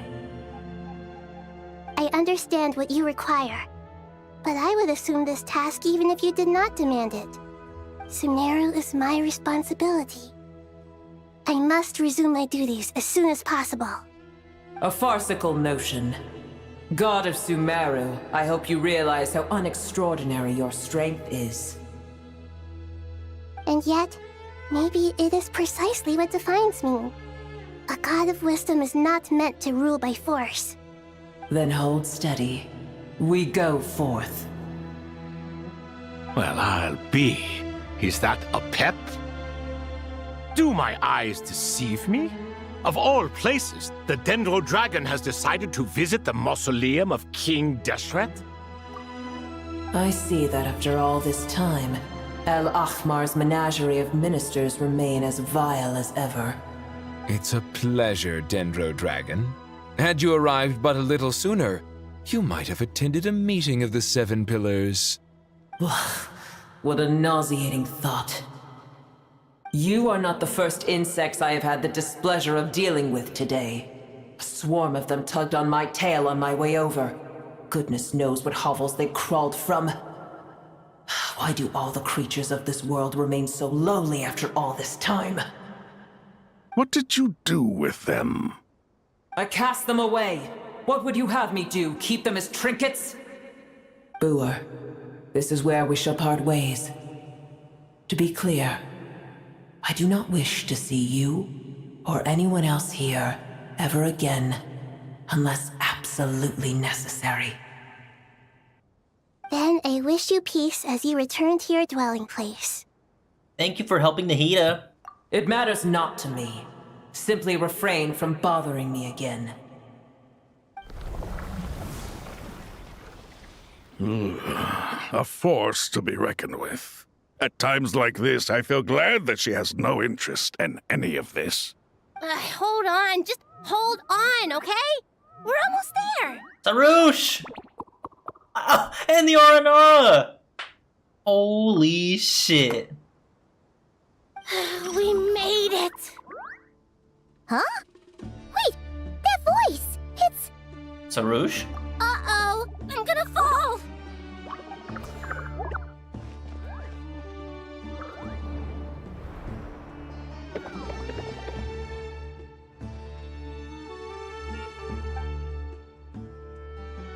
I got you.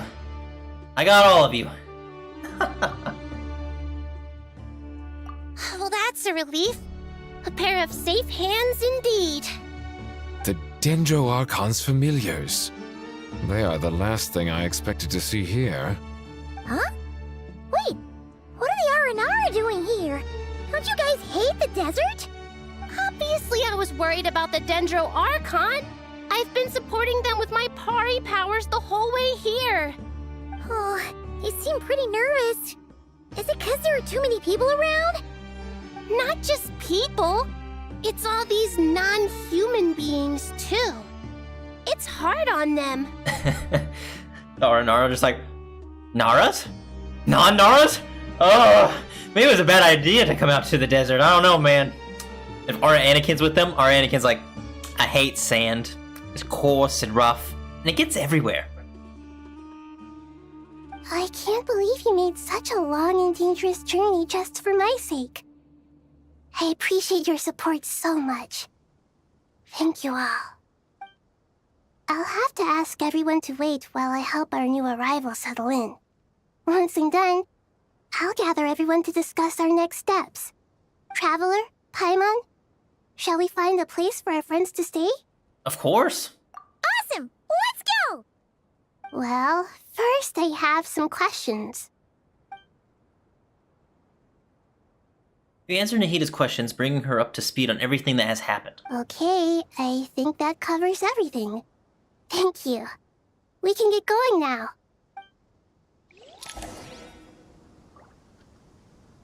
I was not expecting this at all. They really just brought in everybody. Already can. Wait, are they following me? Oh, they are!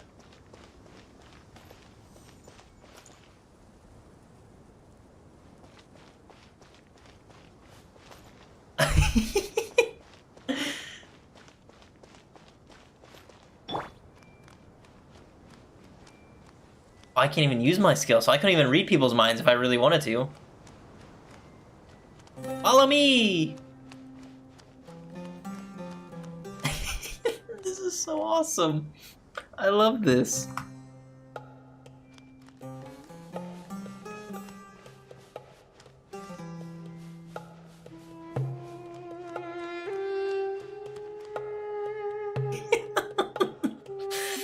Oh, this is adorable. I love it.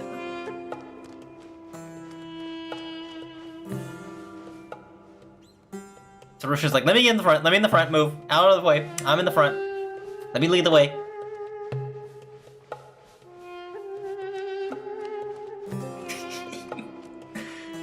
Oh, I'm so glad they actually did that. Oh, it's amazing.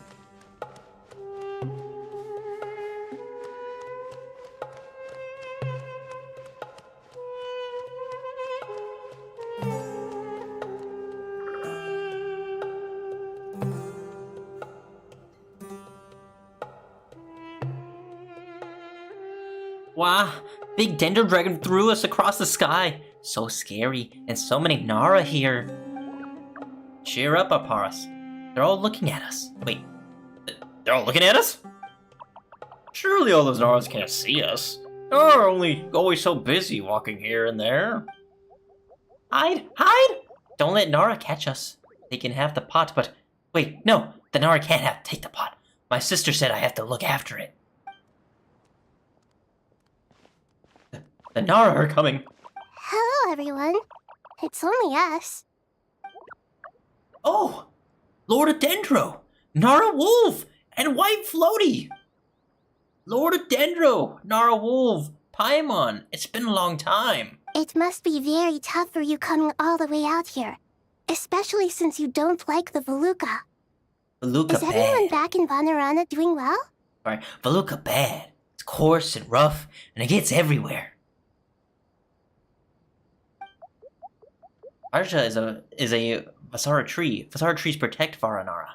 That means Ahara is protecting Varanara. Don't worry. Everyone who stayed behind will do their best to protect their home. We'll do our part too. Ah, everyone's here. Good. Are you okay? You look like you were about to pass out back there. Then you're forgetting who I am. Don't underestimate me. Arush, the mighty red floaty. Oh, excuse me! Are you comparing me to Paimon? Well, Arya can thinks it suits you. I suppose everyone is gathered here because of me. As we can see, the situation is critical, and everyone is very busy with their various tasks, so... Need help? Our boss can help. We can all help. Aripas brought a pot to make soup. Very delicious. All of us are here to help. Ariba. La la la la la la. Well, all help. I can't thank you enough. Right now, we're focused on restructuring Aru, processing excess information, and helping restore everyone's confidence. I'm sure you'll find it all very straightforward. I can help too! Just let me know where I'm needed. Together! Lord Dendro, Aribakala has something important to tell you. On our way out of Aranara, we saw some Nara talking in secret. Male Nara, up to no good. Up to no good? Up to no good, White Floaty. Yes, two Nara, sneaking around at Caravan Rebot. That definitely sounds suspicious. Traveler, Paimon, I have other work to attend to here that needs to take priority. Could I trouble you to investigate the situation Arabalika spoke of? No problem. Leave it to us. Thank you. I'm counting on you. There's one other thing. If you are to work alongside the people of Sumeru, you will need to make yourselves visible to them. Is that acceptable to everyone? Well, we really have to. I guess we have no choice. Don't be afraid, Aparus. Hey, you make the most delicious soup. Everyone will like you. There's nothing to fear. No one here will hurt you. But if you do feel afraid, don't worry. Just call my name and I'll be there. Okay. Very well. Now, I shall bestow a small blessing upon you all. Whenever people see you and interact with you, from the moment their gaze meets yours, they will experience the most beautiful of dreams. Nita gently raises her hand. You don't know what she did, but you feel a wondrous presence, like something out of a lovely dream indeed. Sunlight tickling through the branches, glistening like gold leaf. The trees chanting softly in the breeze as the flowing water plays as a symphony. Your heart swells up like a balloon as it fills with happiness. There are many terrible things yet to be resolved, but in this moment, all you feel is peace, friendship, and love as you my bad. All you feel is peace, friendship, and love as you stand side by side with dozens of other creatures together in the forest. People around you turn their heads and scan their surroundings. They hear it too. Ancient voices speak from the forest, soothing everyone's hearts. Do not fear, do not be afraid, do not be overcome by the storm. Do not fear. We will face it together. This too shall pass.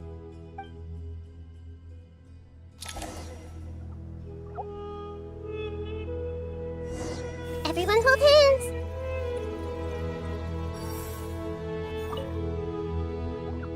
Ah, the Nara are looking this way. Uh-oh. It's okay. Arablikla will protect you all. I have the staff.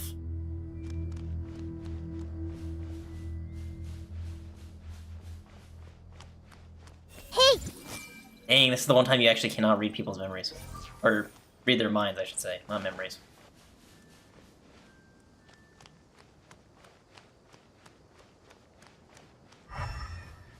Kind of interesting that they would finally put a whole bunch of people in these little ruins, huh? You can't go that way.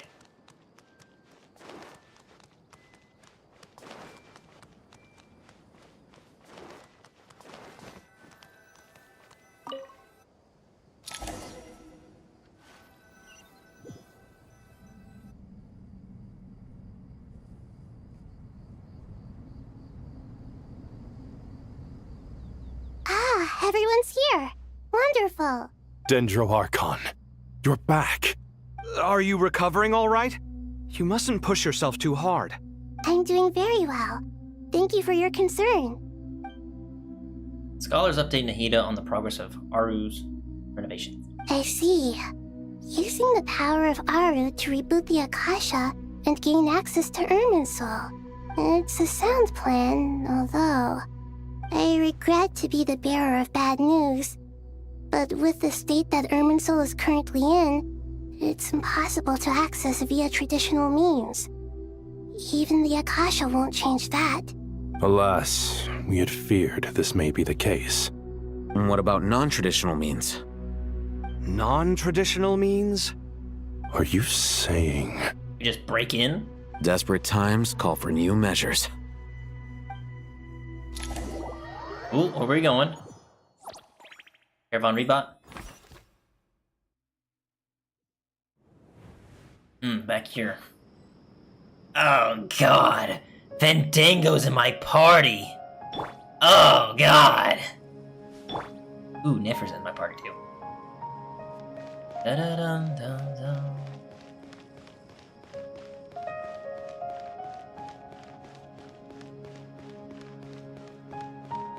Shoot, that means about to be combat coming up.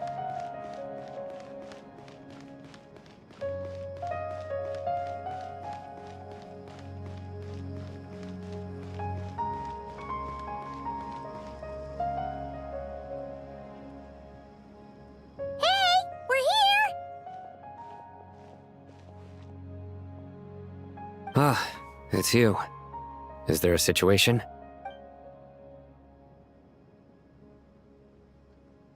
The Aranara have good intuition when it comes to people.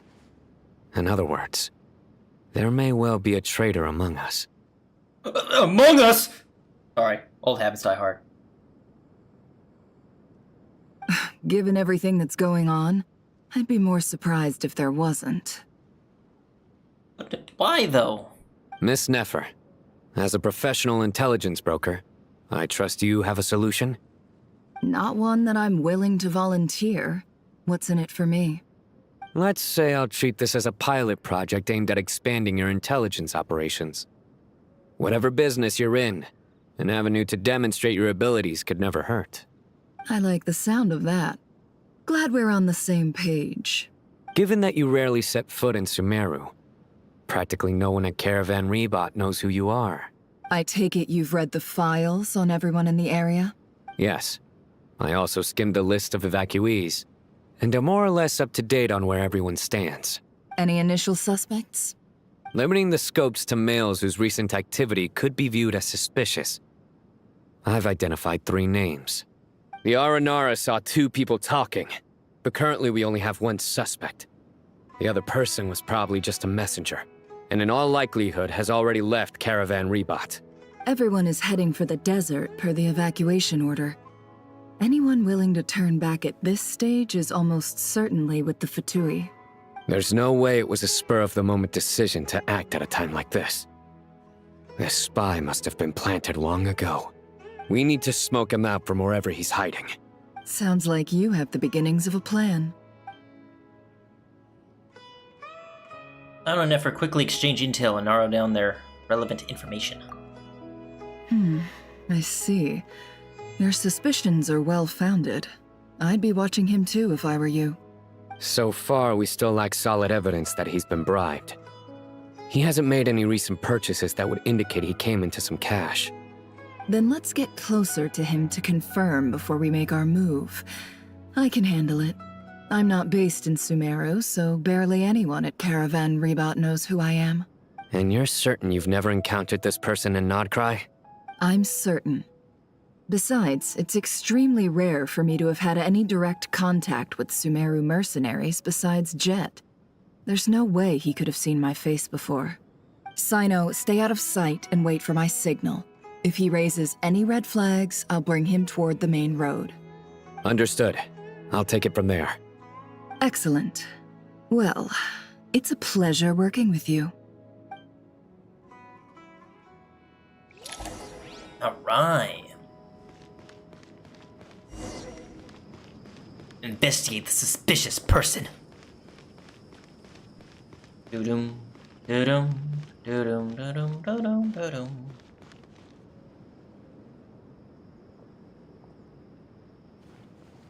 Darker skin, scars, frequents the desert and has ample combat experience. Nothing unusual about how he dresses or acts. What's that he's looking at? A coin. Interesting. Could that be how his contact paid him? Conveniently discreet for someone trying to hide any unexplained income. And yet it could be highly valuable.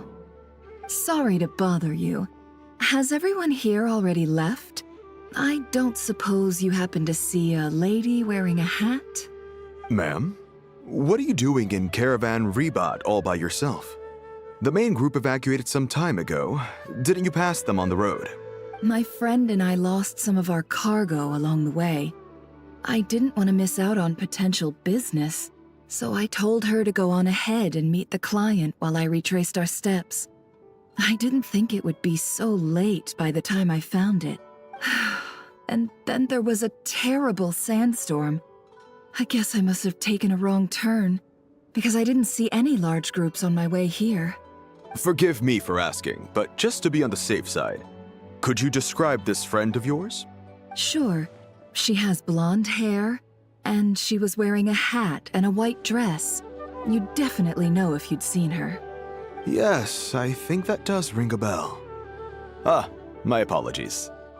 During this exceptional time, the Core of 30 are under orders to be extra cautious when dealing with unknown people, whoever they might be. I understand. Well, sir, is there anything else you need to know? If not, I'd better try and catch up with them. Hey, wait! They left a good while ago now. You'll never catch up with them on your own.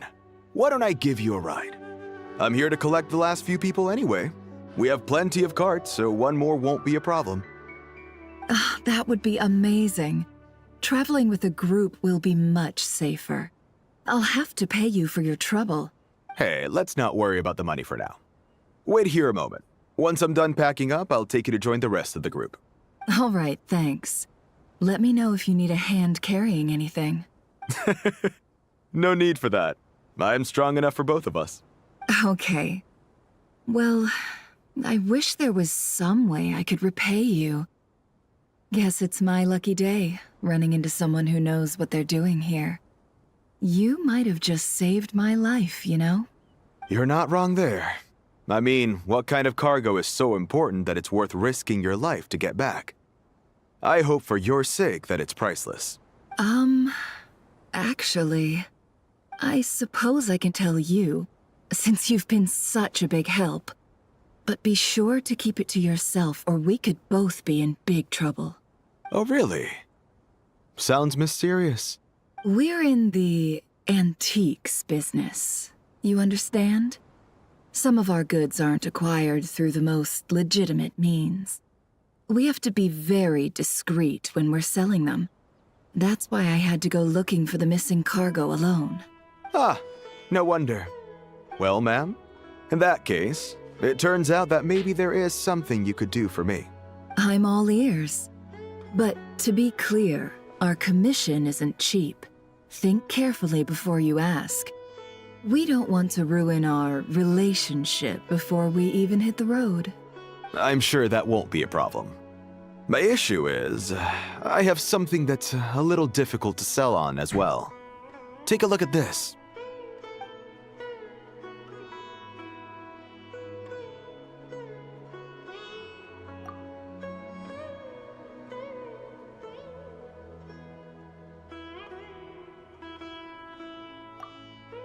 Pure gold. That's quite something. How'd you come across it? Dig it out of some ancient tomb? If you look hard enough, there are many treasures to be found in the mausoleum of King Deshret. It has no distinct Snezhnayan markings. That'll be why he's going with that story. And he clearly doesn't want to arouse suspicion, so he's on the lookout for an opportunity to make a quiet trade. Surely you have an existing business partner. Won't they take it off your hands? I hope I won't be attracting the wrath of my competitors by helping you sell this. The shop I used to work with is having cash flow issues at the moment after losing some money. I'm under enough pressure as it is without having to deal with them. On the off chance anything went wrong, I'd never get my money back. I understand. Gold is the last thing that traders with cash flow problems want to see. Well, in that case, I think we can work something out. As it happens, I'm just about done packing. Shall we make a move? Sure. Let's walk and talk. This evacuation was a huge operation. They needed a few people to stay behind and tie up loose ends. And I ended up being one of them.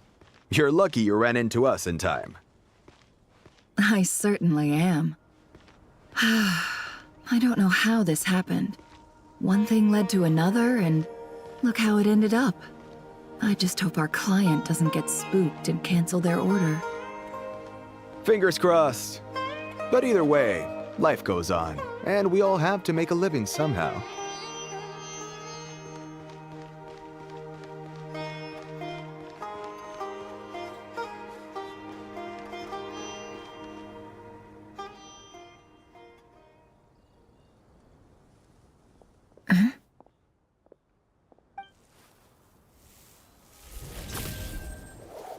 Hands where I can see them.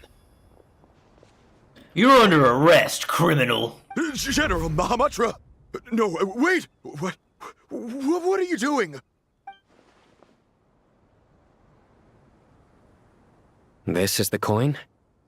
Good. Sadly, you won't have the chance to spend it. Nicely done. Looks like Sumeru's Matra are a well-oiled machine nowadays. Unmarked gold coins are quite difficult to trace.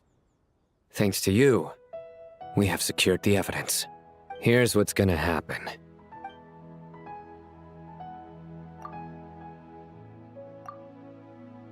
Southeast from here, leeward side of the hill. That's where he's meeting his contact. Great work.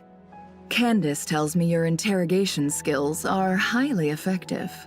Hers are quickly catching up. She's improved a lot in recent years. Looks like it's over to you for the next step.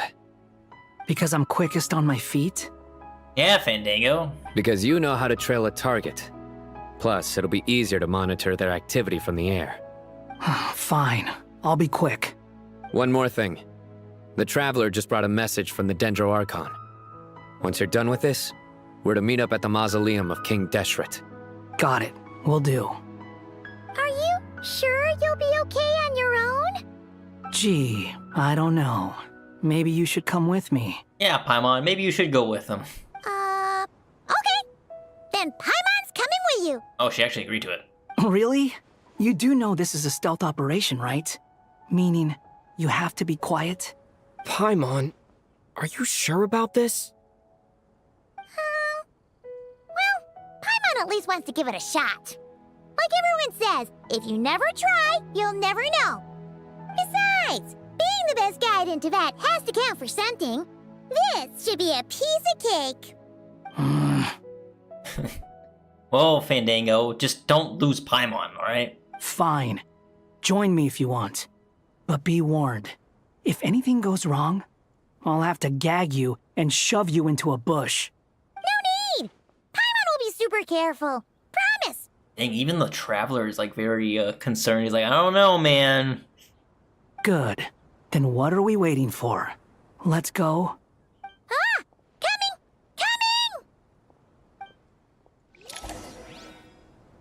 Dang, I was very surprised about that.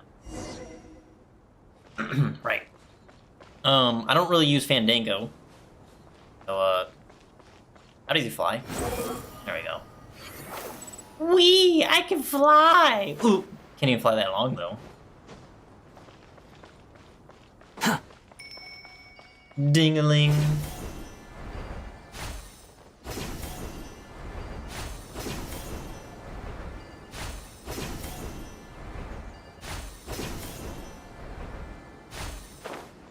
I think I didn't have to go that far.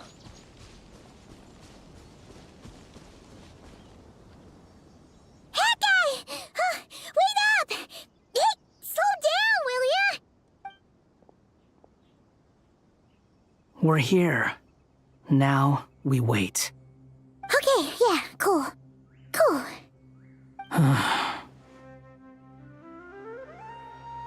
What's on your mind, Paimon?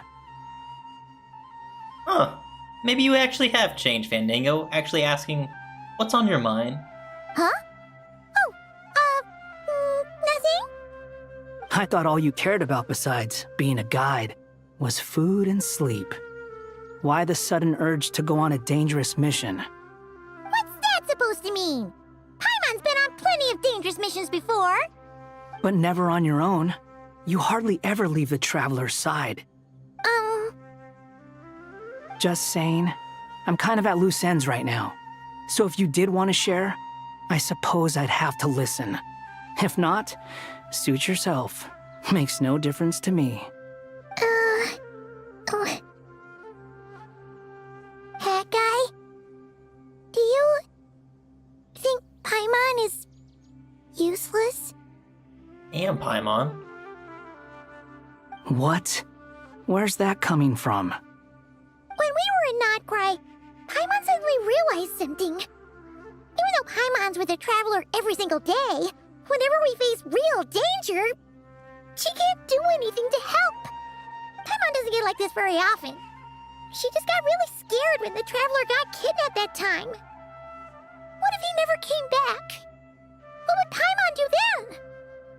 And the more Paimon thought about it, the more useless she felt. But Paimon doesn't want to be a burden. Paimon wants to be a friend who's actually useful. Does that make any sense? You know, that feeling of just being completely useless and... Oh, Paimon probably sounds so ridiculous right now. You asked the right person. Boy, do I know that feeling. Oh, Hat guy. I'm not gonna try and encourage you. What I will say is this. When you start doubting yourself, you have two choices. Give up or change. You have to make the decision to move forward. Otherwise, no amount of consultation from other people is gonna help you. So ask yourself, what do you want? To get stronger? To learn more? Whatever it is, go do it. You won't have any regrets if you can at least say that you tried. Perhaps I judged you too harshly, Fandango. Maybe you actually have changed.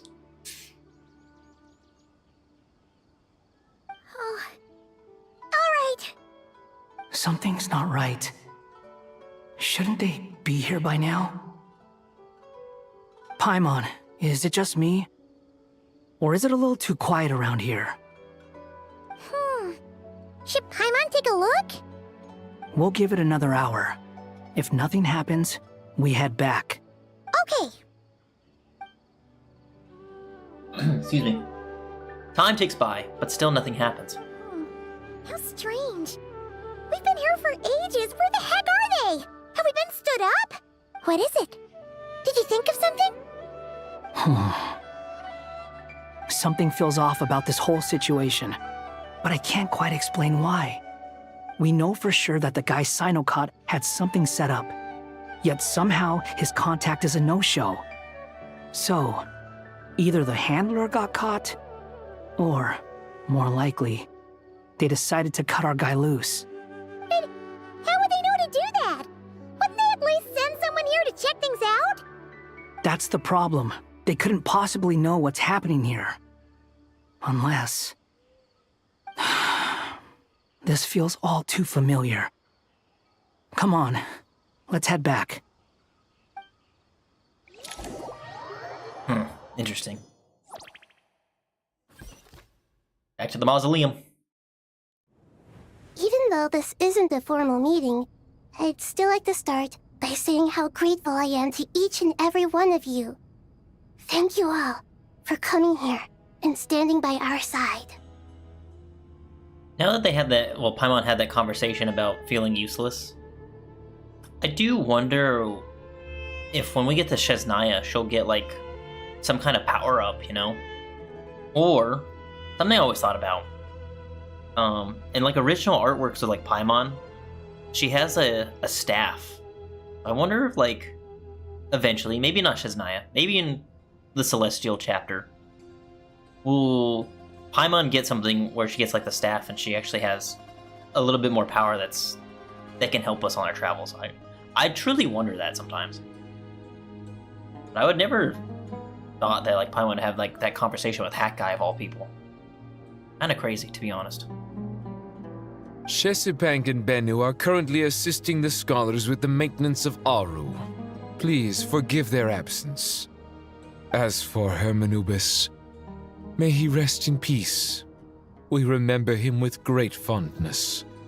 There have been times when I imagined what it might be like to meet you all. Now that it's really happening, I feel quite emotional. Time has taken many things away, but that which remains is all the more resilient. I must say, there is one thing that rather surprises me. You appear to be in good spirits, Lesser Lord Kusanali. But even so, I can sense that the life force given to you by the Dendral Dragon has far from fully resolved the problem of your vitality. Oh no! So even Apep's power didn't work? Don't worry, Paimon. It worked very well indeed. I mean, yeah, she's awake and walking and talking, but I think it's just the fact that Irminsul is still under attack is that she's not fully healed. The issue is how closely I am tied to Irminsul. Until the problem with it is resolved, there is no way I can fully recover. I mean, even Apep even said that when we dropped her off in the first place. Sumeru has undergone tremendous changes during your absence. When gods pass away, inevitably, people's faith in them grows weaker. You must have sensed it already. Your power is not what it once was. Regrettably, this is true. I too have grown weaker due to the effects of Irminsul. Right now, we're all in quite a sorry state. Then what do you suggest? We take all the help we can get. Sumeru is our shared home. You and I, gods and humans alike. We must unite all our strength in this moment. Though Al-Ahmar is no longer with us, the alliance between the three gods remains in force. Regardless, as subjects of our king, we have a responsibility to support Sumeru through this catastrophe. Not to mention that it was the people of Sumeru who released us from this prison of Aru. Times have changed, and the people of today possess greater wisdom than those of the past. You really know how to give a rousing speech, Goti. Now then, let us learn more about your plan. The brightest minds of the Sumeru Academia are busy opening and renovating Aru. They claim it has something to do with Irminsul? Correct. Irminsul has existed in Teyvat since the very beginning. But during the Age of the Dragons, it did not possess the significance it holds today. After the heavenly principles arrived, the power of the Light Realm was divided into elemental energy, and Irminsul was refashioned as a device that records and preserves all information. Since then, everything in this world has been inextricably linked to it. As the Dendro Archon, I have a duty to protect Irminsul. To Sumeru, it is both a national treasure and undeniably a major threat. Teyvat has seen many upheavals in the last few years.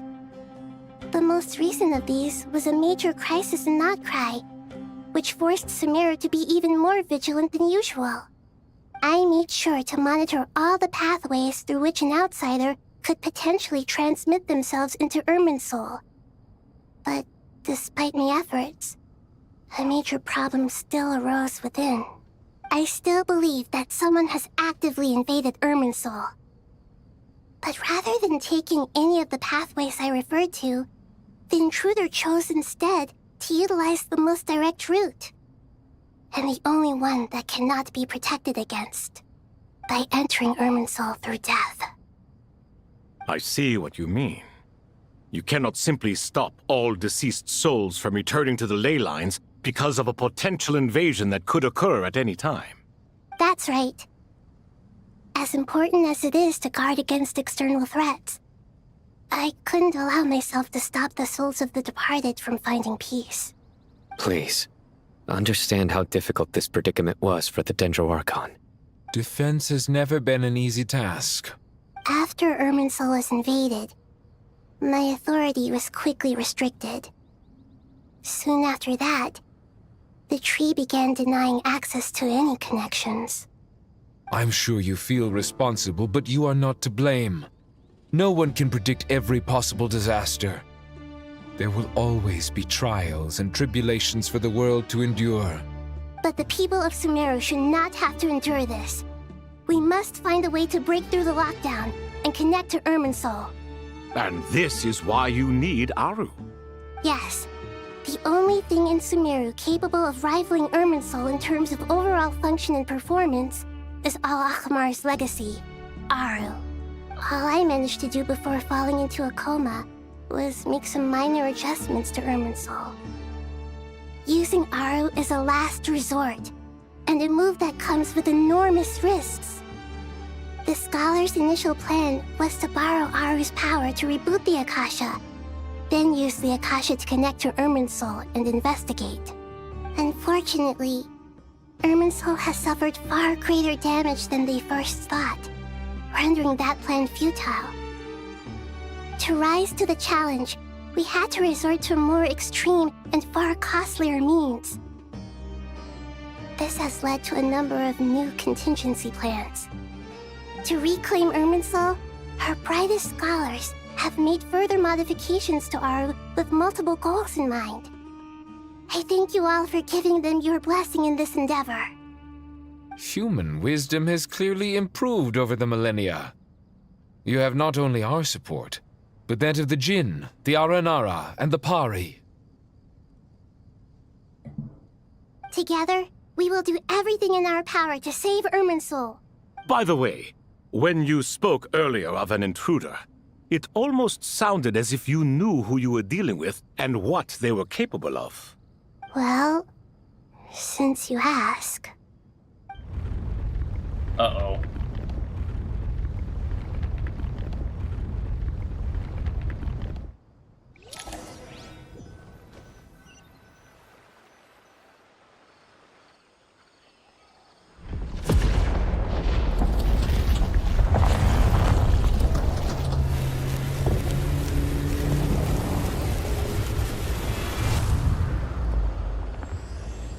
Oh.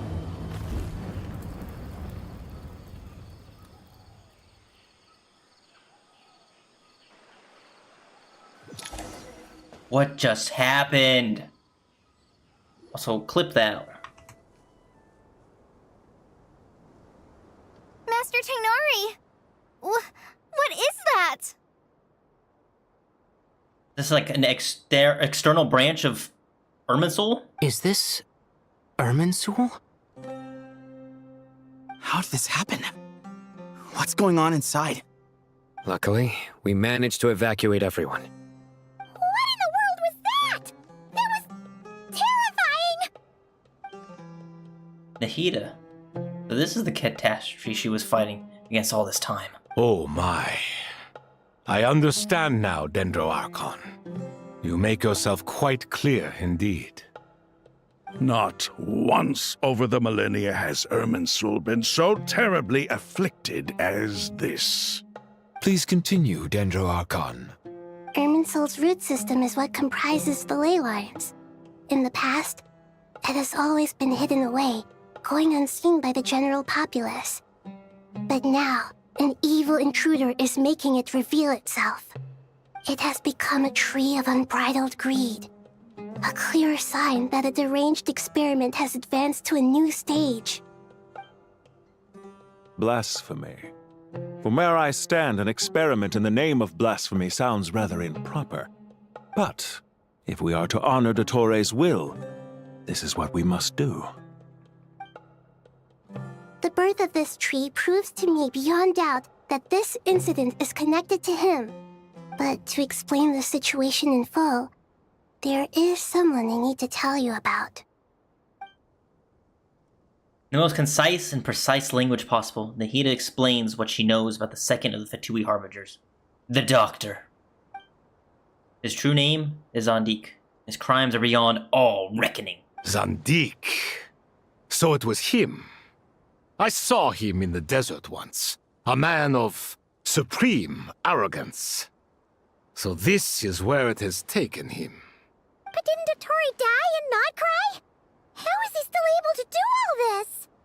As Nahida explained, when he died, he somehow, his soul still went to Irminsul, and he was able to infect Irminsul with his whack experiment, and it's causing the problems we see now. He must still have loyal followers amongst the Fatui. Even so, I'm still unclear as to how he has been able to wield such a profound influence over Irminsul. I can confirm that Fatui forces have arrived in Sumeru City. Furthermore, Irminsul seems to be undergoing some kind of mutation. Evil branches are beginning to grow. Things that do not belong to this world are slowly but surely materializing. Sorry, I couldn't think of any other word to describe it. They don't seem to be fully formed physical entities yet, after all, but they are gradually becoming real. A baleful tree climbing up into the heavens. Speaking of Dottore, I have some information on that front as well. Wada recounts how he and Paimon went to the meeting spot, only to find no one waiting for them. I didn't think it was wise to state this out in the open. But my theory is, the mole wasn't cut off after he was caught. They wrote him off from the beginning. You mean, the Fatui never intended to follow through with him? Then why plant a mole at all? It's hardly a conventional strategy, and the rationale behind it is pretty twisted. But as it happens, I know someone who works exactly this way. And when it comes down to it, his goals are very simple. He just wants to confuse people, so they can't figure out what he's up to. He's been a collaborator of Dottore's from the outset. That fact alone confirms that Dottore is involved with this somehow. Some people gasp upon hearing this name, while others fall silent. Clearly, this is more going on here than anyone realized. Nahida proceeds to summon all relevant parties for a lengthy and in-depth meeting. Nahida gives detailed explanation of the enemy and the potential scale of the crisis. After further intel provided by Nicole and Nefer, a plan is formulated and everyone prepares to get to work.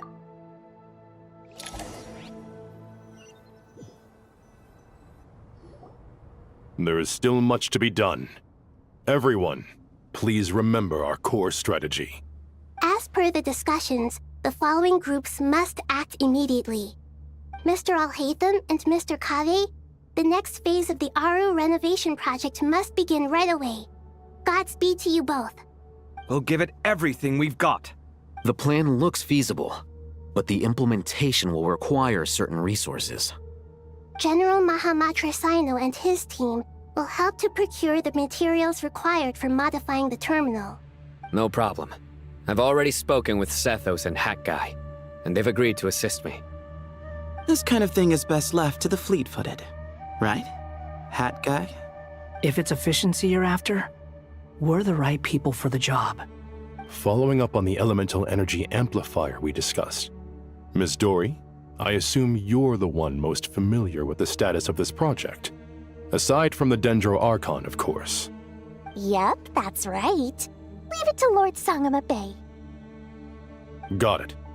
Well, I'd like Madame Farazan, Kale, and Nicole to support Dory on the technical side. You can count on us. Will do. Rest assured, I'll take good care of Kale. Dia, Candace, and Nefer, you'll be in charge of negotiating between the various parties. I trust you remember our goal. Finally, I get to see Candace. You bet. We can handle it. Good. I believe that covers everything. Tainari will provide ad hoc support as needed, if that's okay. Poor Tainari. Must be tough being Nephis' student. Getting bossed around all day, every day. Hey, don't try and drive a wedge between us, you old rascal.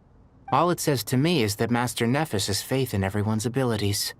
While I'm nominally here as backup, I doubt there will be many situations where my help is needed. Exactly. Finally, Traveler, you and I will head to the border between Sumeru and Natlan. Once that task is complete, I'll be asking some of you to accompany me to the Eternal Oasis. Ooh. Yes. The Eternal Oasis? I thought that was just a legend. So it does exist after all. Regarding your trip to Natlan, under normal circumstances, a meeting between our two nations would be a far more formal affair. Unfortunately, Sumeru is all but completely cut off from the outside world at present. So regretfully, we won't be able to give the Pyro Archon Mawika the grand reception that she deserves. My apologies for the inconvenience. Not a problem. We'll do our utmost. No point putting too much pressure on yourselves. That goes for everyone. Right. Especially you, Dendro Archon. I'm sure you're still feeling quite weak. Don't worry about me. The Dendro Dragon's life force will sustain me. Plus, we'll be there every step of the way. Nahida will be just fine. Yes, I believe in myself. And I believe in every one of you. Well, time to get going. Let's do this. What a quest, dude. Truth among the pages of Parnara. Tower, utmost wisdom and folly. Darkness looms. Just want to take a quick little look around, see if I can interact with anybody. It just looks like NPC scholars. The fact that we're going to Natlan. How are you also sending correspondence to them, though? If everything is sealed off. Is it just like the dome? Like, we're just writing on like the dome wall like, hey, send Malwika, please. The Dendro Archon needs to speak to her real quick.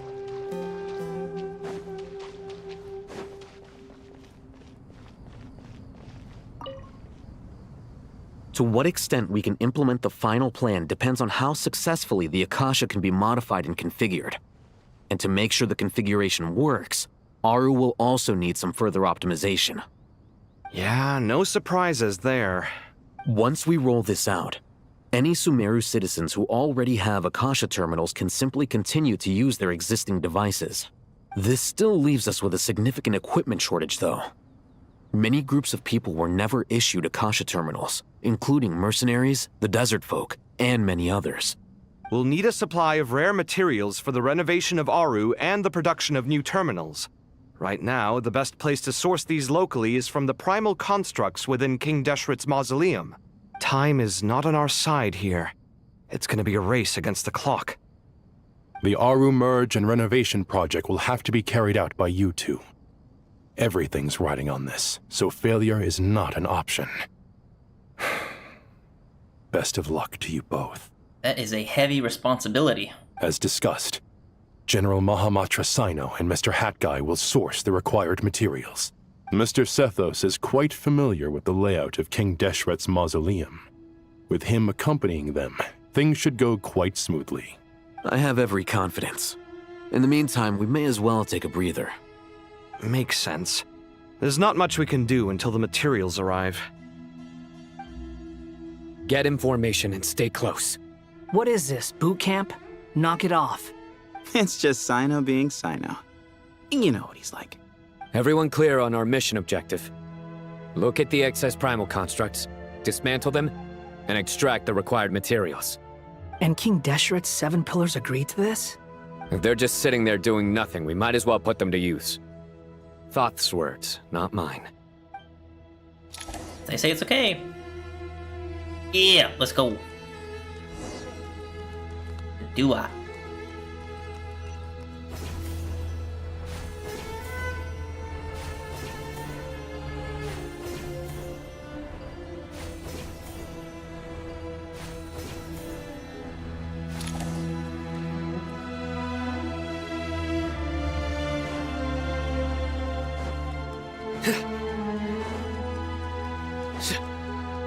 Here we go now.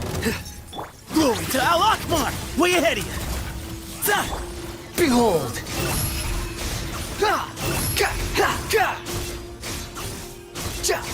You dare to gaze upon me? Surrender!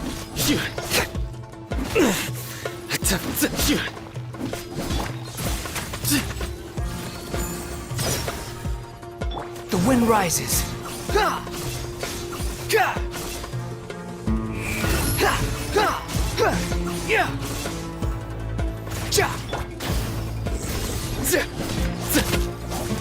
Excuse me?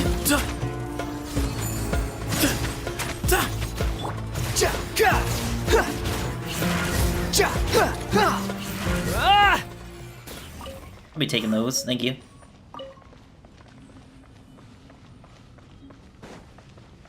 Squall and Fury. Oh, thank you, Aranara.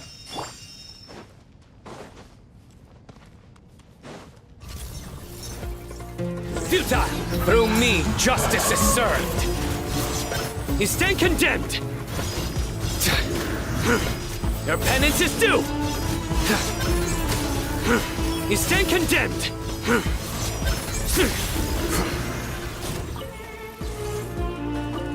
Give me some space. Cry louder. Behold.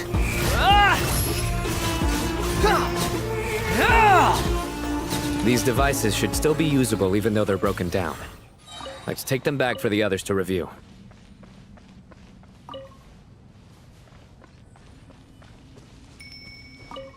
Ding ding ding.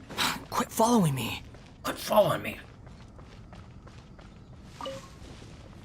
The camera just follows you around, right?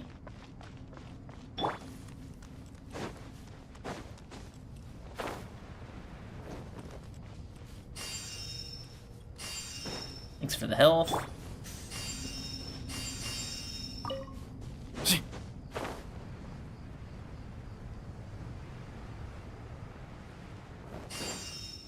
I see you.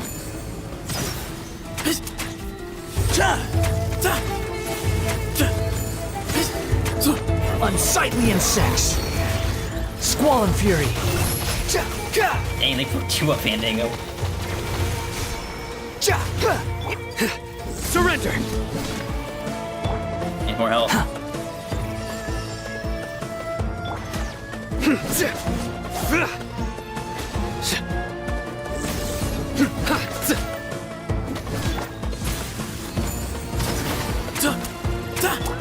Judgment is upon you.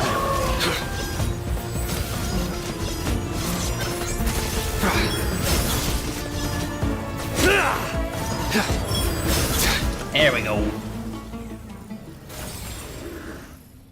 How many do we need again? A lot. Enough to make an Akasha terminal for everyone who doesn't own one. I remember you telling me how revolutionary these Akasha terminals were. You've used one before, right? The Academia declared the Akasha to be the most powerful and comprehensive wisdom dissemination system in history. That should give you an idea of how powerful it is. Certainly sounds impressive.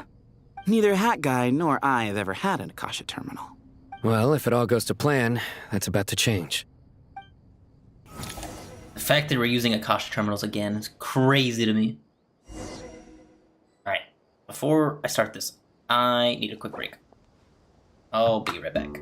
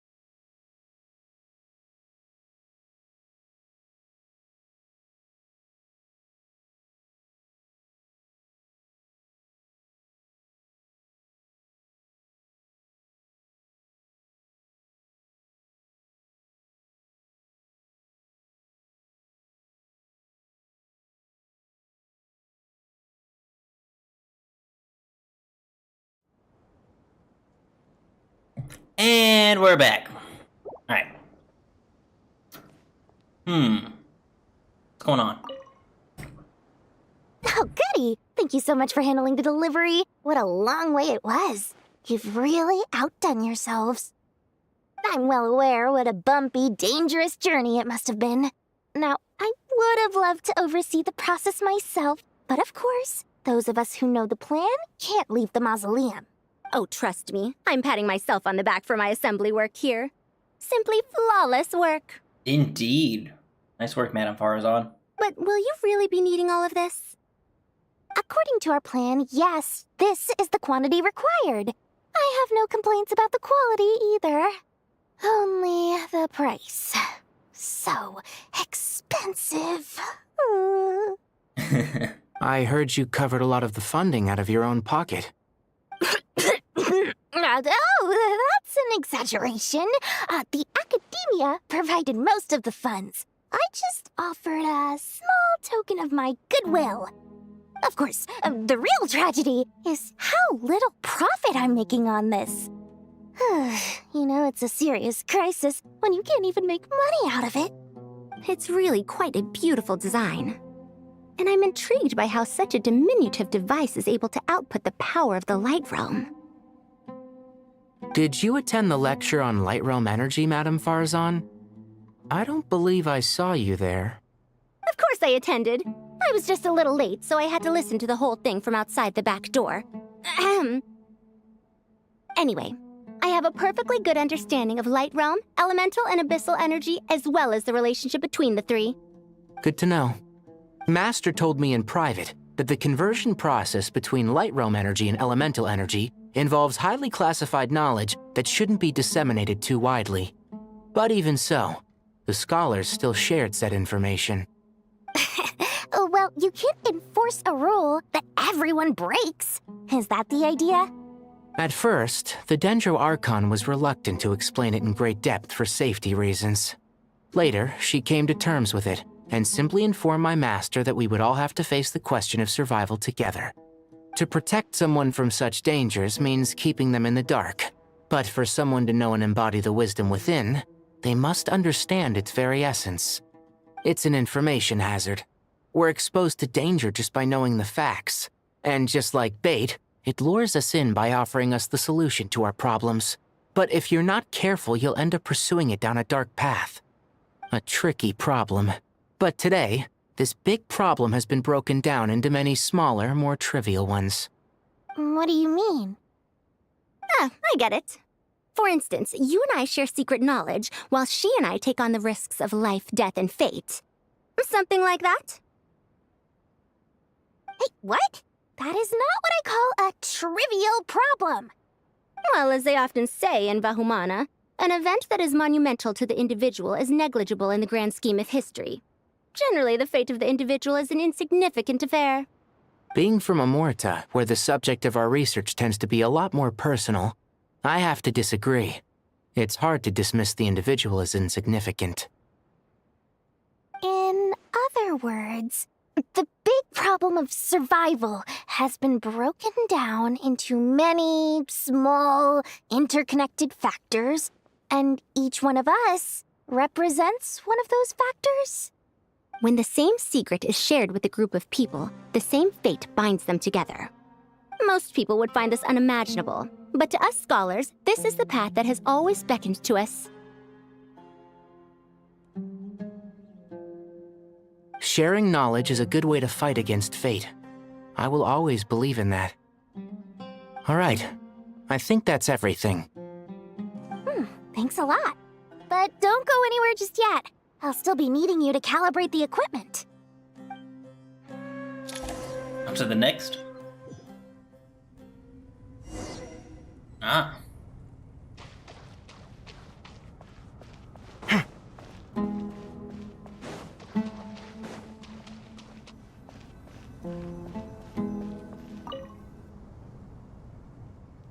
Okay, the materials are ready.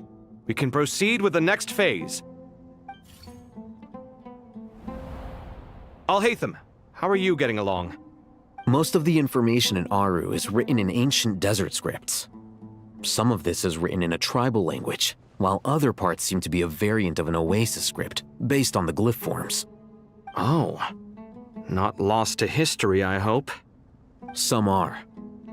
All we can do is infer the meaning based on the rules of related languages. Although, this section actually fills in some of the missing historical record. I'm transcribing it so we can bring it back to the Academia.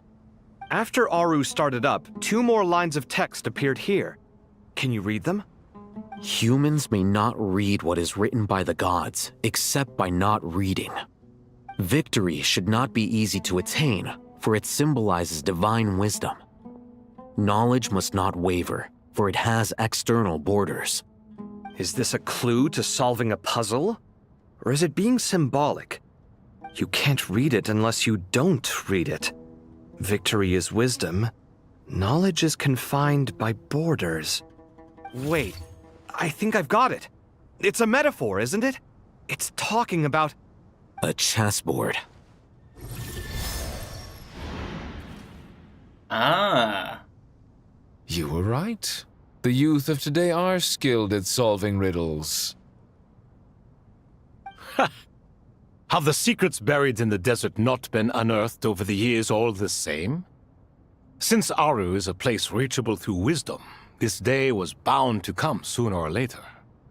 Oh, I've always been against overly cryptic sentences. Don't you get tired of reading and writing all that? Ah, it's you 3. Just in time. We've been delving deep into Aru, and now this board has appeared. I've heard this was how you'd while away your free hours. You must be quite the experts by now in that case. It is true. King Deshret's chess games are some of the most well-loved of all his wonderful creations. If you have ever been to Safhe Shatranj, you may well be familiar with the chess pieces you see here. Is this chessboard supposed to be another visualization of the interior of Aru, then? Naturally. Visitors, everything is ready. Only by completing the challenge on the board in accordance with the rules will you be permitted to overwrite Aru. 1 second. It's not dangerous, is it? Dangerous? Why, yes, of course. I should be the one to go, then. Wait for me here. Sounds like the self-confidence of our present company has rubbed off on you. Don't be ridiculous. I'm your upperclassman, and that means I have to look out for you. I appreciate the sentiment, but a game of chess typically requires 2 players. Besides, I'm sure they won't let things get out of hand. Keeping things relatively safe is in your best interest too, isn't it? Fair enough. I mean, you guys are controlling the difficulty, so please don't go too hard on us, all right? Ah, but Bennu said he wanted to put some respect into these whippersnappers. All right, all right. Thank you. Obviously, we'll still try to be careful. This doesn't seem like ordinary chess. Is the goal to defeat the opponent? No, you must enter the board and pass the trials we have placed there. Ready? Let's do it.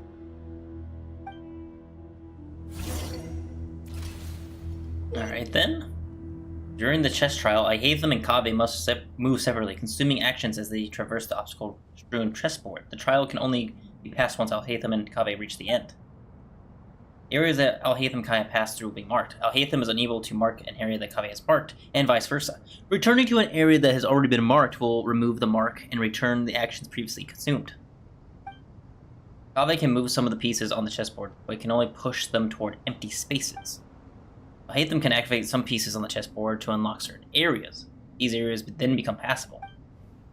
The first trial is posed by me. I don't think this is gonna stop us. Ah, but the key to this game lies in working together. Otherwise, you will be deemed to have broken the rules. Looks like it's up to me. Marak, can you open it? King Deshret's favorite primal construct, living on in suitcase form of all things. Amusing. Ho-ho! Excellent work.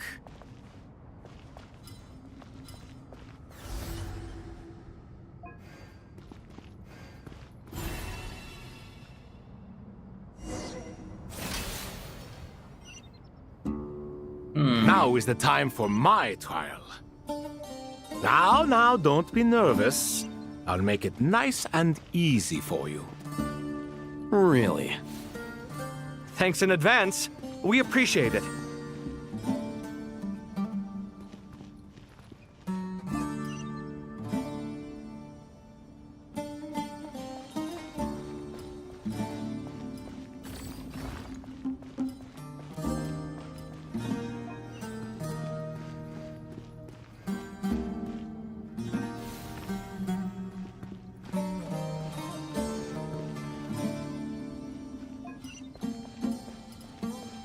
Oh, actually, hold on, go back.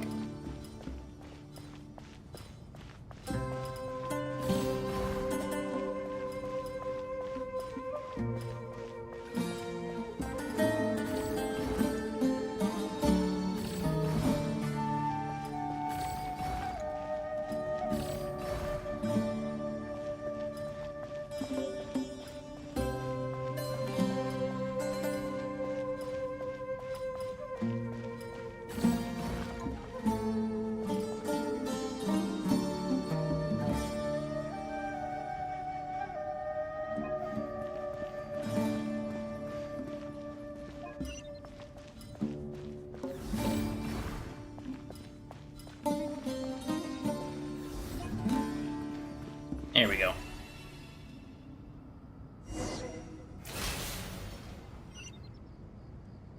Ibis King, don't you think this all rather inappropriate? You may as well be handing them victory on a silver platter. Do not expect me to follow your lead. Ha! Suit yourself.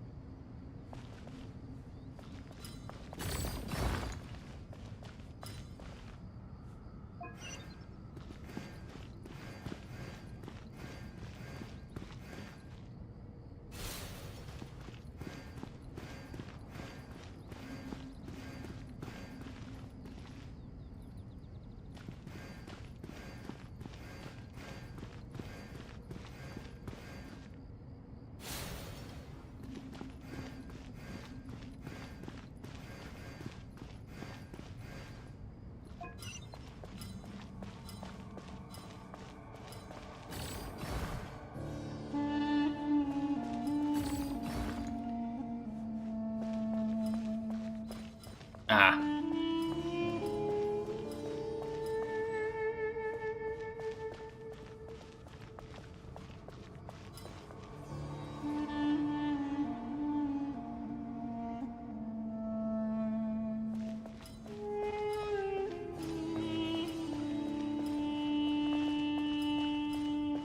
Strange time to catch up on sleep.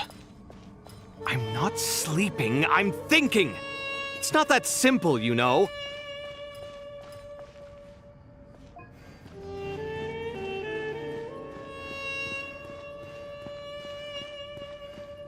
Yeah, how's he supposed to get across?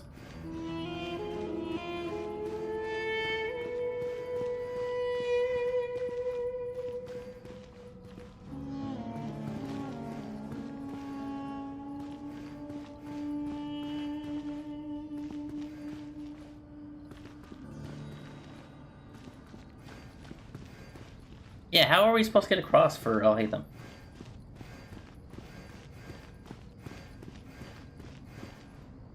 Alhaitham, what are you thinking? If you don't want to wait, you're free to leave. I never wanted to wait in the first place! Chessboard gave me no choice. If you say so.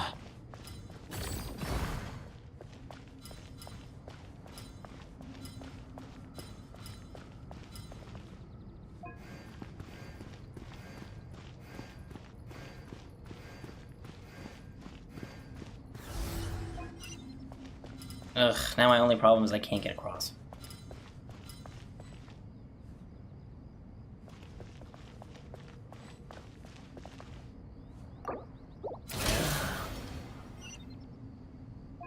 Ibis King, don't you think this all rather inappropriate?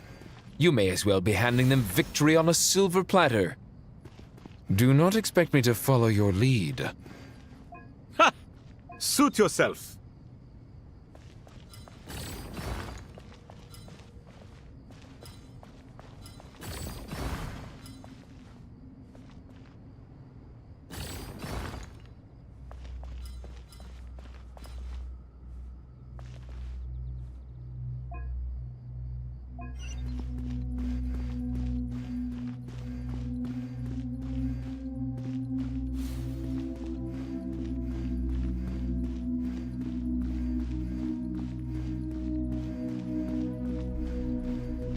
Oh, actually, hang on.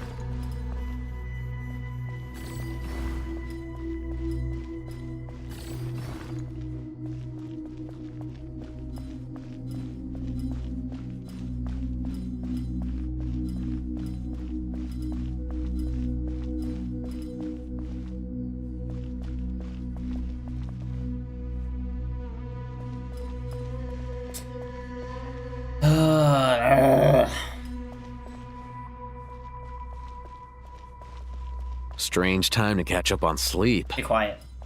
I'm not sleeping, I'm thinking. It's not that simple, you know.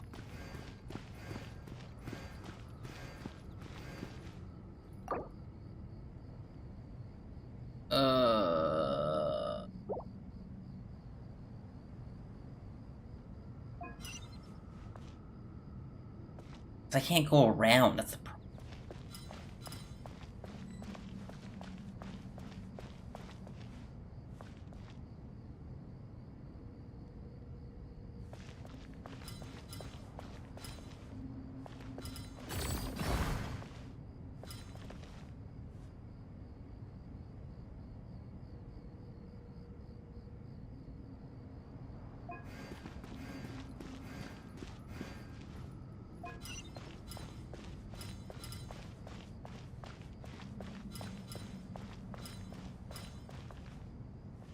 I don't get it. Ibis King, This is also don't you probably think this 'cause I'm all very rather tired. inappropriate? You may as well be handing them victory on a silver platter. Do not expect me to follow your lead. Ha! Suit yourself. They're all watching like, dang, these humans are retarded.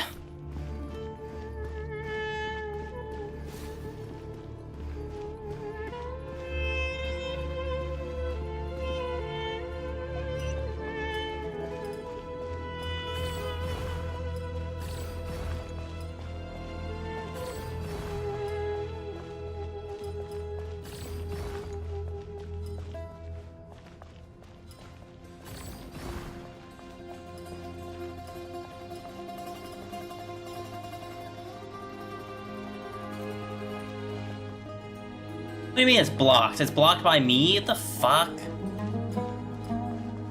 It blocks the original path. Oh my god. Strange time to catch up on sleep. I'm not sleeping, I'm thinking. It's not that simple, you know.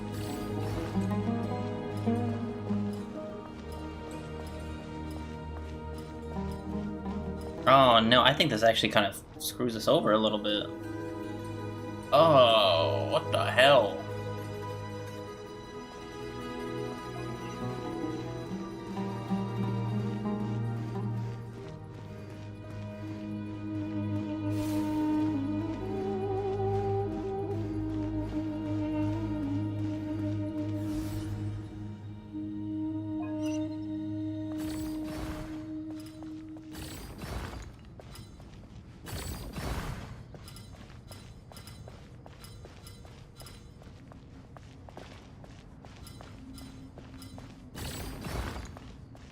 Okay, there we go.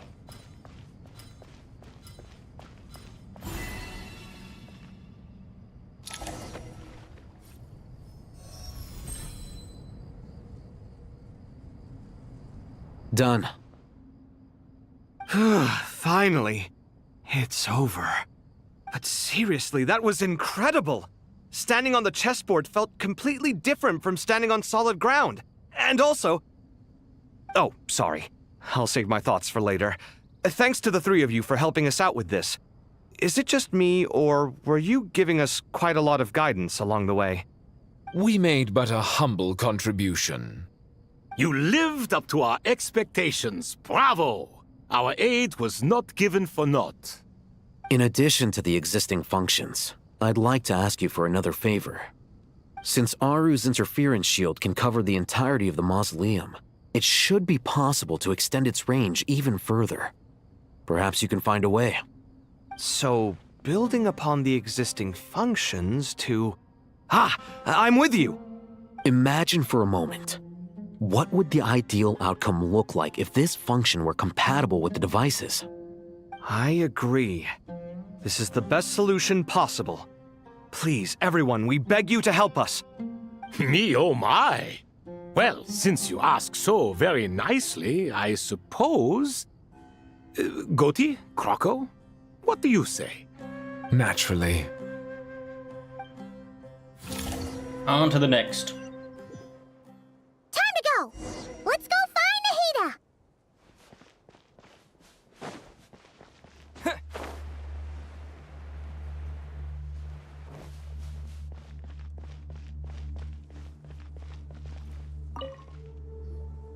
There you are. Miss Nicole truly is an angel.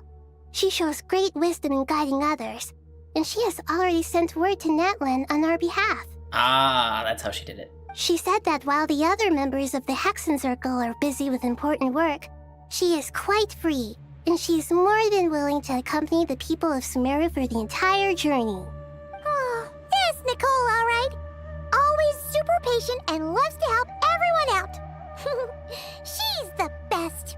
She is. So kind and enthusiastic. Well, time for us to get going. Let's head out. To the border we go. Aha, here we go.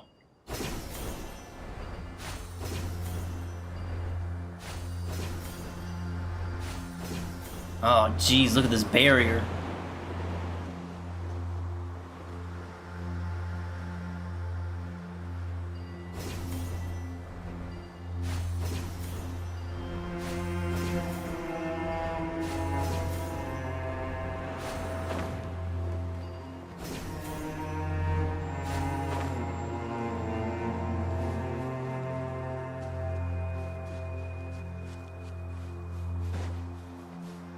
Natlan.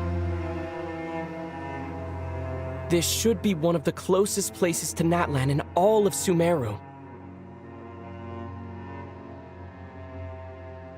Yep, I remember coming this way when Natlan first released. There's the barrier Nicole and Nefer mentioned. It completely cuts this nation off from the others. But why? Why separate you from the rest of the world now, specifically? How can we say that with Celestia right above us? Well, in the corner, I should say. And if I'm not mistaken, Irminsul was polluted once before, wasn't it? I think that's right.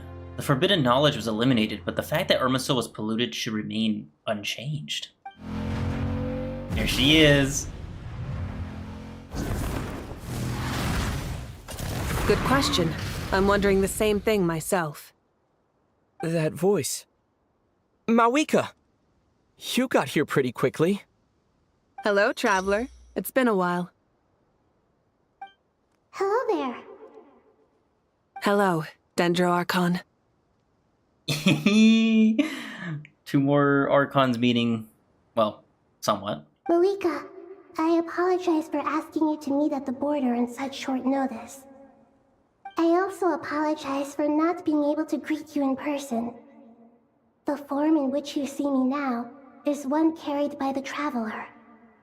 The real me is inside the mausoleum of King Deshret, and I am reaching out to you with my mind from here. Irminsul has been infiltrated by the Doctor. We must be on our guard, as he can spy on information in the world from within the tree. Fortunately, there is no record of the Traveler in Irminsul, and you are still within Natlan's borders. My records will be preserved in the Night Kingdom, rather than the ley lines. As long as the Night Kingdom remains disconnected from the ley line cycle, the Doctor has no way of knowing my movements. Exactly. So by meeting each other in this way, the meeting essentially never happened. No wonder Paimon didn't come. You were concerned that her activity would be recorded by Irminsul. The Natlanese have heard about the situation in Sumeru. With the borders sealed off, merchants have been forced to stop their shipments. It's pretty serious, and you're the ones bearing the brunt of it. I'd like to address the question you raised at the beginning. I can offer a brief explanation, although it will sound rather cruel. I don't reach this conclusion gladly, but Irminsul predates the Heavenly Principles. It existed long ago, when the dragons of Natlan were at the height of their power. So even when the people of Sumeru became ill because of pollution, it was not a critical issue from the perspective of Irminsul itself. As long as it continues to function normally, the barrier will not be activated. But this time, the Doctor's invasion has directly affected the tree. That is what caused the barrier to deploy. The Heavenly Principles established a rule that when Irminsul is plunged into grave danger, a portion of power will be reserved to isolate Sumeru. That way, even if Sumeru is destroyed, the outside world at least has some time to catch its breath. We'd certainly need it. The Heavenly Principles created almost everything that exists in Teyvat today. To them, preserving the existence of the world and its inhabitants takes priority over protecting Sumeru. Meaning, protecting Sumeru now falls to you. Yes. My own power may be limited, especially compared to yours. But that doesn't mean that we're just gonna sit around and wait for the end. If necessary, I will utilize any and every means at my disposal. Nicole of the Hexen Circle didn't say exactly what this meeting was about, but after hearing everything you've said so far, I think I can guess where this is going. That's right. Nahida and I discussed it at length. We both know how presumptuous this is, but... You need the Pyronosis, don't you? Uh-huh. Yes, you guessed correctly. Originally, I only intended to borrow it, but the situation is far graver than I foresaw. So instead, what I ask of you is to please give the Pyronosis to Sumeru. Why do you sound so nervous? There's no need to be shy. Surely a gnosis is pretty important to a god. I guess, but it's not as if losing it would suddenly render us powerless. But I'm sure you don't need me to tell you that. With all the nations you've traveled to, and all the gods you've met, you must have realized that by now. As far as I'm concerned, a gnosis is basically an elemental energy enhancer. But I don't usually use it. You know me. I like to think I'm pretty strong without it. Yeah, not about to dispute that. So you see, you don't need to sweat it. Here, take the Pyronosis. Huh? Just like that? Yeah, just like that? Uh-huh, just like that. To tell the truth, I've always toyed with the idea of giving it to someone who needs it more than I do. I know you accompanied Nahida here to try and increase the chance of success. It's a good thing you did, because your involvement is one of the main reasons you've managed to persuade me. Are you sure about this? Handing over your gnosis just because of me? I won't try to quantify it, but trust me. Handing over the Gnosis to Tumaini is far from the craziest idea I could think of. Besides, even if you hadn't come here personally, I think I still would have agreed to Nahida's request. Irminsul doesn't just affect Sumeru. It impacts all of Teyvat. I know all too well how difficult it can be to protect the things you care about. So logically, morally, or however you want to cut it, helping you is the right thing to do. You don't need to tell me the specifics of your plan. Where the Gnosis is involved, the tighter the secrecy, the higher your chances of success. Marika, my heartfelt thanks go to you and the people of Naplan. Don't mention it. But now for the hard part. How do I actually give it to you? The Irminsul barrier is right in the way. I have an idea.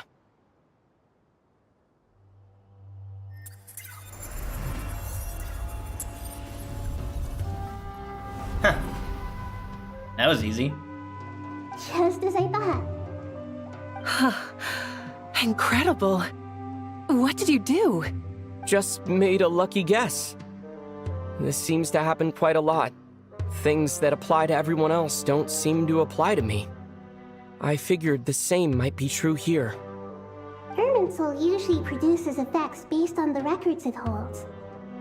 Since the Traveler is a Descender, Irminsul contains no records of him, and thus has no way to impede him.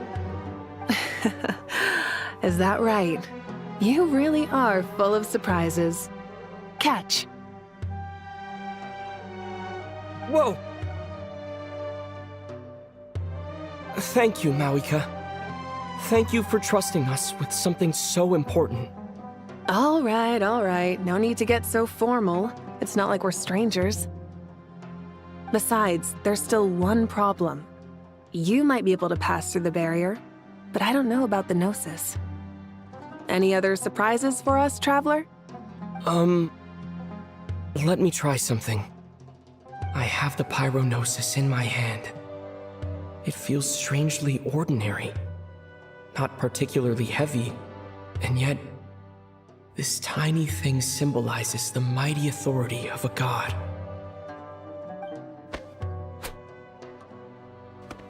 I need to think hard about my memories of Pyro. My memories of journeying through Natlan. All those important experiences I've had. My son! And all the Natlanese characters. The Gnosis disappeared. Traveler, are you alright? Did I just absorb the Gnosis? I'm fine. The Pyrognosis disappeared into my body. Just like phlogiston. Maybe it resonates with you because you've mastered the power of phlogiston. You might not be recorded in the ley lines, but you're still our Tumaini. Whew.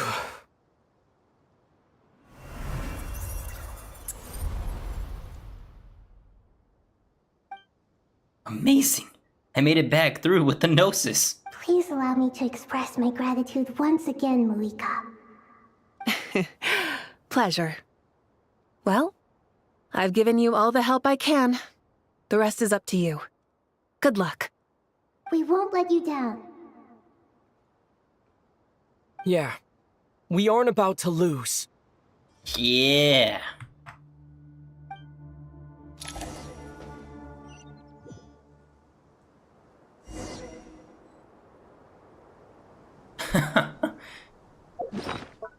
Is the Gnosis in here now? That'd be pretty hilarious, honestly. Quest item. You have the Pyrognosis now.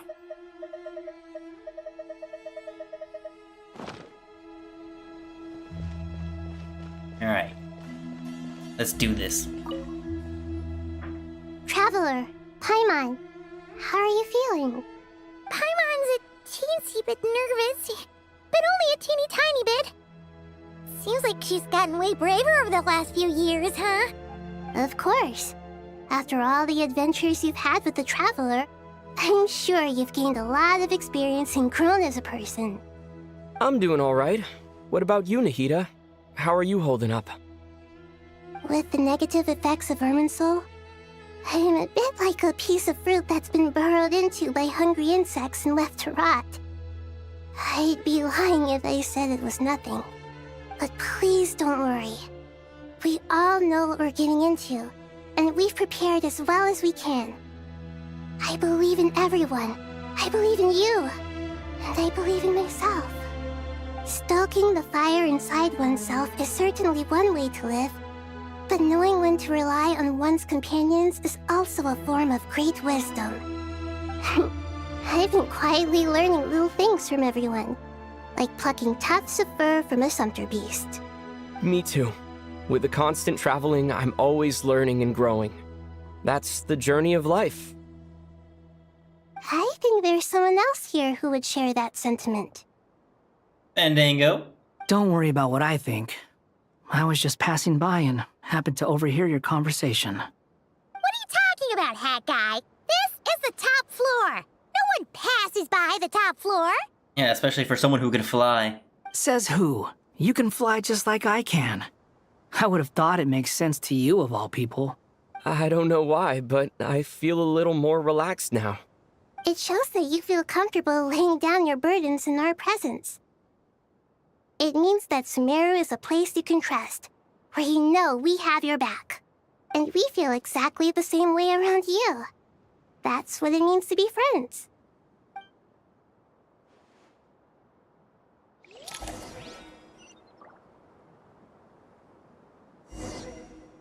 I can walk around and see what everyone's talking about. Feel free to mingle if you'd like some time to catch up with people. Just remember to get a good night's sleep when you're done. Tomorrow is a very important day. Do want to take a walk around, go talk to people. But I'm also have been streaming for a good 6 hours. It's almost Sunday.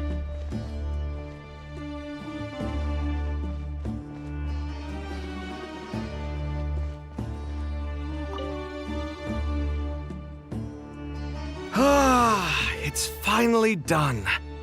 Ugh, but I have a nagging feeling that there's something I've forgotten. You have your house key?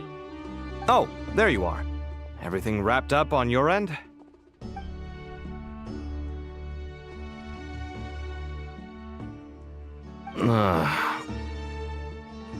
Okay, fair enough. That was a pointless question.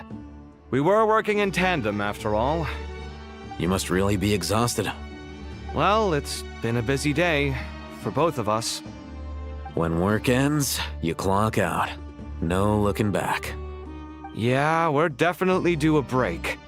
Probably a little late to start drinking now, though. I'll stick with water. Here, this one's for you. Thanks.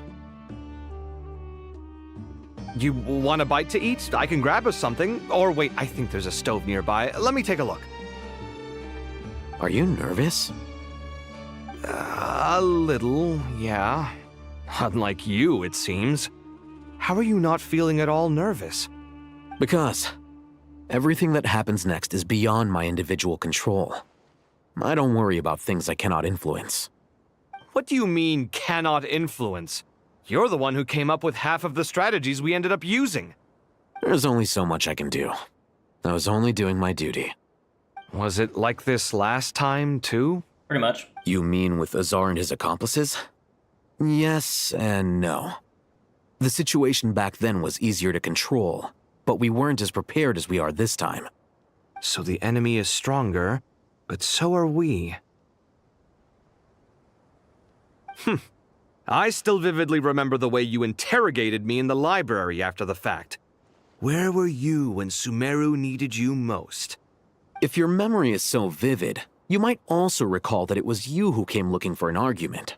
You're often the one who initiates these things, you know. I came for a conversation! I didn't know it was gonna turn into an argument! Anyway, at least I showed up this time.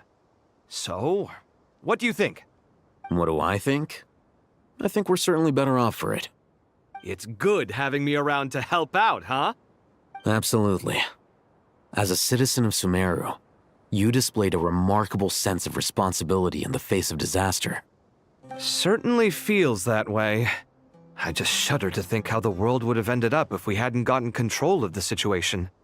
So, do you think this is what impending disaster looks like? The sky is so clear, and there isn't a whiff of decay or destruction in the air. It's hard to imagine that the fall of humanity could happen on an ordinary day like this. Awful things happen all the time. Sometimes people can stop them, and sometimes they can't. What you and I have done is increase our chances of stopping this one. Lofty ideals may provide no defense at all against nihilism, but perhaps little decisions can. Oh, nothing. It's nothing. I hope everything works out tomorrow.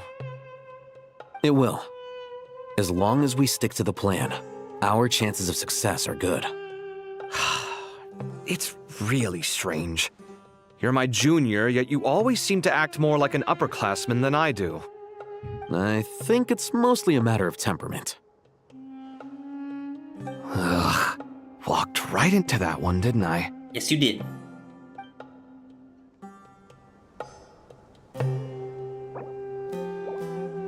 Oh, I kind of want to end it, but it also says my last save was like 5 minutes ago, so like a conversation will not count or be registered.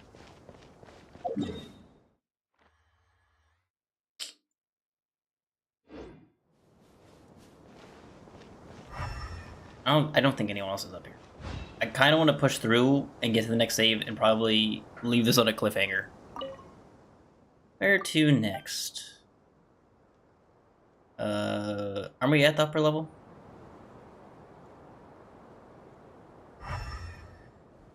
Yeah.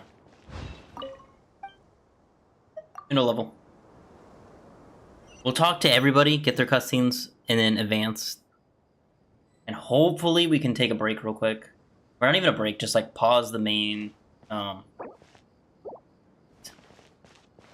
just pause this and then we'll go back to the main overworld.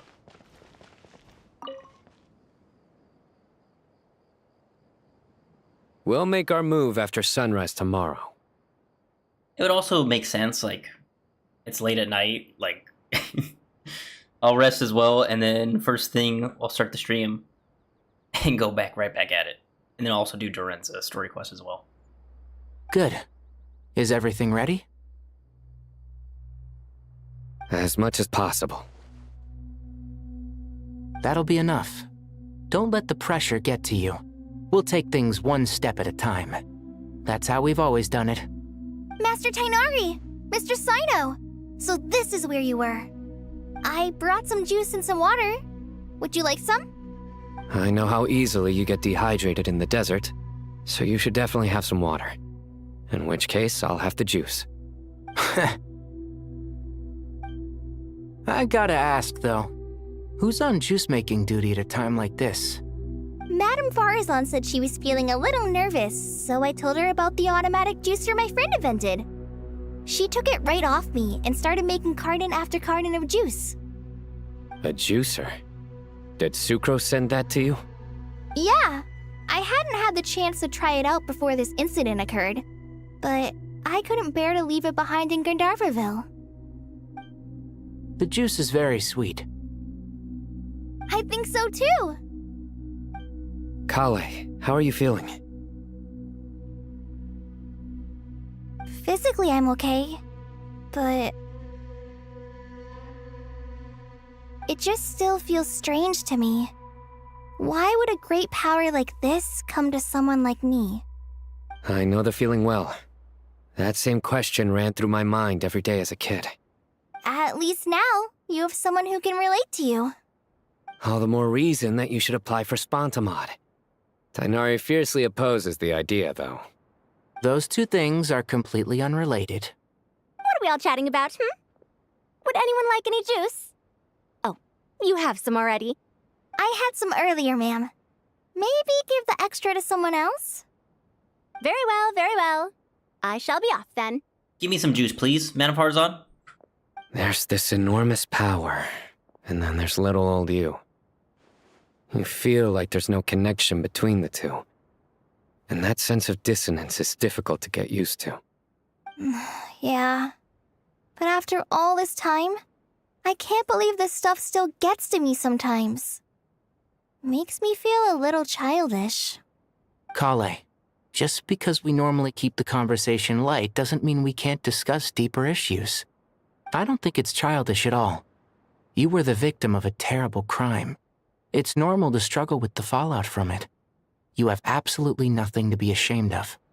My professor once told me that no incident can be considered truly resolved until the victim says it's over. Your rage and your pain are completely justified. Thanks.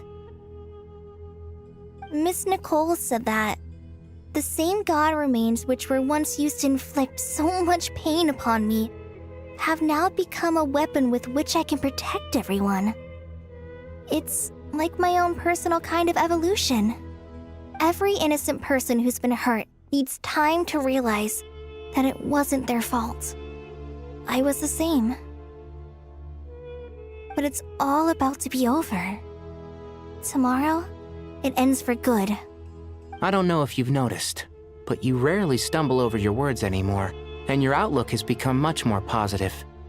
It's a big change from how you used to be. Indeed. And since this isn't over, you can settle the matter on your own terms. It's time you seized back control. I believe in you. Yeah, Sumeru is my home, and it's so important to me. I have to protect it. No, I will protect it. And once you're done, how about you come back and apply for Spontamod? Stop it with the sales pitch, would you? Hey, excuse me. There are still 3 unclaimed cups of juice here. Why don't you take one each? Ugh, my arms are getting sore from carrying them around everywhere. Madame Farazan, why are you... Here, let me take them off your hands. Thank you, Madame Farazan. Drink up and enjoy my handiwork. I think I'm going to make something else now instead. Please, try to relax, Madame Farazan. Your nerves are starting to get the better of you. I know.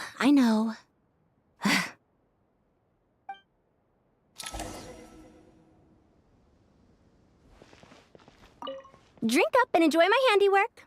I think, please, try to... I know. She's so nervous, she's like, I'm gonna create juice for everybody. Boom, barrier. Alright. Let's keep going down.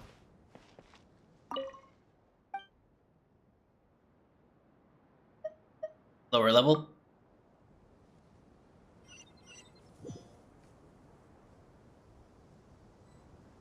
Honestly, I actually love how they did all this. And I really want them to continue this for, like, future, like, major Archon quests like this. Like, getting them into, like, one spot. There's a major catastrophe. Gotta come together, come up with a plan. Get some characters to, like, interact with each other. This is everything I've been, like, hoping for.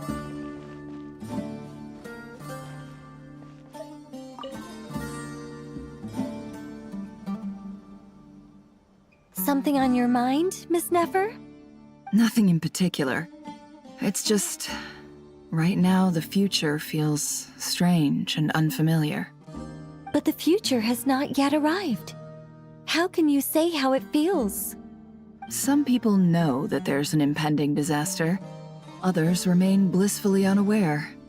Each group is imagining an entirely different future while walking towards the same one. But when they get there, they'll still find they feel differently about it. People are shaped by their circumstances. Different circumstances create people with different perspectives. I've always found the perspective of the Vahumana Darshan to be a particularly incisive one. Even at the height of the crisis in Nodcry, people held diverging opinions. But things are different this time. Indeed. Regardless of faith, gender, wealth, skin color, or eye color, everyone in Sumeru knows what will happen tomorrow. The world has never been an especially fair place. Yet now, against all odds, a moment of unprecedented unity and equality is about to take place. It's fascinating. If only my father could have lived to see this era. Era. To me, that term represents a much greater span of time. It can be an unsettling word. I would even say I'm afraid of it. Do angels even feel fear? Yes, at least I do. I fear the gap that grows wider with each passing day, and the never-ending flow of time. Time renders all memories insignificant and reduces all splendor to nothing. But those memories are the one thing I do not want to lose. You're very human in that regard. If angels draw too close to humanity, our wings burn away in the bright flame of awareness, and we fall to the earth. After spending so long among humans, I have lost much of my former glory. Maybe that's a good thing. You're more human than some humans are. I've been talking to Kale a lot in recent days. We seem to be in completely opposite situations. I suppose that makes us good case studies for comparison. Case studies for who? Myself, I suppose.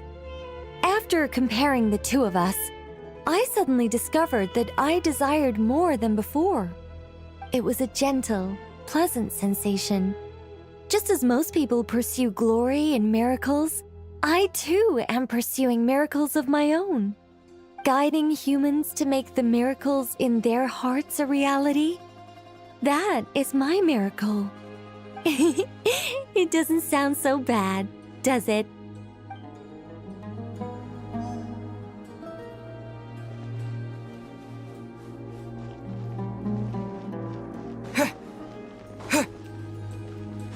I wonder where the barrier here is. There it is. Alright, we'll go to the entrance of the mausoleum here. And then take a rest.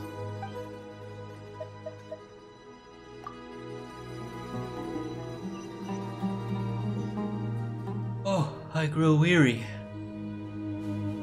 Is that who I think it is? Pasia, yeah.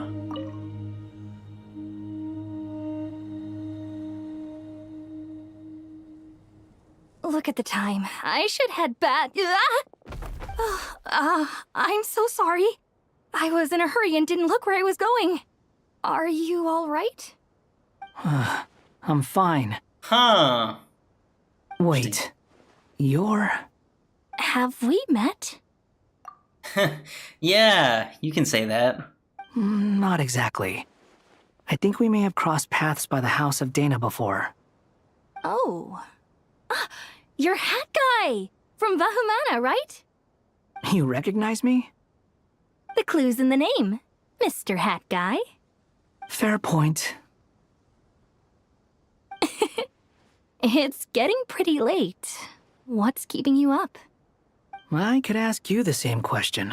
If I'm not mistaken, all the workload for the Ratawa Histarshan wrapped up a good while ago. Well, I have something of a background in Satyavada life, so I was helping the Dendro Archon make some preparations. But I must have lost track of time. Did you find the experience enlightening at all? Honestly, it was tedious and uneventful at first. But eventually, I think I did sense some profound truths. But they also brought a lot of suffering with them. I was told that I even shed tears while I was meditating, though I have no idea why. Sorry. I hope I'm not scaring you. Not at all.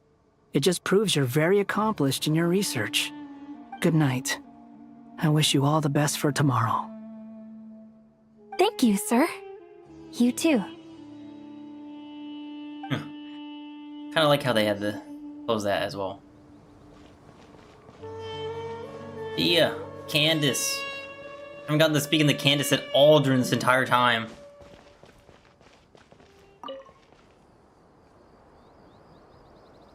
Too bad we've got a fight tomorrow. I could really do with a stiff drink. Let us pray instead. Prayer. How nostalgic. Lord Sangama Bay. Came to get some fresh air too, did ya? That's right. Actually, I was hoping I might run into you, Dia. I wanted to let you know that I've stocked up on that perfume you said you were so fond of. No, really? I'll take 2. Any chance of a friends and family discount? I knew you'd ask that. And I'm afraid to say that...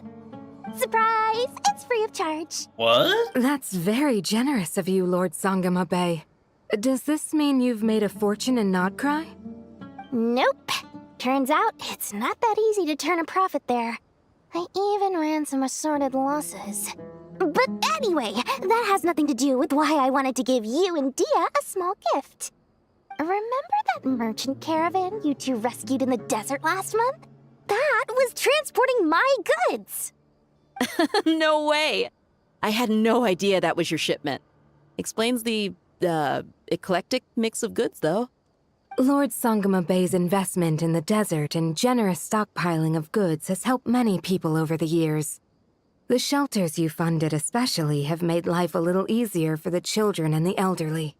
Wait, how did you know about that? Oh, I see. Nefer told you, didn't she? Ugh, that pesky lady. Aren't intel brokers at least supposed to charge for divulging people's secrets? She and Candace go way back. It's normal for close friends to share things you wouldn't tell to everyone else. Sure, but why did they have to be things about me? That's how Nefer shows that she cares. She wishes for all of us to know what a generous person you truly are. It must be hard trying to make a living far away from home. Just because we can tell what kind of person you are doesn't mean everyone else can. Well, maybe her intentions were partly good, but I don't think that's the full story. I'm sure she enjoyed knowing how much it would annoy me. I'm telling you, Nefer's got a mean streak. Definitely with you on that. Does praying help you stay calm? Defending one's home is a just cause. My heart is filled with a mix of anger and hope. Anger. You know, being able to get angry is a good thing. It shows that you're in touch with the real world, and that you have the passion to pursue something you believe in. Oh, my lady? What are you doing out here? I was not expecting Dunyarzad. Just taking a walk to clear my head. And look where I ended up. Were you praying just now? Yes, Miss Dunyarzad. Would you like to join us?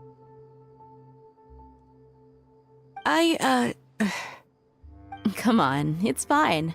She won't mind who you pray to. Oh, then sure. I remember you, Miss Dunyarzad. You visited my shop before. If I recall correctly, the god you worship is the Dendro Archon, correct? That's right. She is such a gentle and kind god. But to me, she's more than just a god I worship. I see her more as a friend. And so do many others.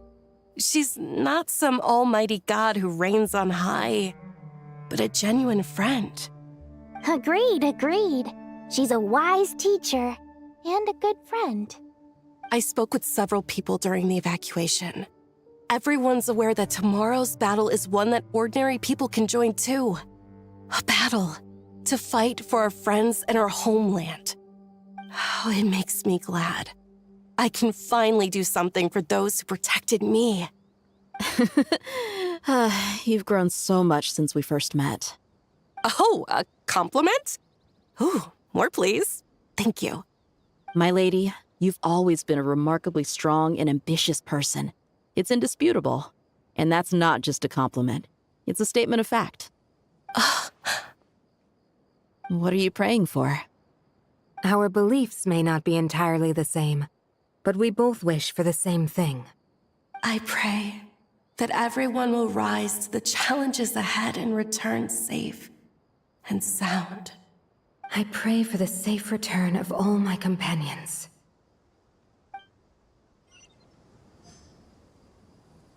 Honestly, great way to end it.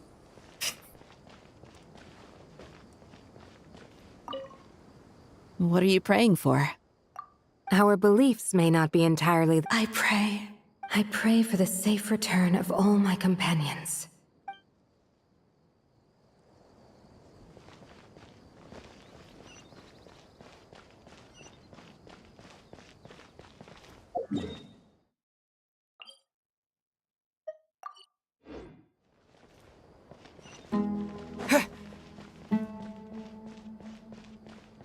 I'm curious, what happens if I go all the way out here? Is it just gonna put another barrier?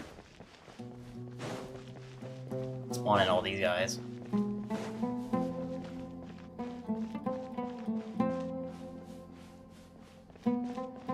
This battle's gonna be massive, I could tell.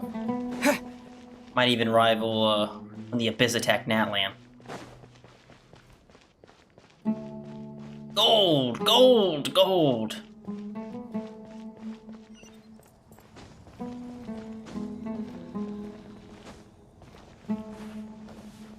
Crazy that they just let me explore this place however I want.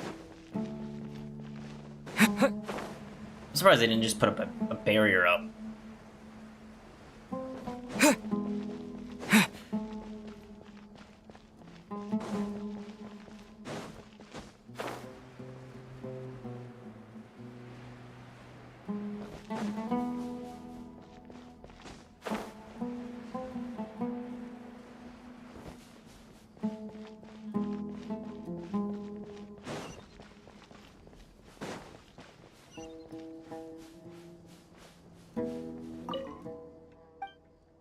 Alright, let's rest for the night.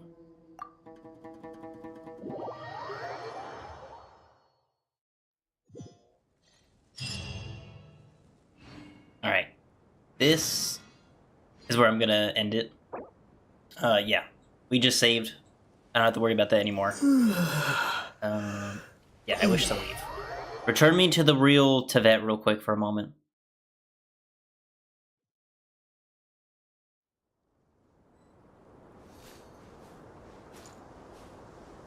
Ah, okay, and then we just hit that to go back to the story mode.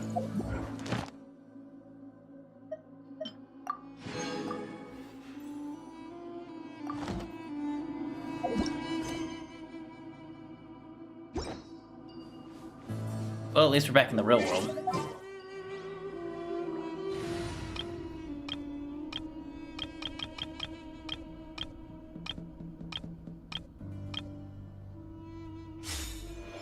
Oh, I guess this was actually my party. Okay. Disregard. Yeah, alright. I'm gonna end it here so I can go to bed. I am extremely tired. I just slowly, like, going in and out of consciousness. Then Dunerzod popped up and was like, ooh! Hello, welcome! But, yeah, this quest is definitely turning into, like, probably one of the best that I've played. This is definitely coming, like, one of my favorites. It's so long, though. That's the only thing. I wanted to sit through, like, it all, but, like, I can't do that right now. But, yeah, I will continue this. Durin's story quest should be up in about 9 hours. So if anything, might knock his out real quick, because his shouldn't take too long. Then I'll jump back into the Archon Quest. But for that, I'm gonna head out now. Have a good night. See ya later.